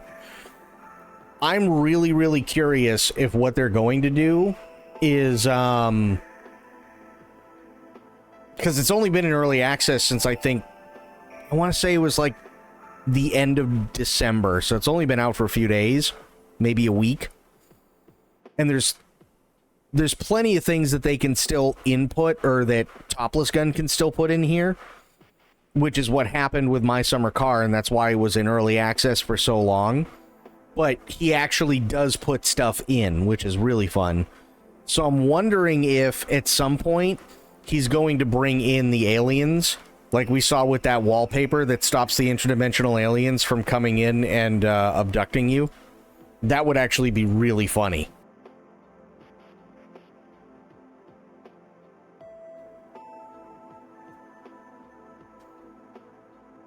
That would be insanely funny.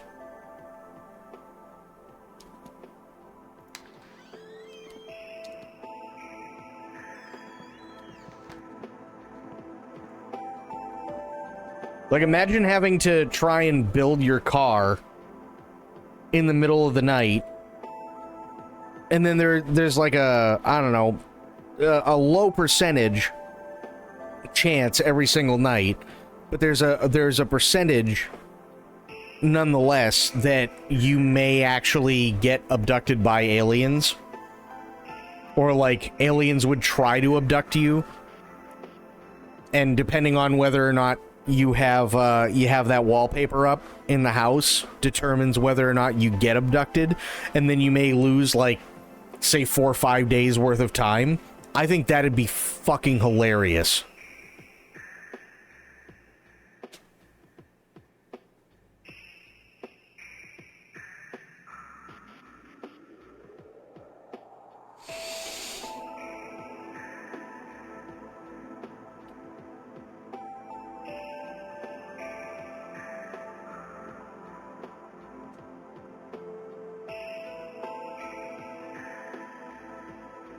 Like, I know some of you have seen My Summer Car, but, like, from what we've seen so far, what would you guys like to actually see in this game?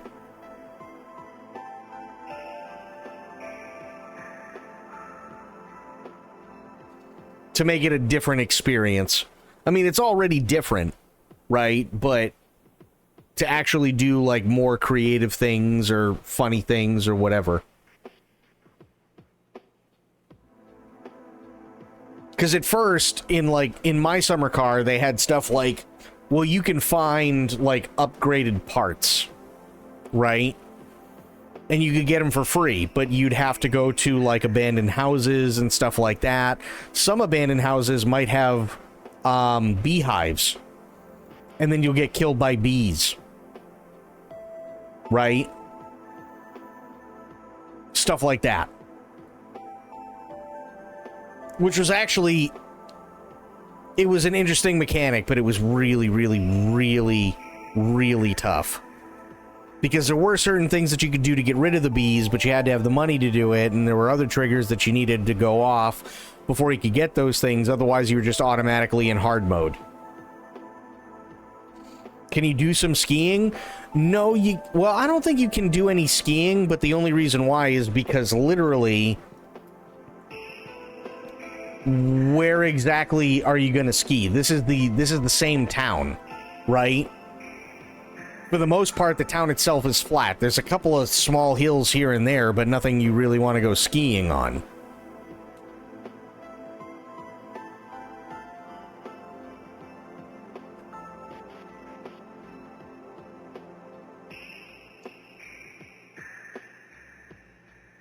It's the same map from the first game, but from what I understand, the only thing that I've seen so far that's been added is the new gas station, and then Timo's place is no longer a gas station, it's just a full-on bar now. Yeah, it's the same. It's just there's been that's been added, and then there's, I think, like 1 or 2 more buildings that I've seen, but I don't know what they are as of yet that have been added.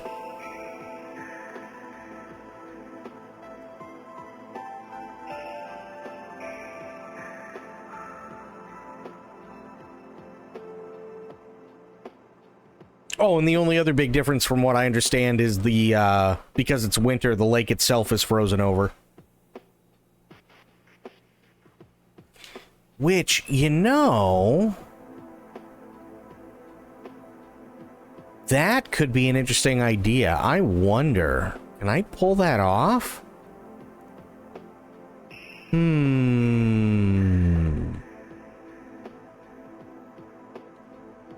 know what? I'm going to try it.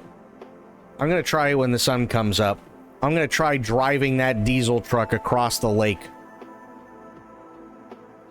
Yeah, so not only can you drive a car across the lake, that's where the winter rallies, the winter-specific rallies happen. They happen on the frozen lake. So when you get your car all built and souped up and everything like that, you actually race on the frozen lake.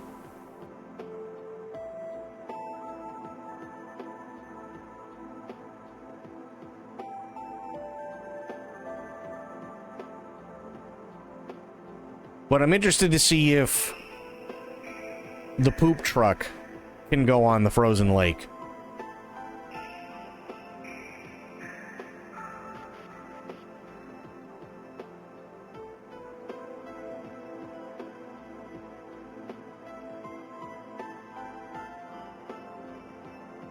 That's going to be an interesting one. Going to be a real interesting one, actually.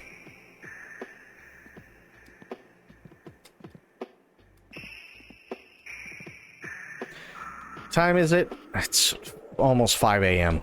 God damn it.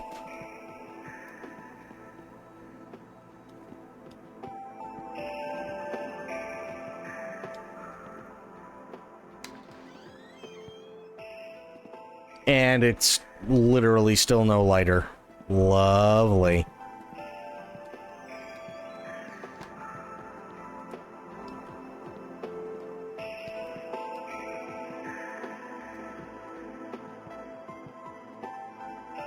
Bloody Moon, Lost and Damned. Nice.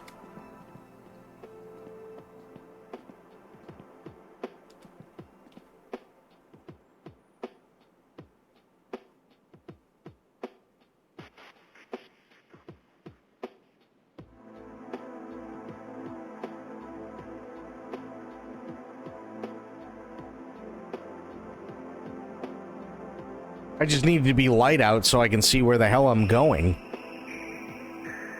That's the big thing.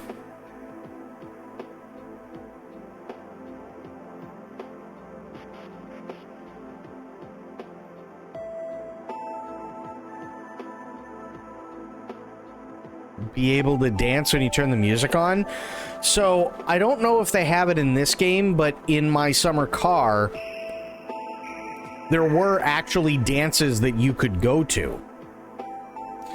And one of the things that you used to have to do is in my summer car, you'd have to go to a dance, wait for a certain guy to be there, and then that guy would pick a fight with you, and after you kick his ass, you take his watch.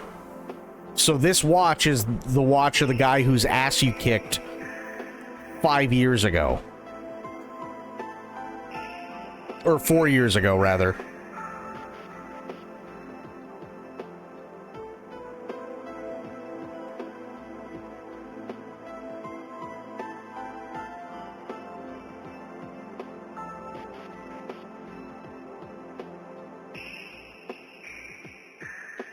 Oh, shit. Wait a minute. I just remembered.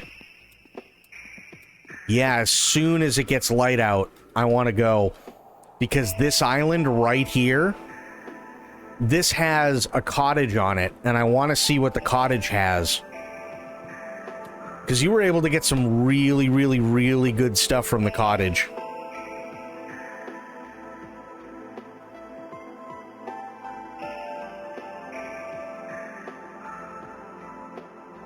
That's definitely a good one to do.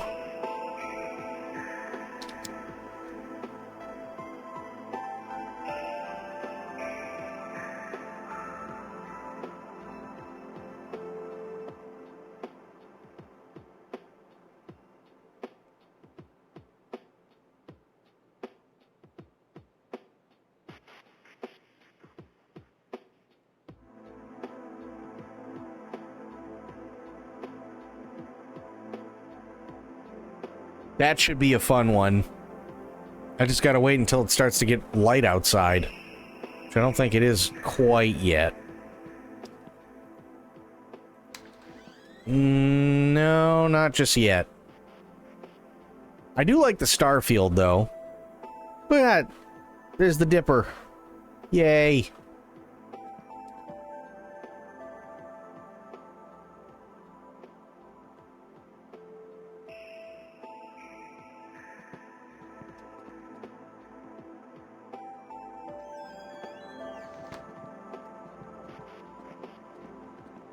Okay. Go in here. And... there we go.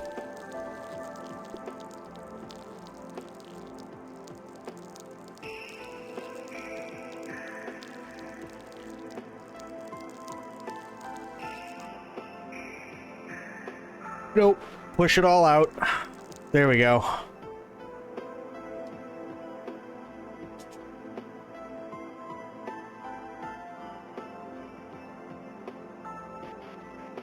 Oh, I keep forgetting the Kill You is here. I keep forgetting that I have the Kill You bucket here.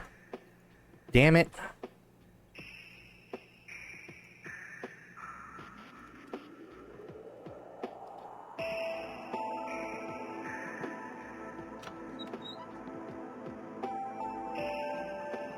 Okay, well, I'll have to stop off at some point and get all the stuff to make Kill You. That's a good way to make money.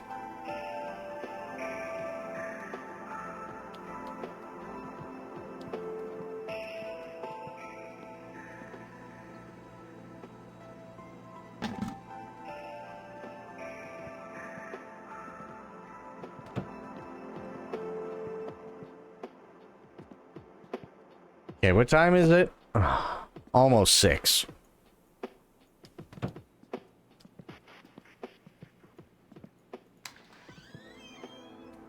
Nope, not yet. Damn it, damn it, damn it.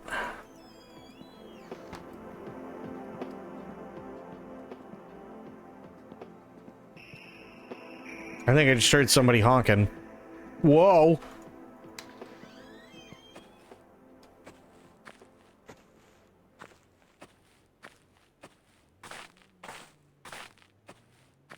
Oh yeah, people are getting up. I can hear a car somewhere.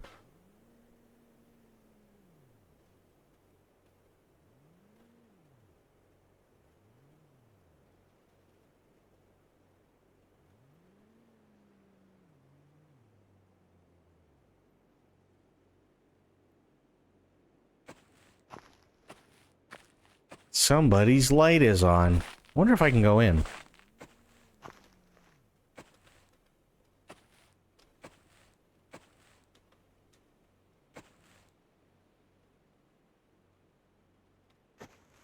Not in that one.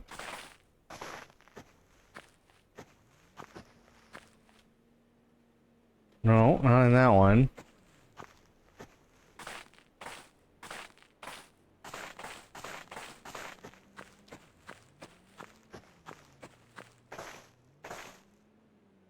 No. Huh. How about this one? Nope. Okay.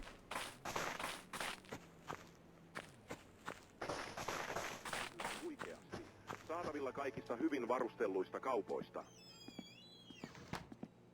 Lisää elinvoimaasi ja vaihda turbovaihteelle. Exotinso hivenainetiiviste parantaa suorituskykyäsi huikeasti. Exotinso. Saatavilla kaikista hyvin varustelluista kaupoista.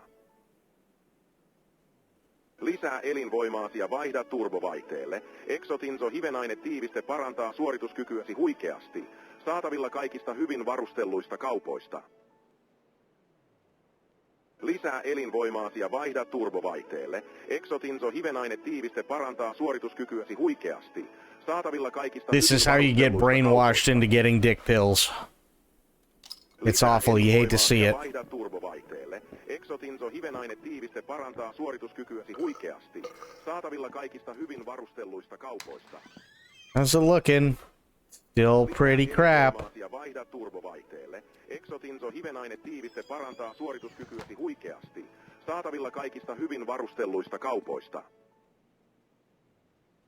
Lisää elinvoimaasi ja vaihda turbovaihteelle. Exotinso hivenainetiiviste parantaa suorituskykyäsi huikeasti.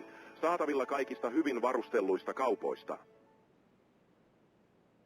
Lisää elinvoimaasi ja vaihda turbovaihteelle. Exotinso hivenainetiiviste parantaa suorituskykyäsi huikeasti. Saatavilla kaikista hyvin varustelluista kaupoista. Right. Lisää elinvoimaasi ja vaihda turbovaihteelle. Exotinso hivenainetiiviste parantaa suorituskykyäsi huikeasti. Saatavilla kaikista hyvin varustelluista kaupoista.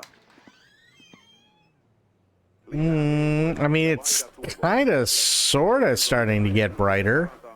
Not by much, but... Saatavilla kaikista hyvin varustelluista kaupoista. And I think the good news is basically all I have to do once I get onto the lake is head for that blinking radio tower. Which isn't terrible. Lisää elinvoimaasi ja vaihda turbovaihteelle. Exotinso hivenainetiiviste parantaa suorituskykyäsi huikeasti. Saatavilla kaikista hyvin varustelluista kaupoista. Lisää elinvoimaasi ja vaihda turbovaihteelle. So that won't be too... Ooh, you know what? I wonder... Saatavilla kaikista hyvin varustelluista kaupoista. I wonder if I can... They do have the bulldozer. They do have the bulldozer. So I'm wondering if maybe I can get over there, grab the bulldozer, tow the poop truck back here with the bulldozer, go back over there, and I can actually start loading wood into the trailer.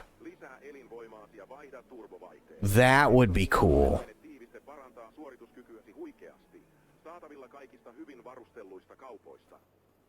That would be really cool, actually.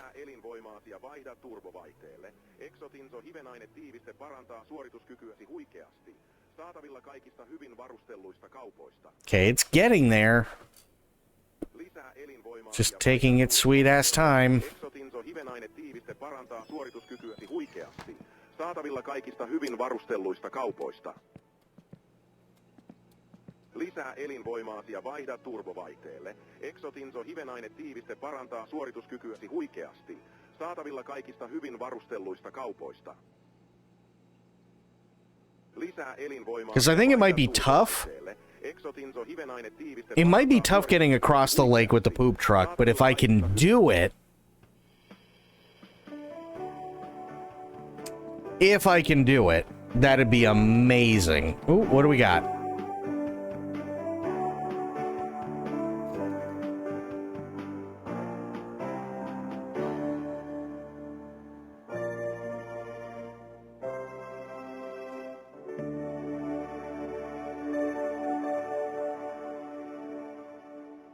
Lisää elinvoimaasi ja vaihda God damn it, they fucking got me. tiiviste parantaa suorituskykyäsi I huikeasti. thought it was going to be a new program. I got all excited.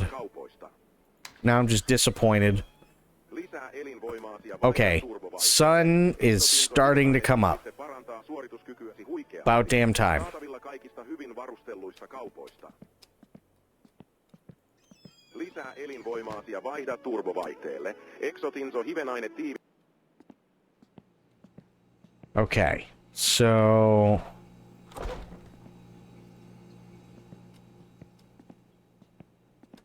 let's bring a couple of packages of sausage.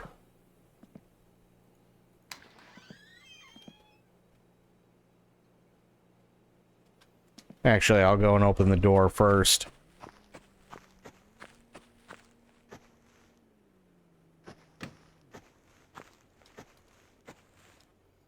Might as well get the thing started up, too.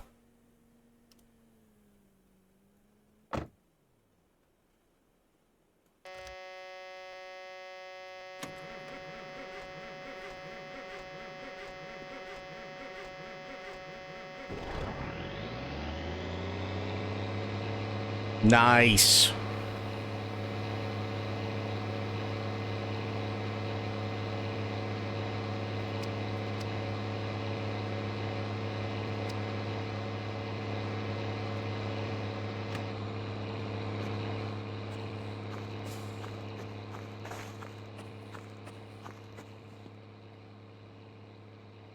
Okay.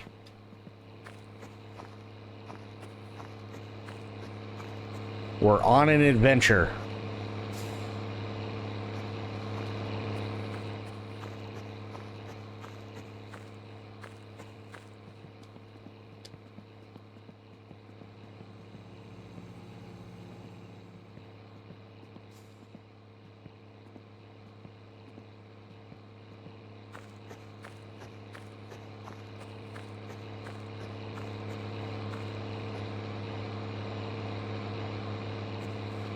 Come on. There we go.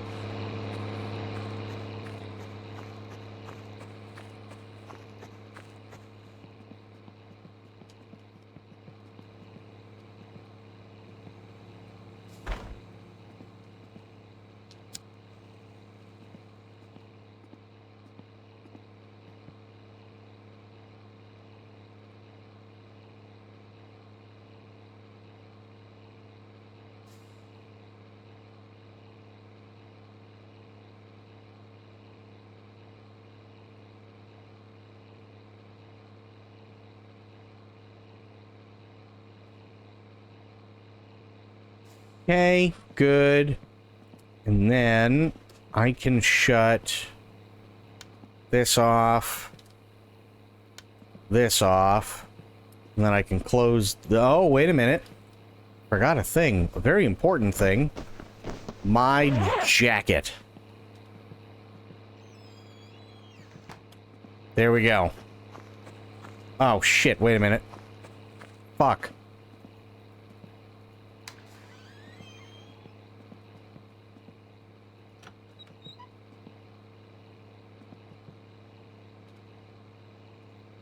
It's gonna quit me out to the main menu, but I'll come back in.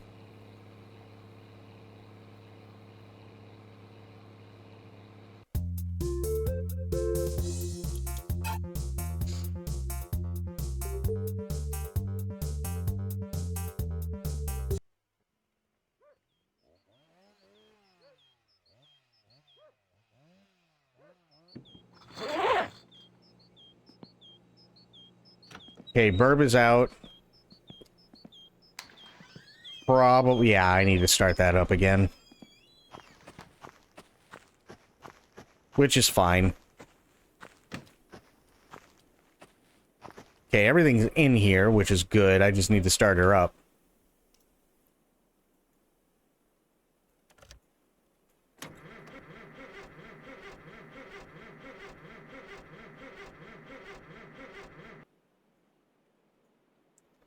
Pull that out. High. There we go.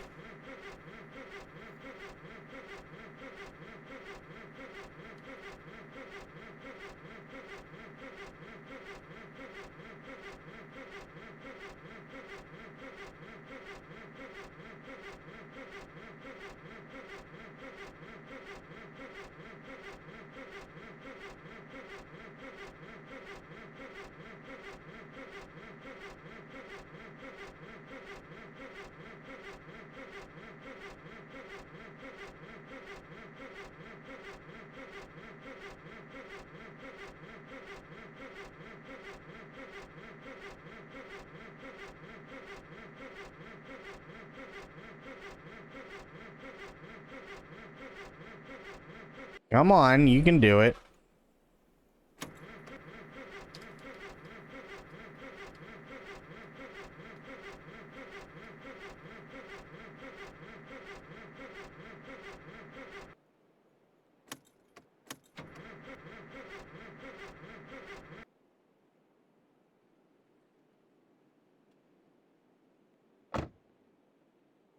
Come on.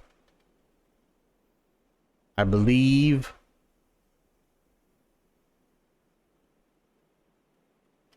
Let me see something here. Oops. Head bob, field of view, draw distance. Player controls.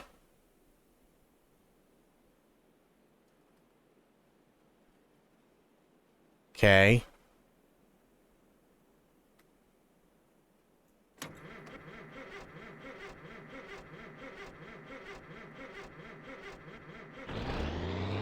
There we go.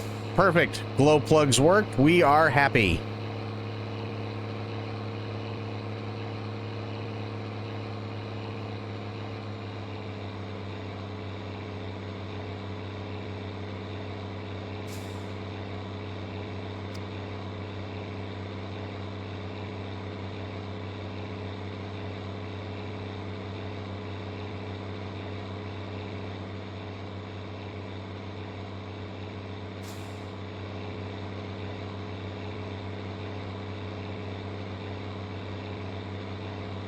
Okay. Seatbelt. Handbrake.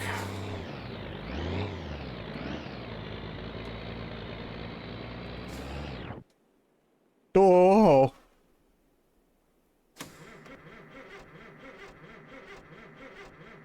That was my bad.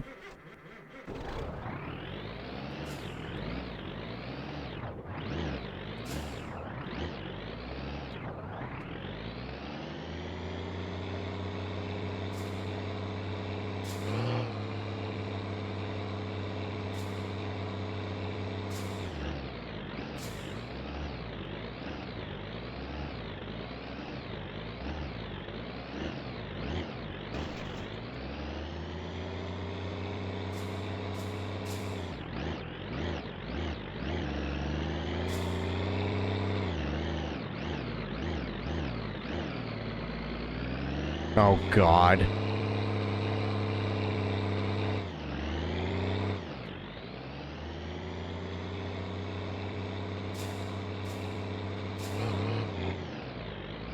That'll work, too. There we go.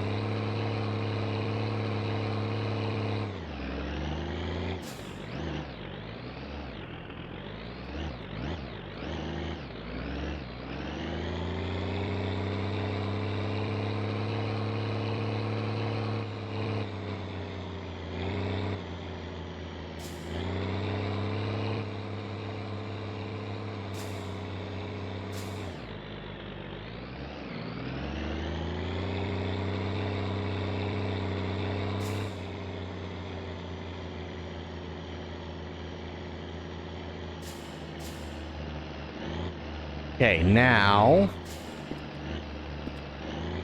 let's see how this goes.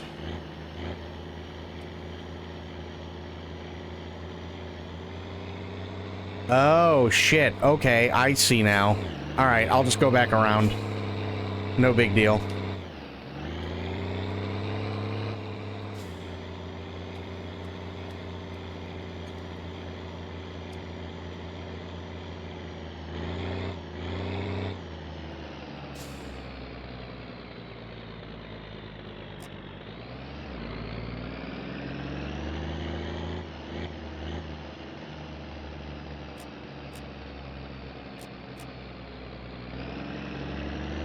I don't have any music, so I can't play anything right now.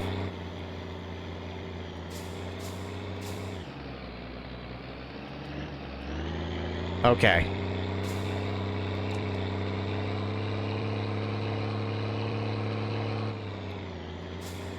So there should be...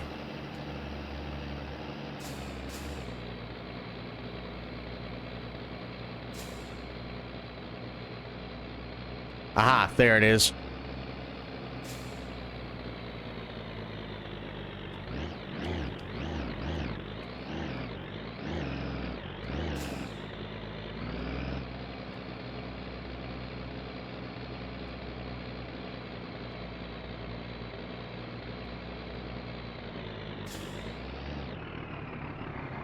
Oh, I can just go through that. Okay.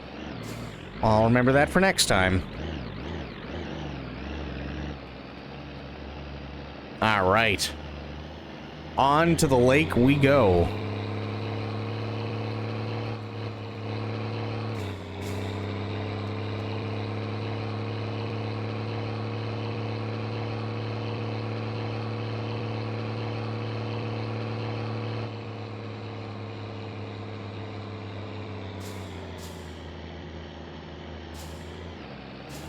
No.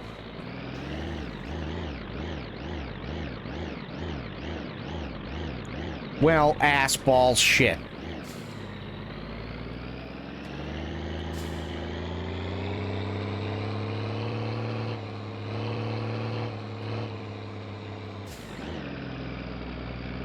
All right. Doing pretty decent.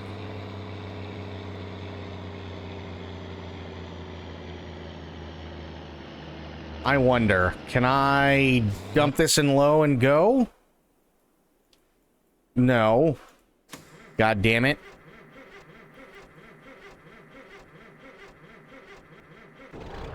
Okay.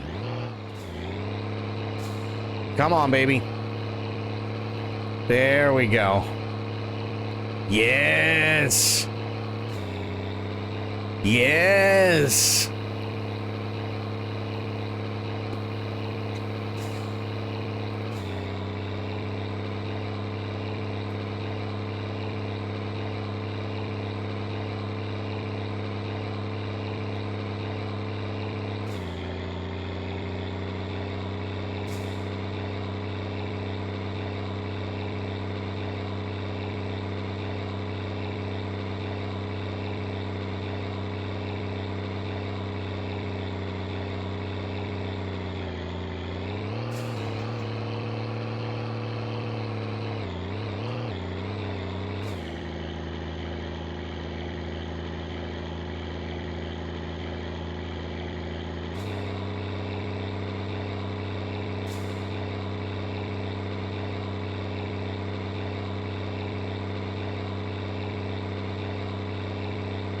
Is that water? God, I hope that's just shadow. Okay, it is. And there's the dock for the cabin.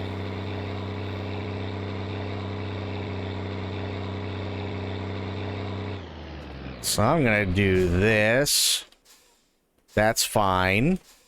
We'll leave it in low. I'll start her up again.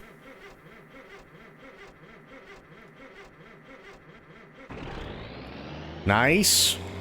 Parking brake.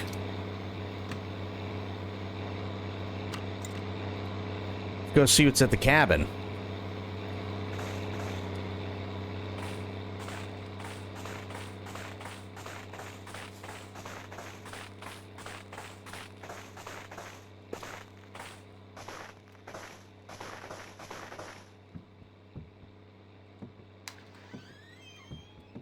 Okay, nice. Tea kettle. Ooh, what do I got in here? Fireworks bag. Okay, so I got the tea kettle, I got the coffee cup, and I got the fireworks. Awesome.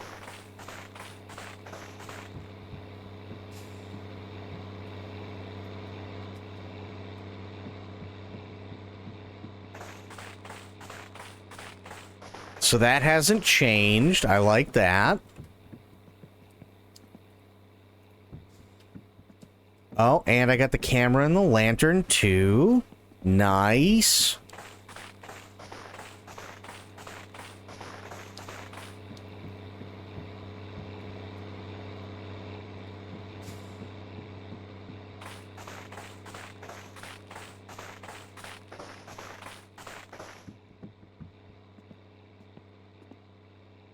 Okay, we'll grab the camera.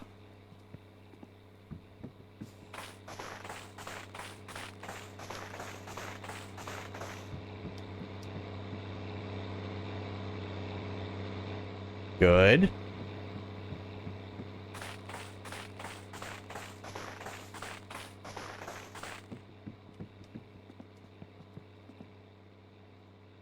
Grab the lantern. Might need that.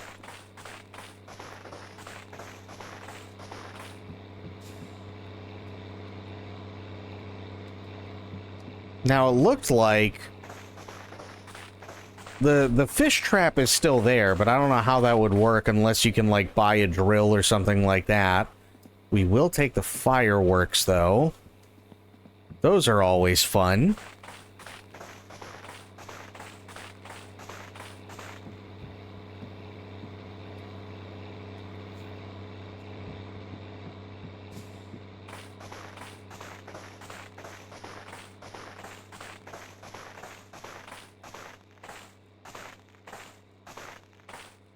There's the water pump. Here's the axe. Fantastic.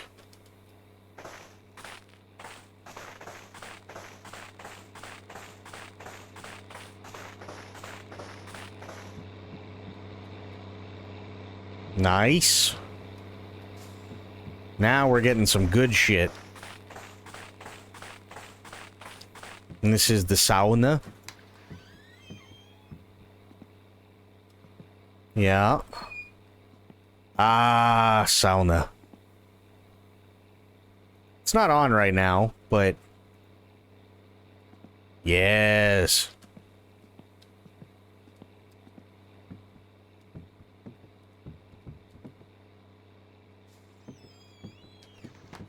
Can I turn it on? I probably could, but I think I got everything that I want from here for now.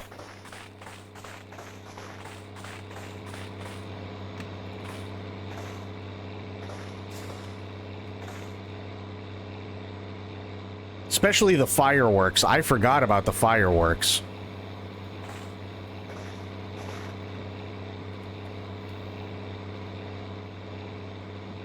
And the coffee cup. Very important.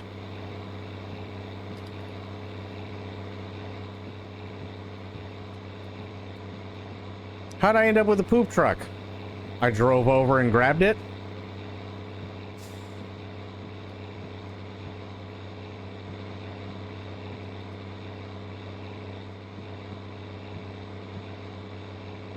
In the events of the first game, one of your jobs, and it looks like you can still do it in this game, is you empty septic tanks. And in order to do that, you need the poop truck.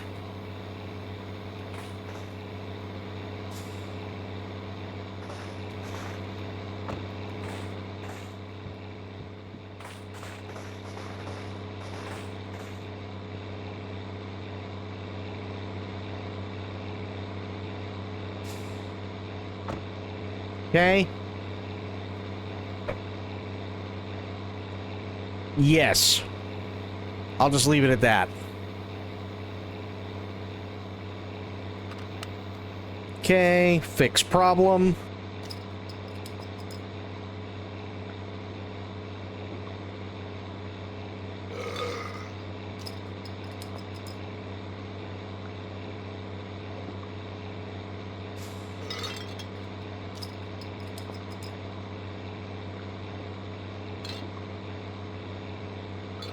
Okay, good.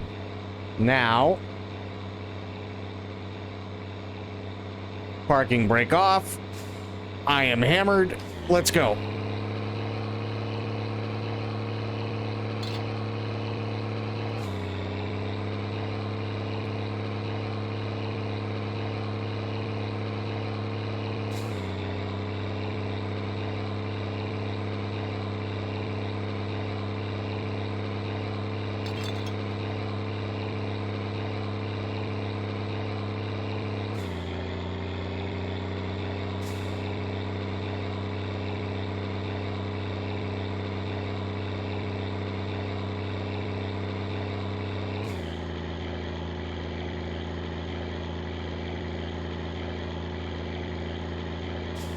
I kinda can't believe this is fucking working.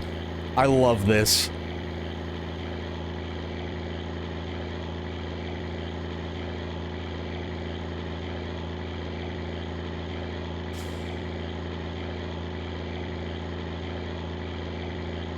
Oh, the ice? I don't know if the ice can break. Because, I mean, they do rallies on it, and that's kind of the whole point.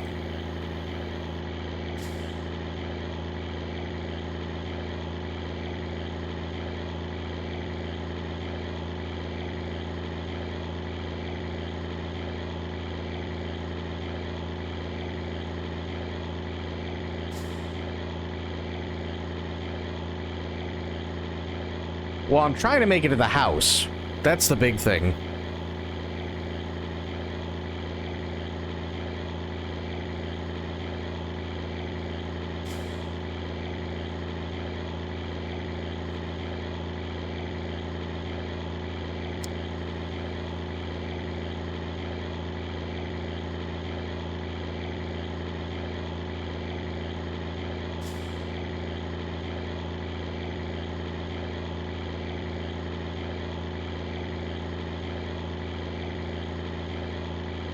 I just gotta find the dock. Which I think is coming up pretty quick. Yep, there it is. It's over this way.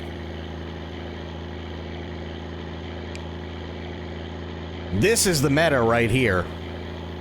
Fuck that starter car, grab the poop truck, get your groceries, wait till the next morning, haul your ass across the fucking frozen lake to get to the house. This is the meta.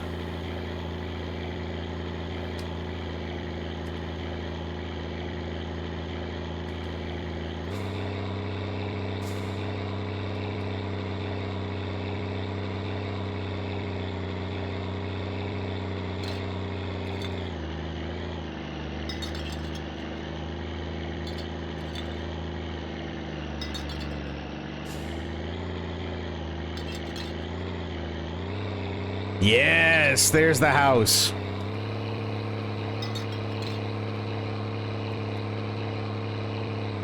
Well, for a couple of reasons, yes.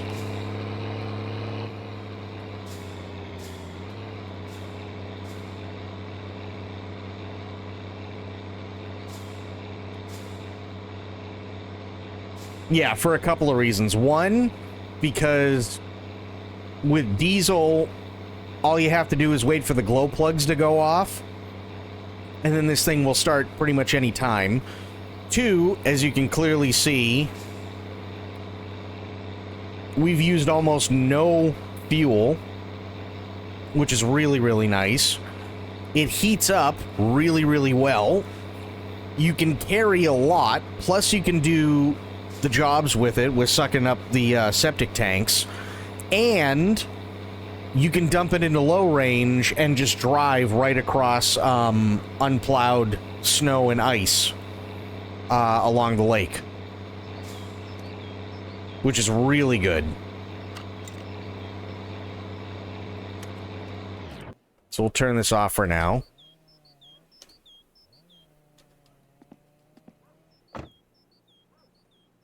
So this is the old house. What do we got in here? We've got the car jack. We got the engine hoist. Parcel shelf. We got the in-car jack. We still got some wiring. We got a radio. Extinguisher clamp. We got a thing of gas. We got our triangle. We got our wrench set. Ratchet set. We got our flashlight, which is awesome. I don't have any batteries for it, but we do have a flashlight. We got a battery charger. We got a sledgehammer. I don't know. This is why we're checking it out. This is exactly why we're checking it out, because I have no idea.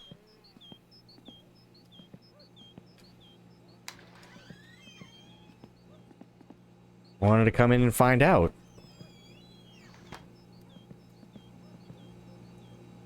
Okay, everything's still going good here. Remember to keep the house warm, otherwise water pipes will freeze, and if locals call for firewood, just do it and don't lay around. And you need to stop drinking. You're a grown-up man now. Look what happened to my brother. That's your future. We're in Madeira now, and we will come back when it gets warmer there, Mom and Dad. Remember to keep the house warm, otherwise pipes will freeze. Okay. So this could quite literally be new base of operations. Ooh. Okay. What do we got? We got my bedroom. He doesn't look like he's having a good day. There's my help. Ooh. What do we got?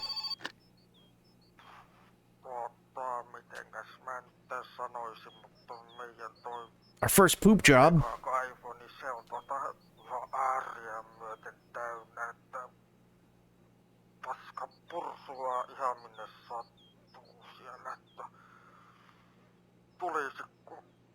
Hoitamaan se kuntoon, niin päästään jatkamaan kukin elämiämme tässä sitten.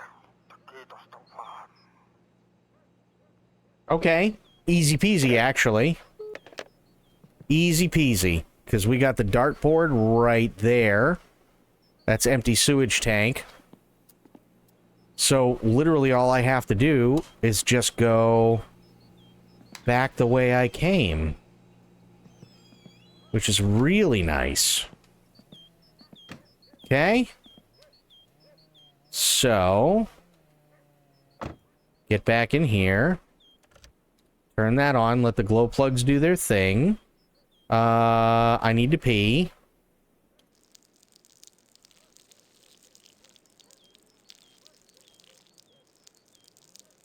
Okay, still need to pee. There we go. Good.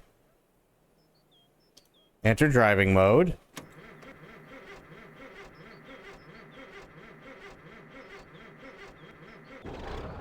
There we go. I'm still peeing.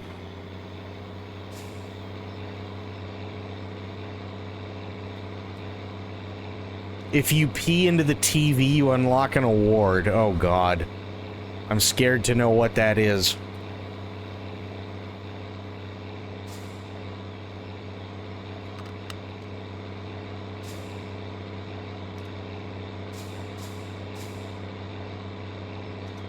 Oh, shit. Wait a minute.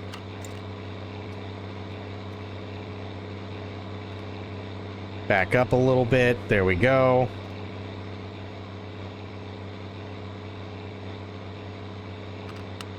Good. Lights are on. Reverse. Parking brake off.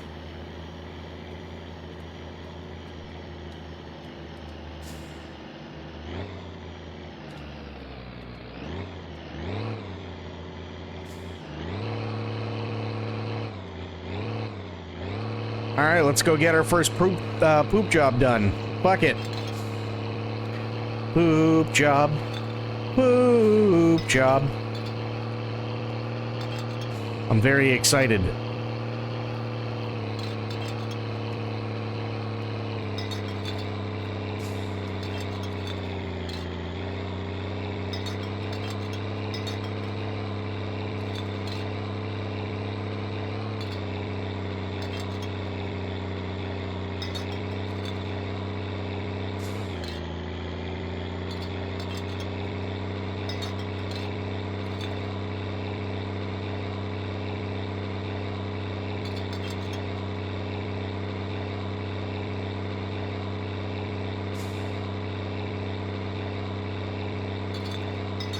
I probably should have saved while I was at the house, if I'm being honest.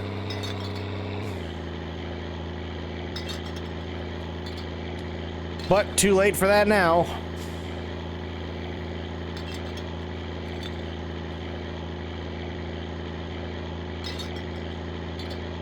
Now, I wonder...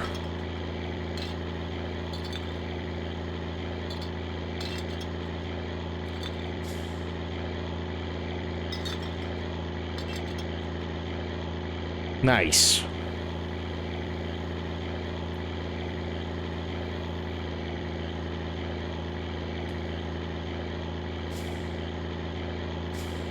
Differentials locked.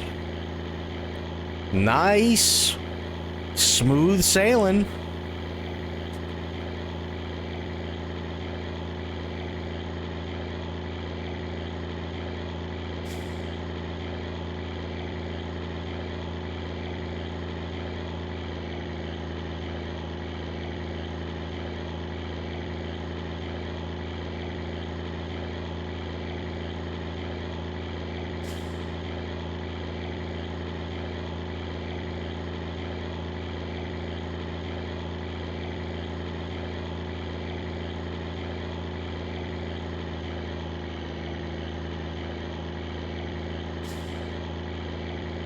Oh yeah, we're on the job. There we go.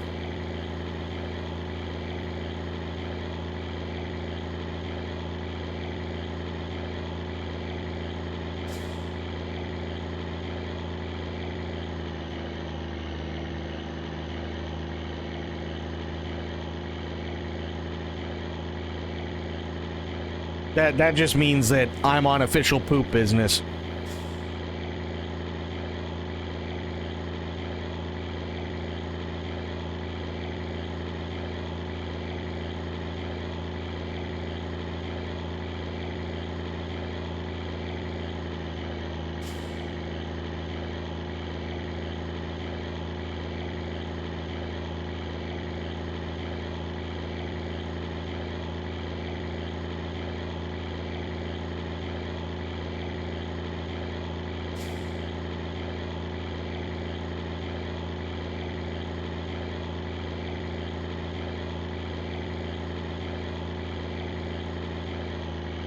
I am so happy that we thought about this. This is an amazing adventure.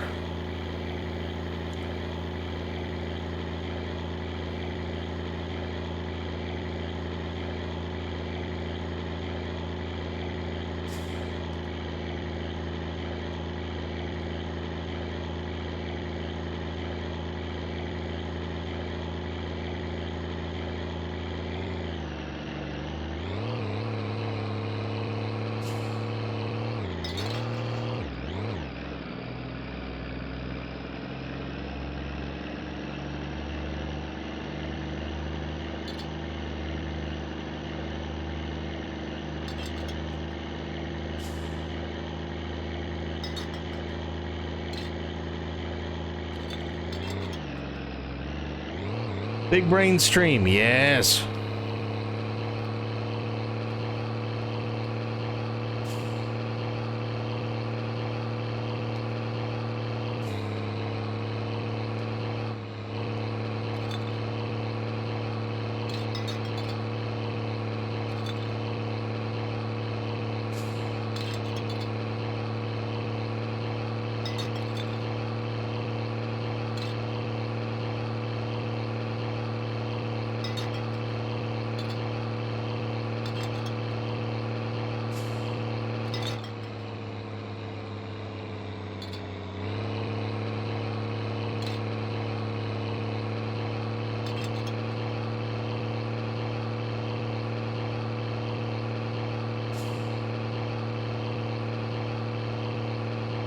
Now I just need to find out exactly where I have to go to suck up all the poop.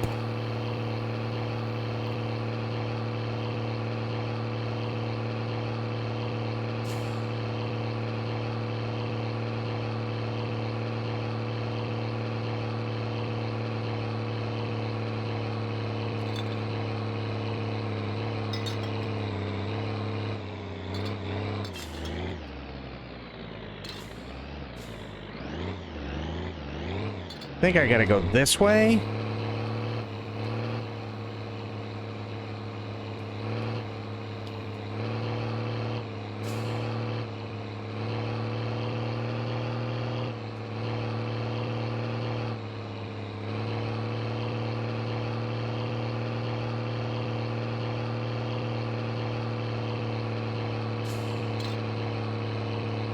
Maybe it's this house? I don't know.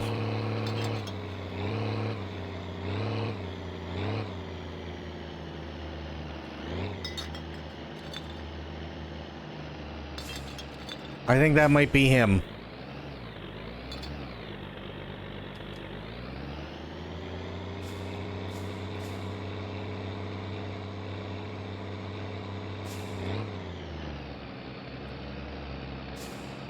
Balls. Wait a minute.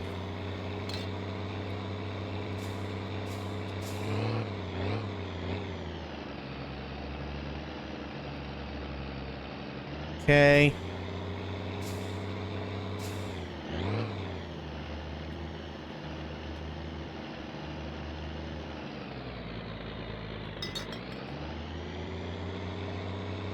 Damn it. That's okay. Nope, that's okay.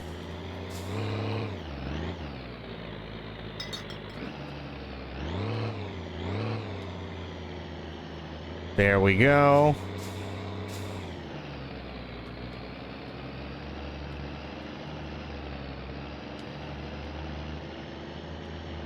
Right there. Good. Parking brake is on.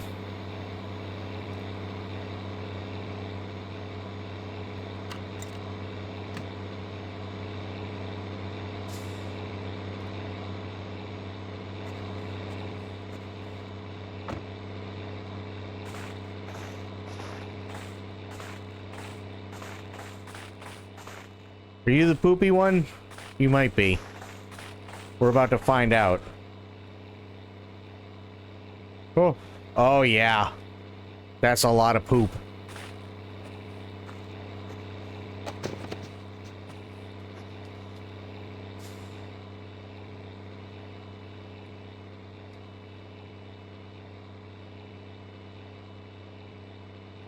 Okay. Good. Keep feeding it in. Feeding it in. Look at this. We're actually doing something constructive. Okay. Good. Now... That's open spill valve. I don't want to do that. That would be dumb.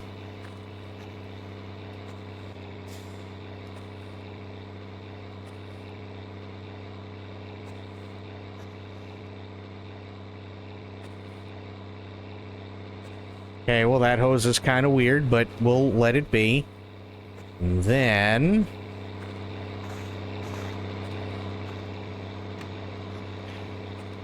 Here. Oh, I gotta turn on the pump.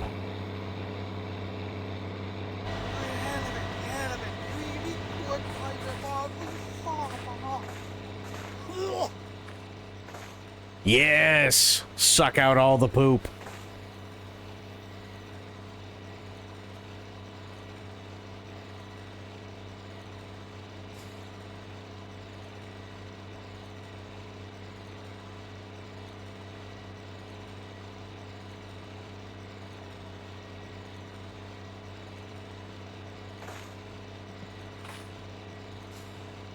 So much poop.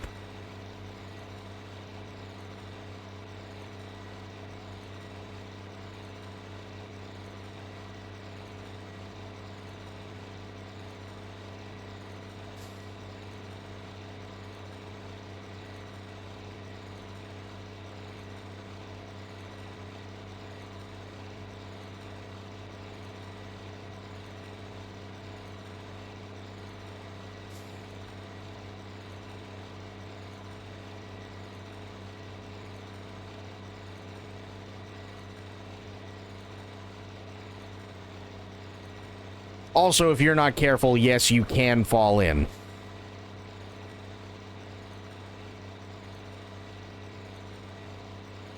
And there is no getting out. If you fall down there, you're done. Yeah, you can. Yeah. At least you could in my summer car. And if you fall in, A, there's no way to get out. And B, that's assuming you survive.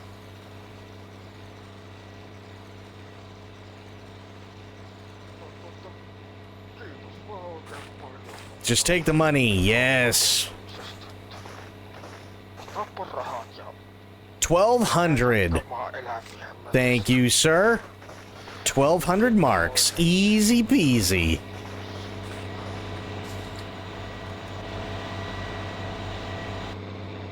Okay, hydraulic pump is off. Now I just gotta take all the hose out. Oh.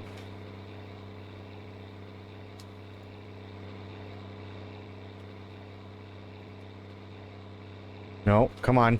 There we go.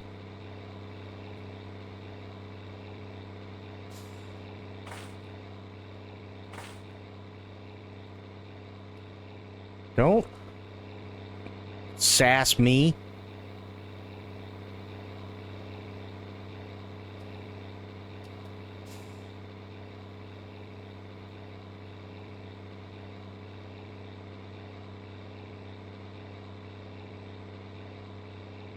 It's just so much poop. Okay, there we go. Okay, got that.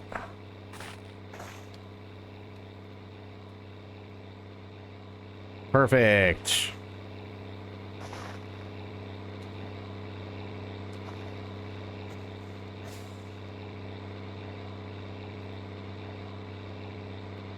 No, I don't want to remove my jacket, you fucking idiot.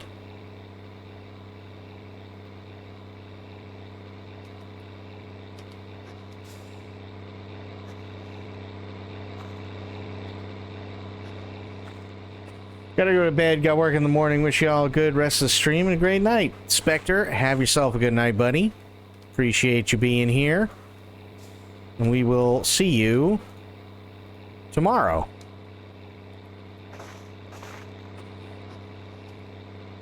Okay, so how do I know there's a thing that I have to do, and I can't remember what.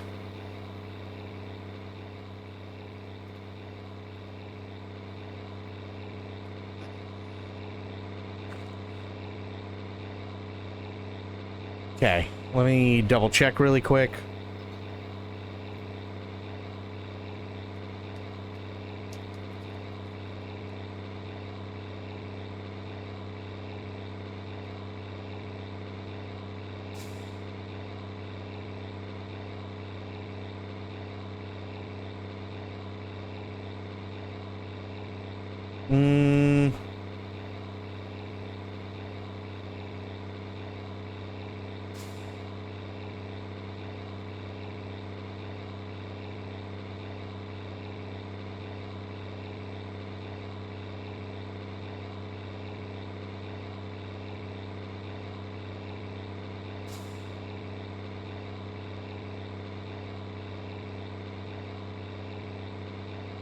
Put it on the hose rack. Okay, so I'm missing the hose rack. That's what I'm missing. Apparently. I just don't know where the hose rack is. I know it's here. Somewhere.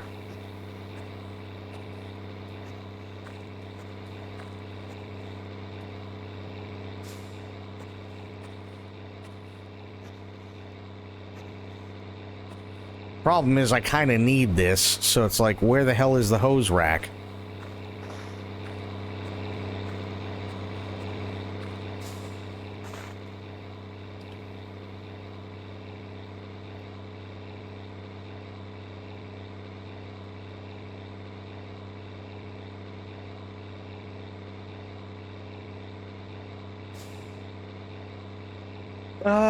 Right passenger side.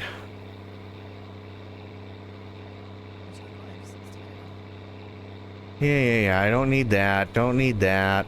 I just need to see where the hose rack is. And how to put it back on.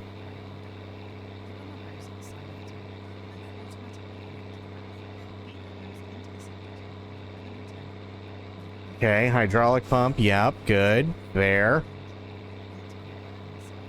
Oh, okay. So maybe I'm just being dumb. So, let me see.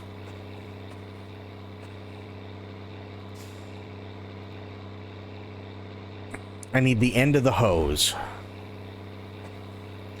There we go. Look at that. I did a fucking thing.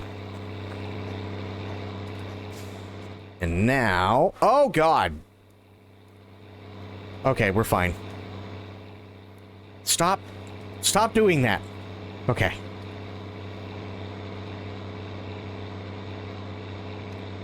Driving mode. Good.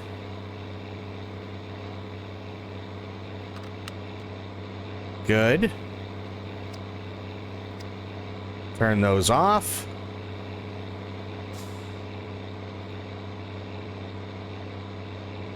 Parking brake is off.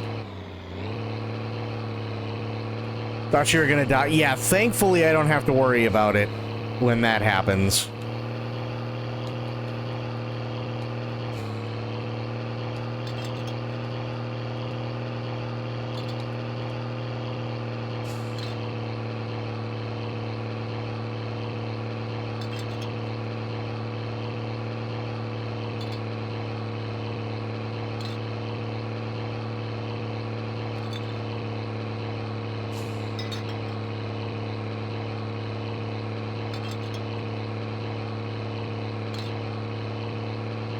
Okay. So we're doing pretty good. I want to see if I can dump the poop off.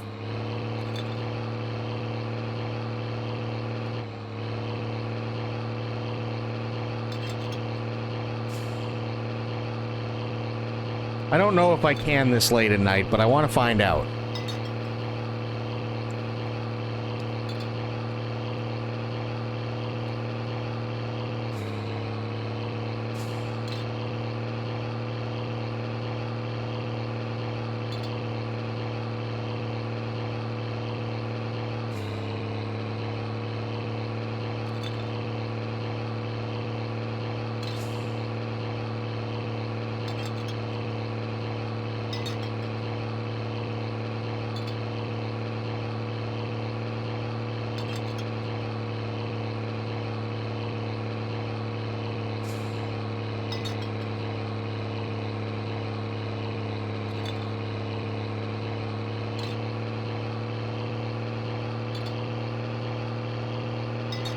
Okay, I'm seeing lights. Lights are good.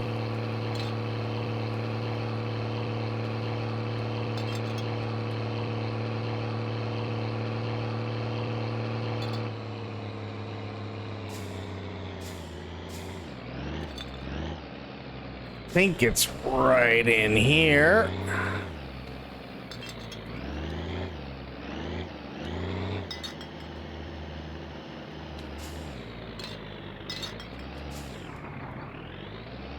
Okay.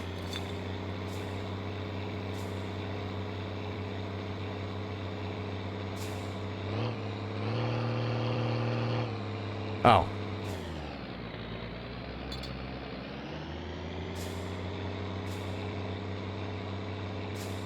Parking brake.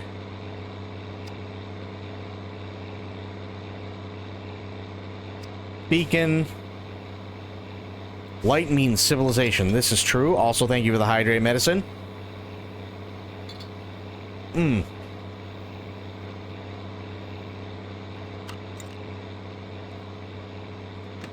Now comes the real test. Can I dump the poop at night? And the answer is absolutely fucking not. But that's okay. What time is it? Hang on. Let me see. It's 5, huh? Okay. It's actually not terrible. So here's what we shall do. Because it's not far, right? Which is good.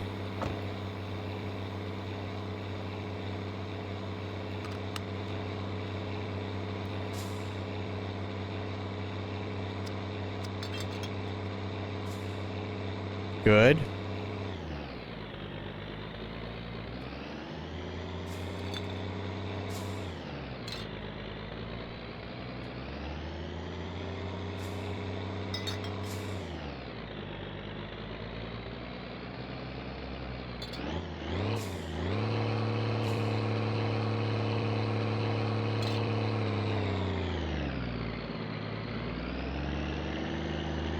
Well, unfortunately, it looks like I can't deliver the poop tonight. I picked up the poop, which is nice. I got that going for me. But it looks like the actual poop delivery will have to wait until tomorrow. Oh, wait a minute.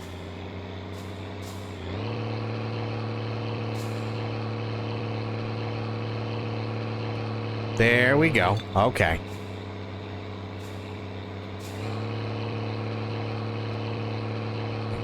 But I'm also not that far from home. Well, the apartment anyway. So we'll drive to the apartment. And then that way I can save, which will be really nice.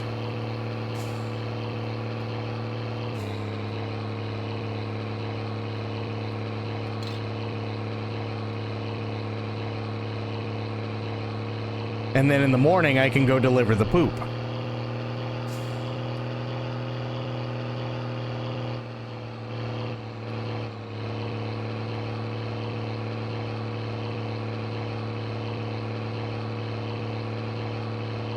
That sounds like a pretty good idea.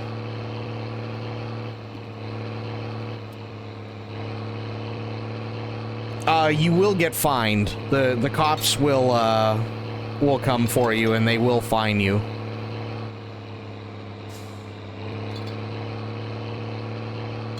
Bus, don't do it. Bus, don't do it. Thank you.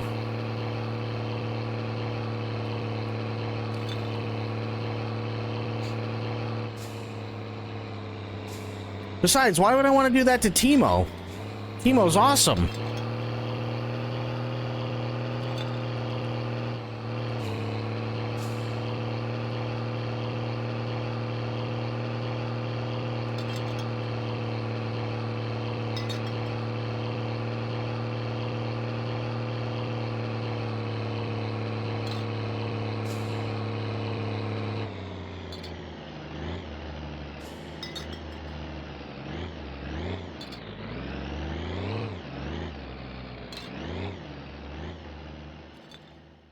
Oh, I'm glad I got home when I did.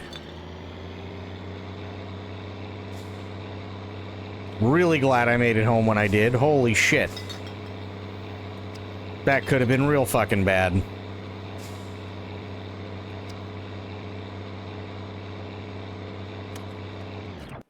Okay. Now, unfasten seatbelt, get out of driving mode.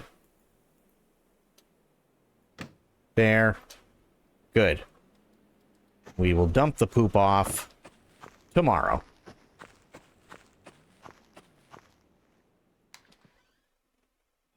Oh, yeah.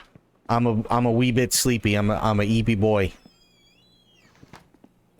But I do need to eat, because if I don't, I will die.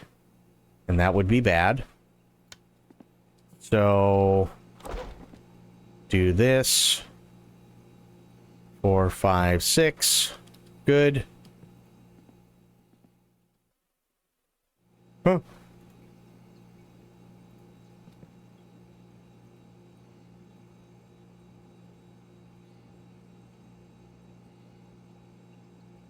There. Good. And then go take care of problem.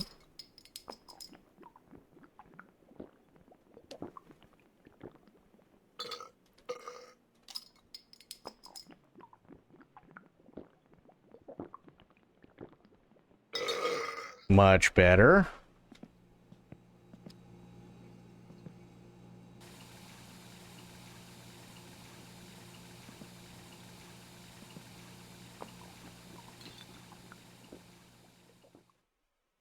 Don't drown yourself, you idiot.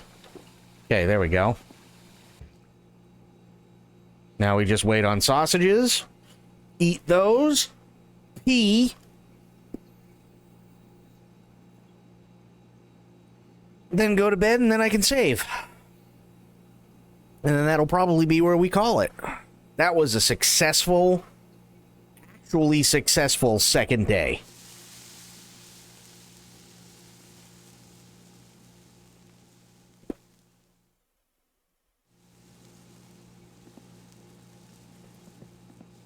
You can't argue with the results.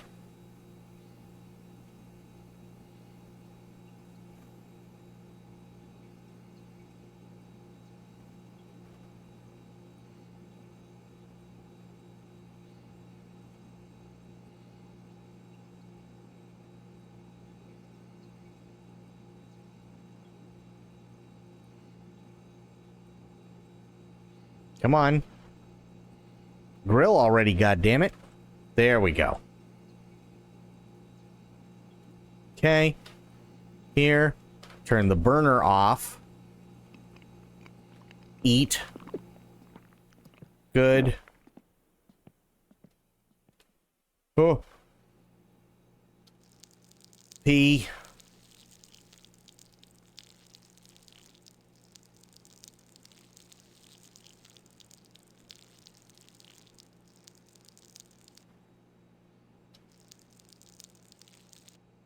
Yeah, that's right. Just push the rest out. It'll be fine.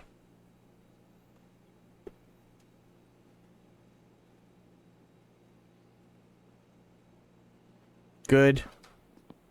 Now, veg.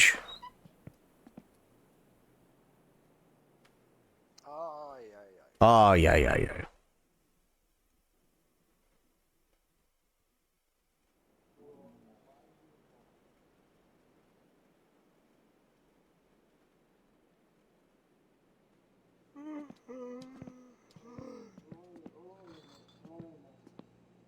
The fuck?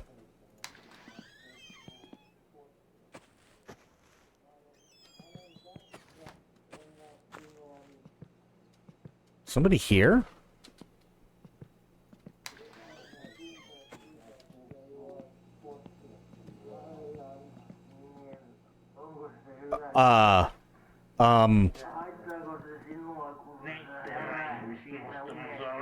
That guy pissed his pants.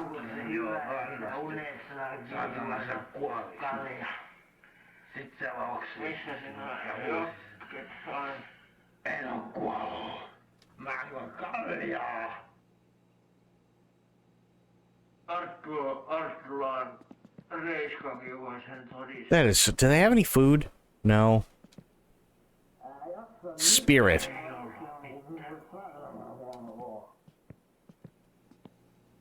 Okay, boys. Well, you keep holding down the fort, and it'll be fine. I'll just leave the door open. Don't worry, it'll all be fine.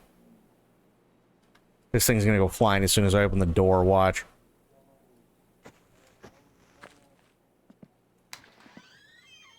No, it didn't. Nice. Gimme. This will definitely help problem.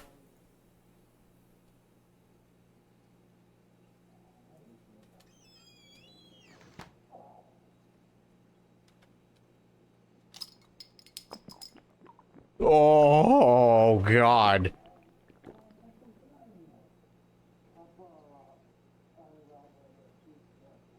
Absolutely helped problem. No wonder they were fucked. Holy shit.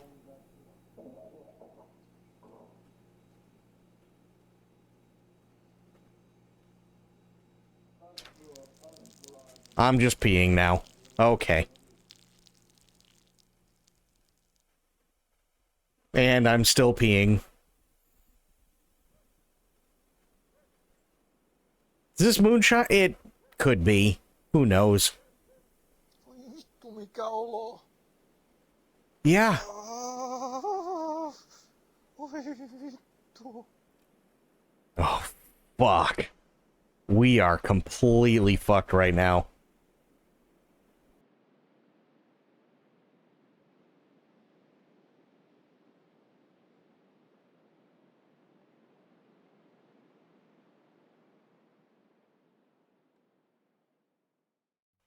I mean, all we can really do at the moment is just ride the wave, right?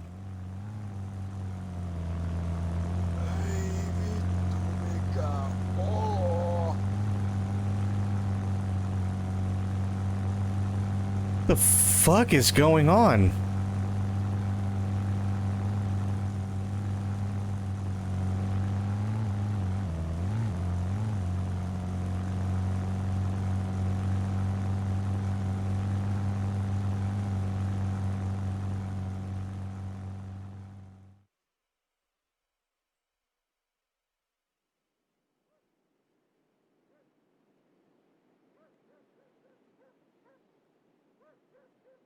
I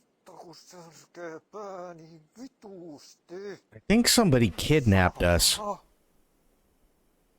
I feel like someone might have kidnapped us. Why I feel okay. Well, I mean, we are in the cold. I know that.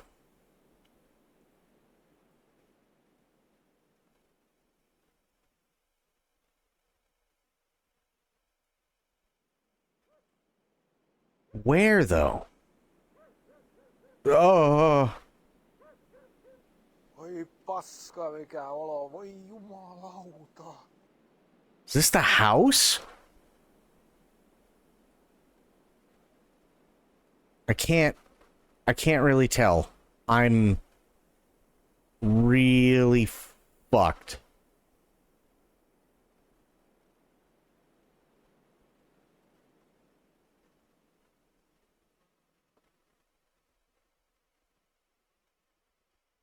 Friday?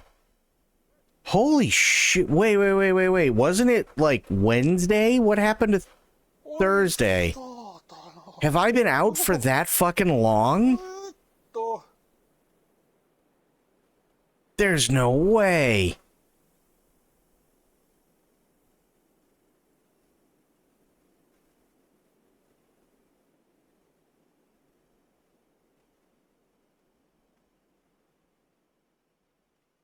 I don't even know what I'm looking at right now. I have no clue.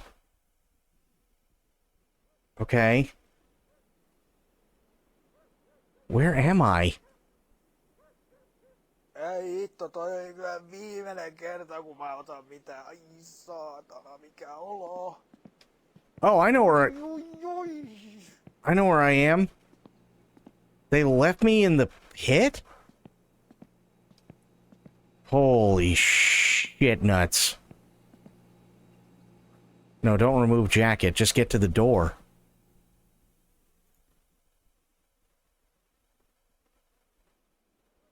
No, okay. I'm back in the pit, I think. Yep, I'm back in the pit. Hitto, mä en kyllä enää ikinä juo. Come on.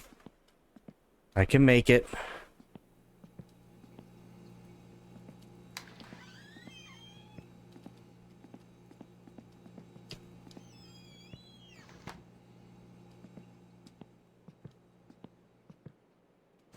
No, don't. Okay. Whatever. Come on. You can do it. Just sleep. Bed sleep. Okay. Whatever. Hang on. I can fix this. Maybe. Bathroom. Bathroom. Okay. I just need to make it to the toilet.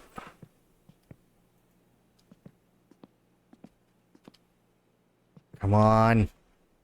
Got it.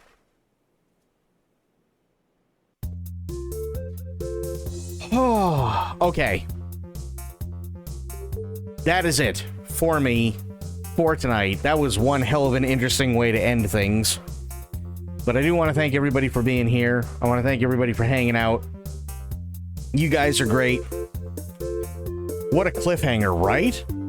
We had Alpa, we had Medicine, we had Spectre, we had Aelin, Corgi was here, Gina, thank you so much for the raid.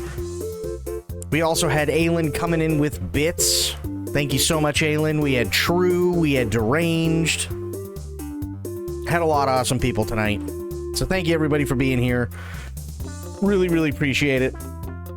I will be back later on today. But until I see you all then, thank you again for watching. Thank you for being here, and have yourselves a great day, great night, wherever you are. Be good to yourselves, be good to one another, stay safe, stay frosty, and of course, the #1 golden rule around here: try to remember some of the basics of CQC. And I will be seeing you guys later on. Take care, guys. I'm out. Thanks so much. Bye now.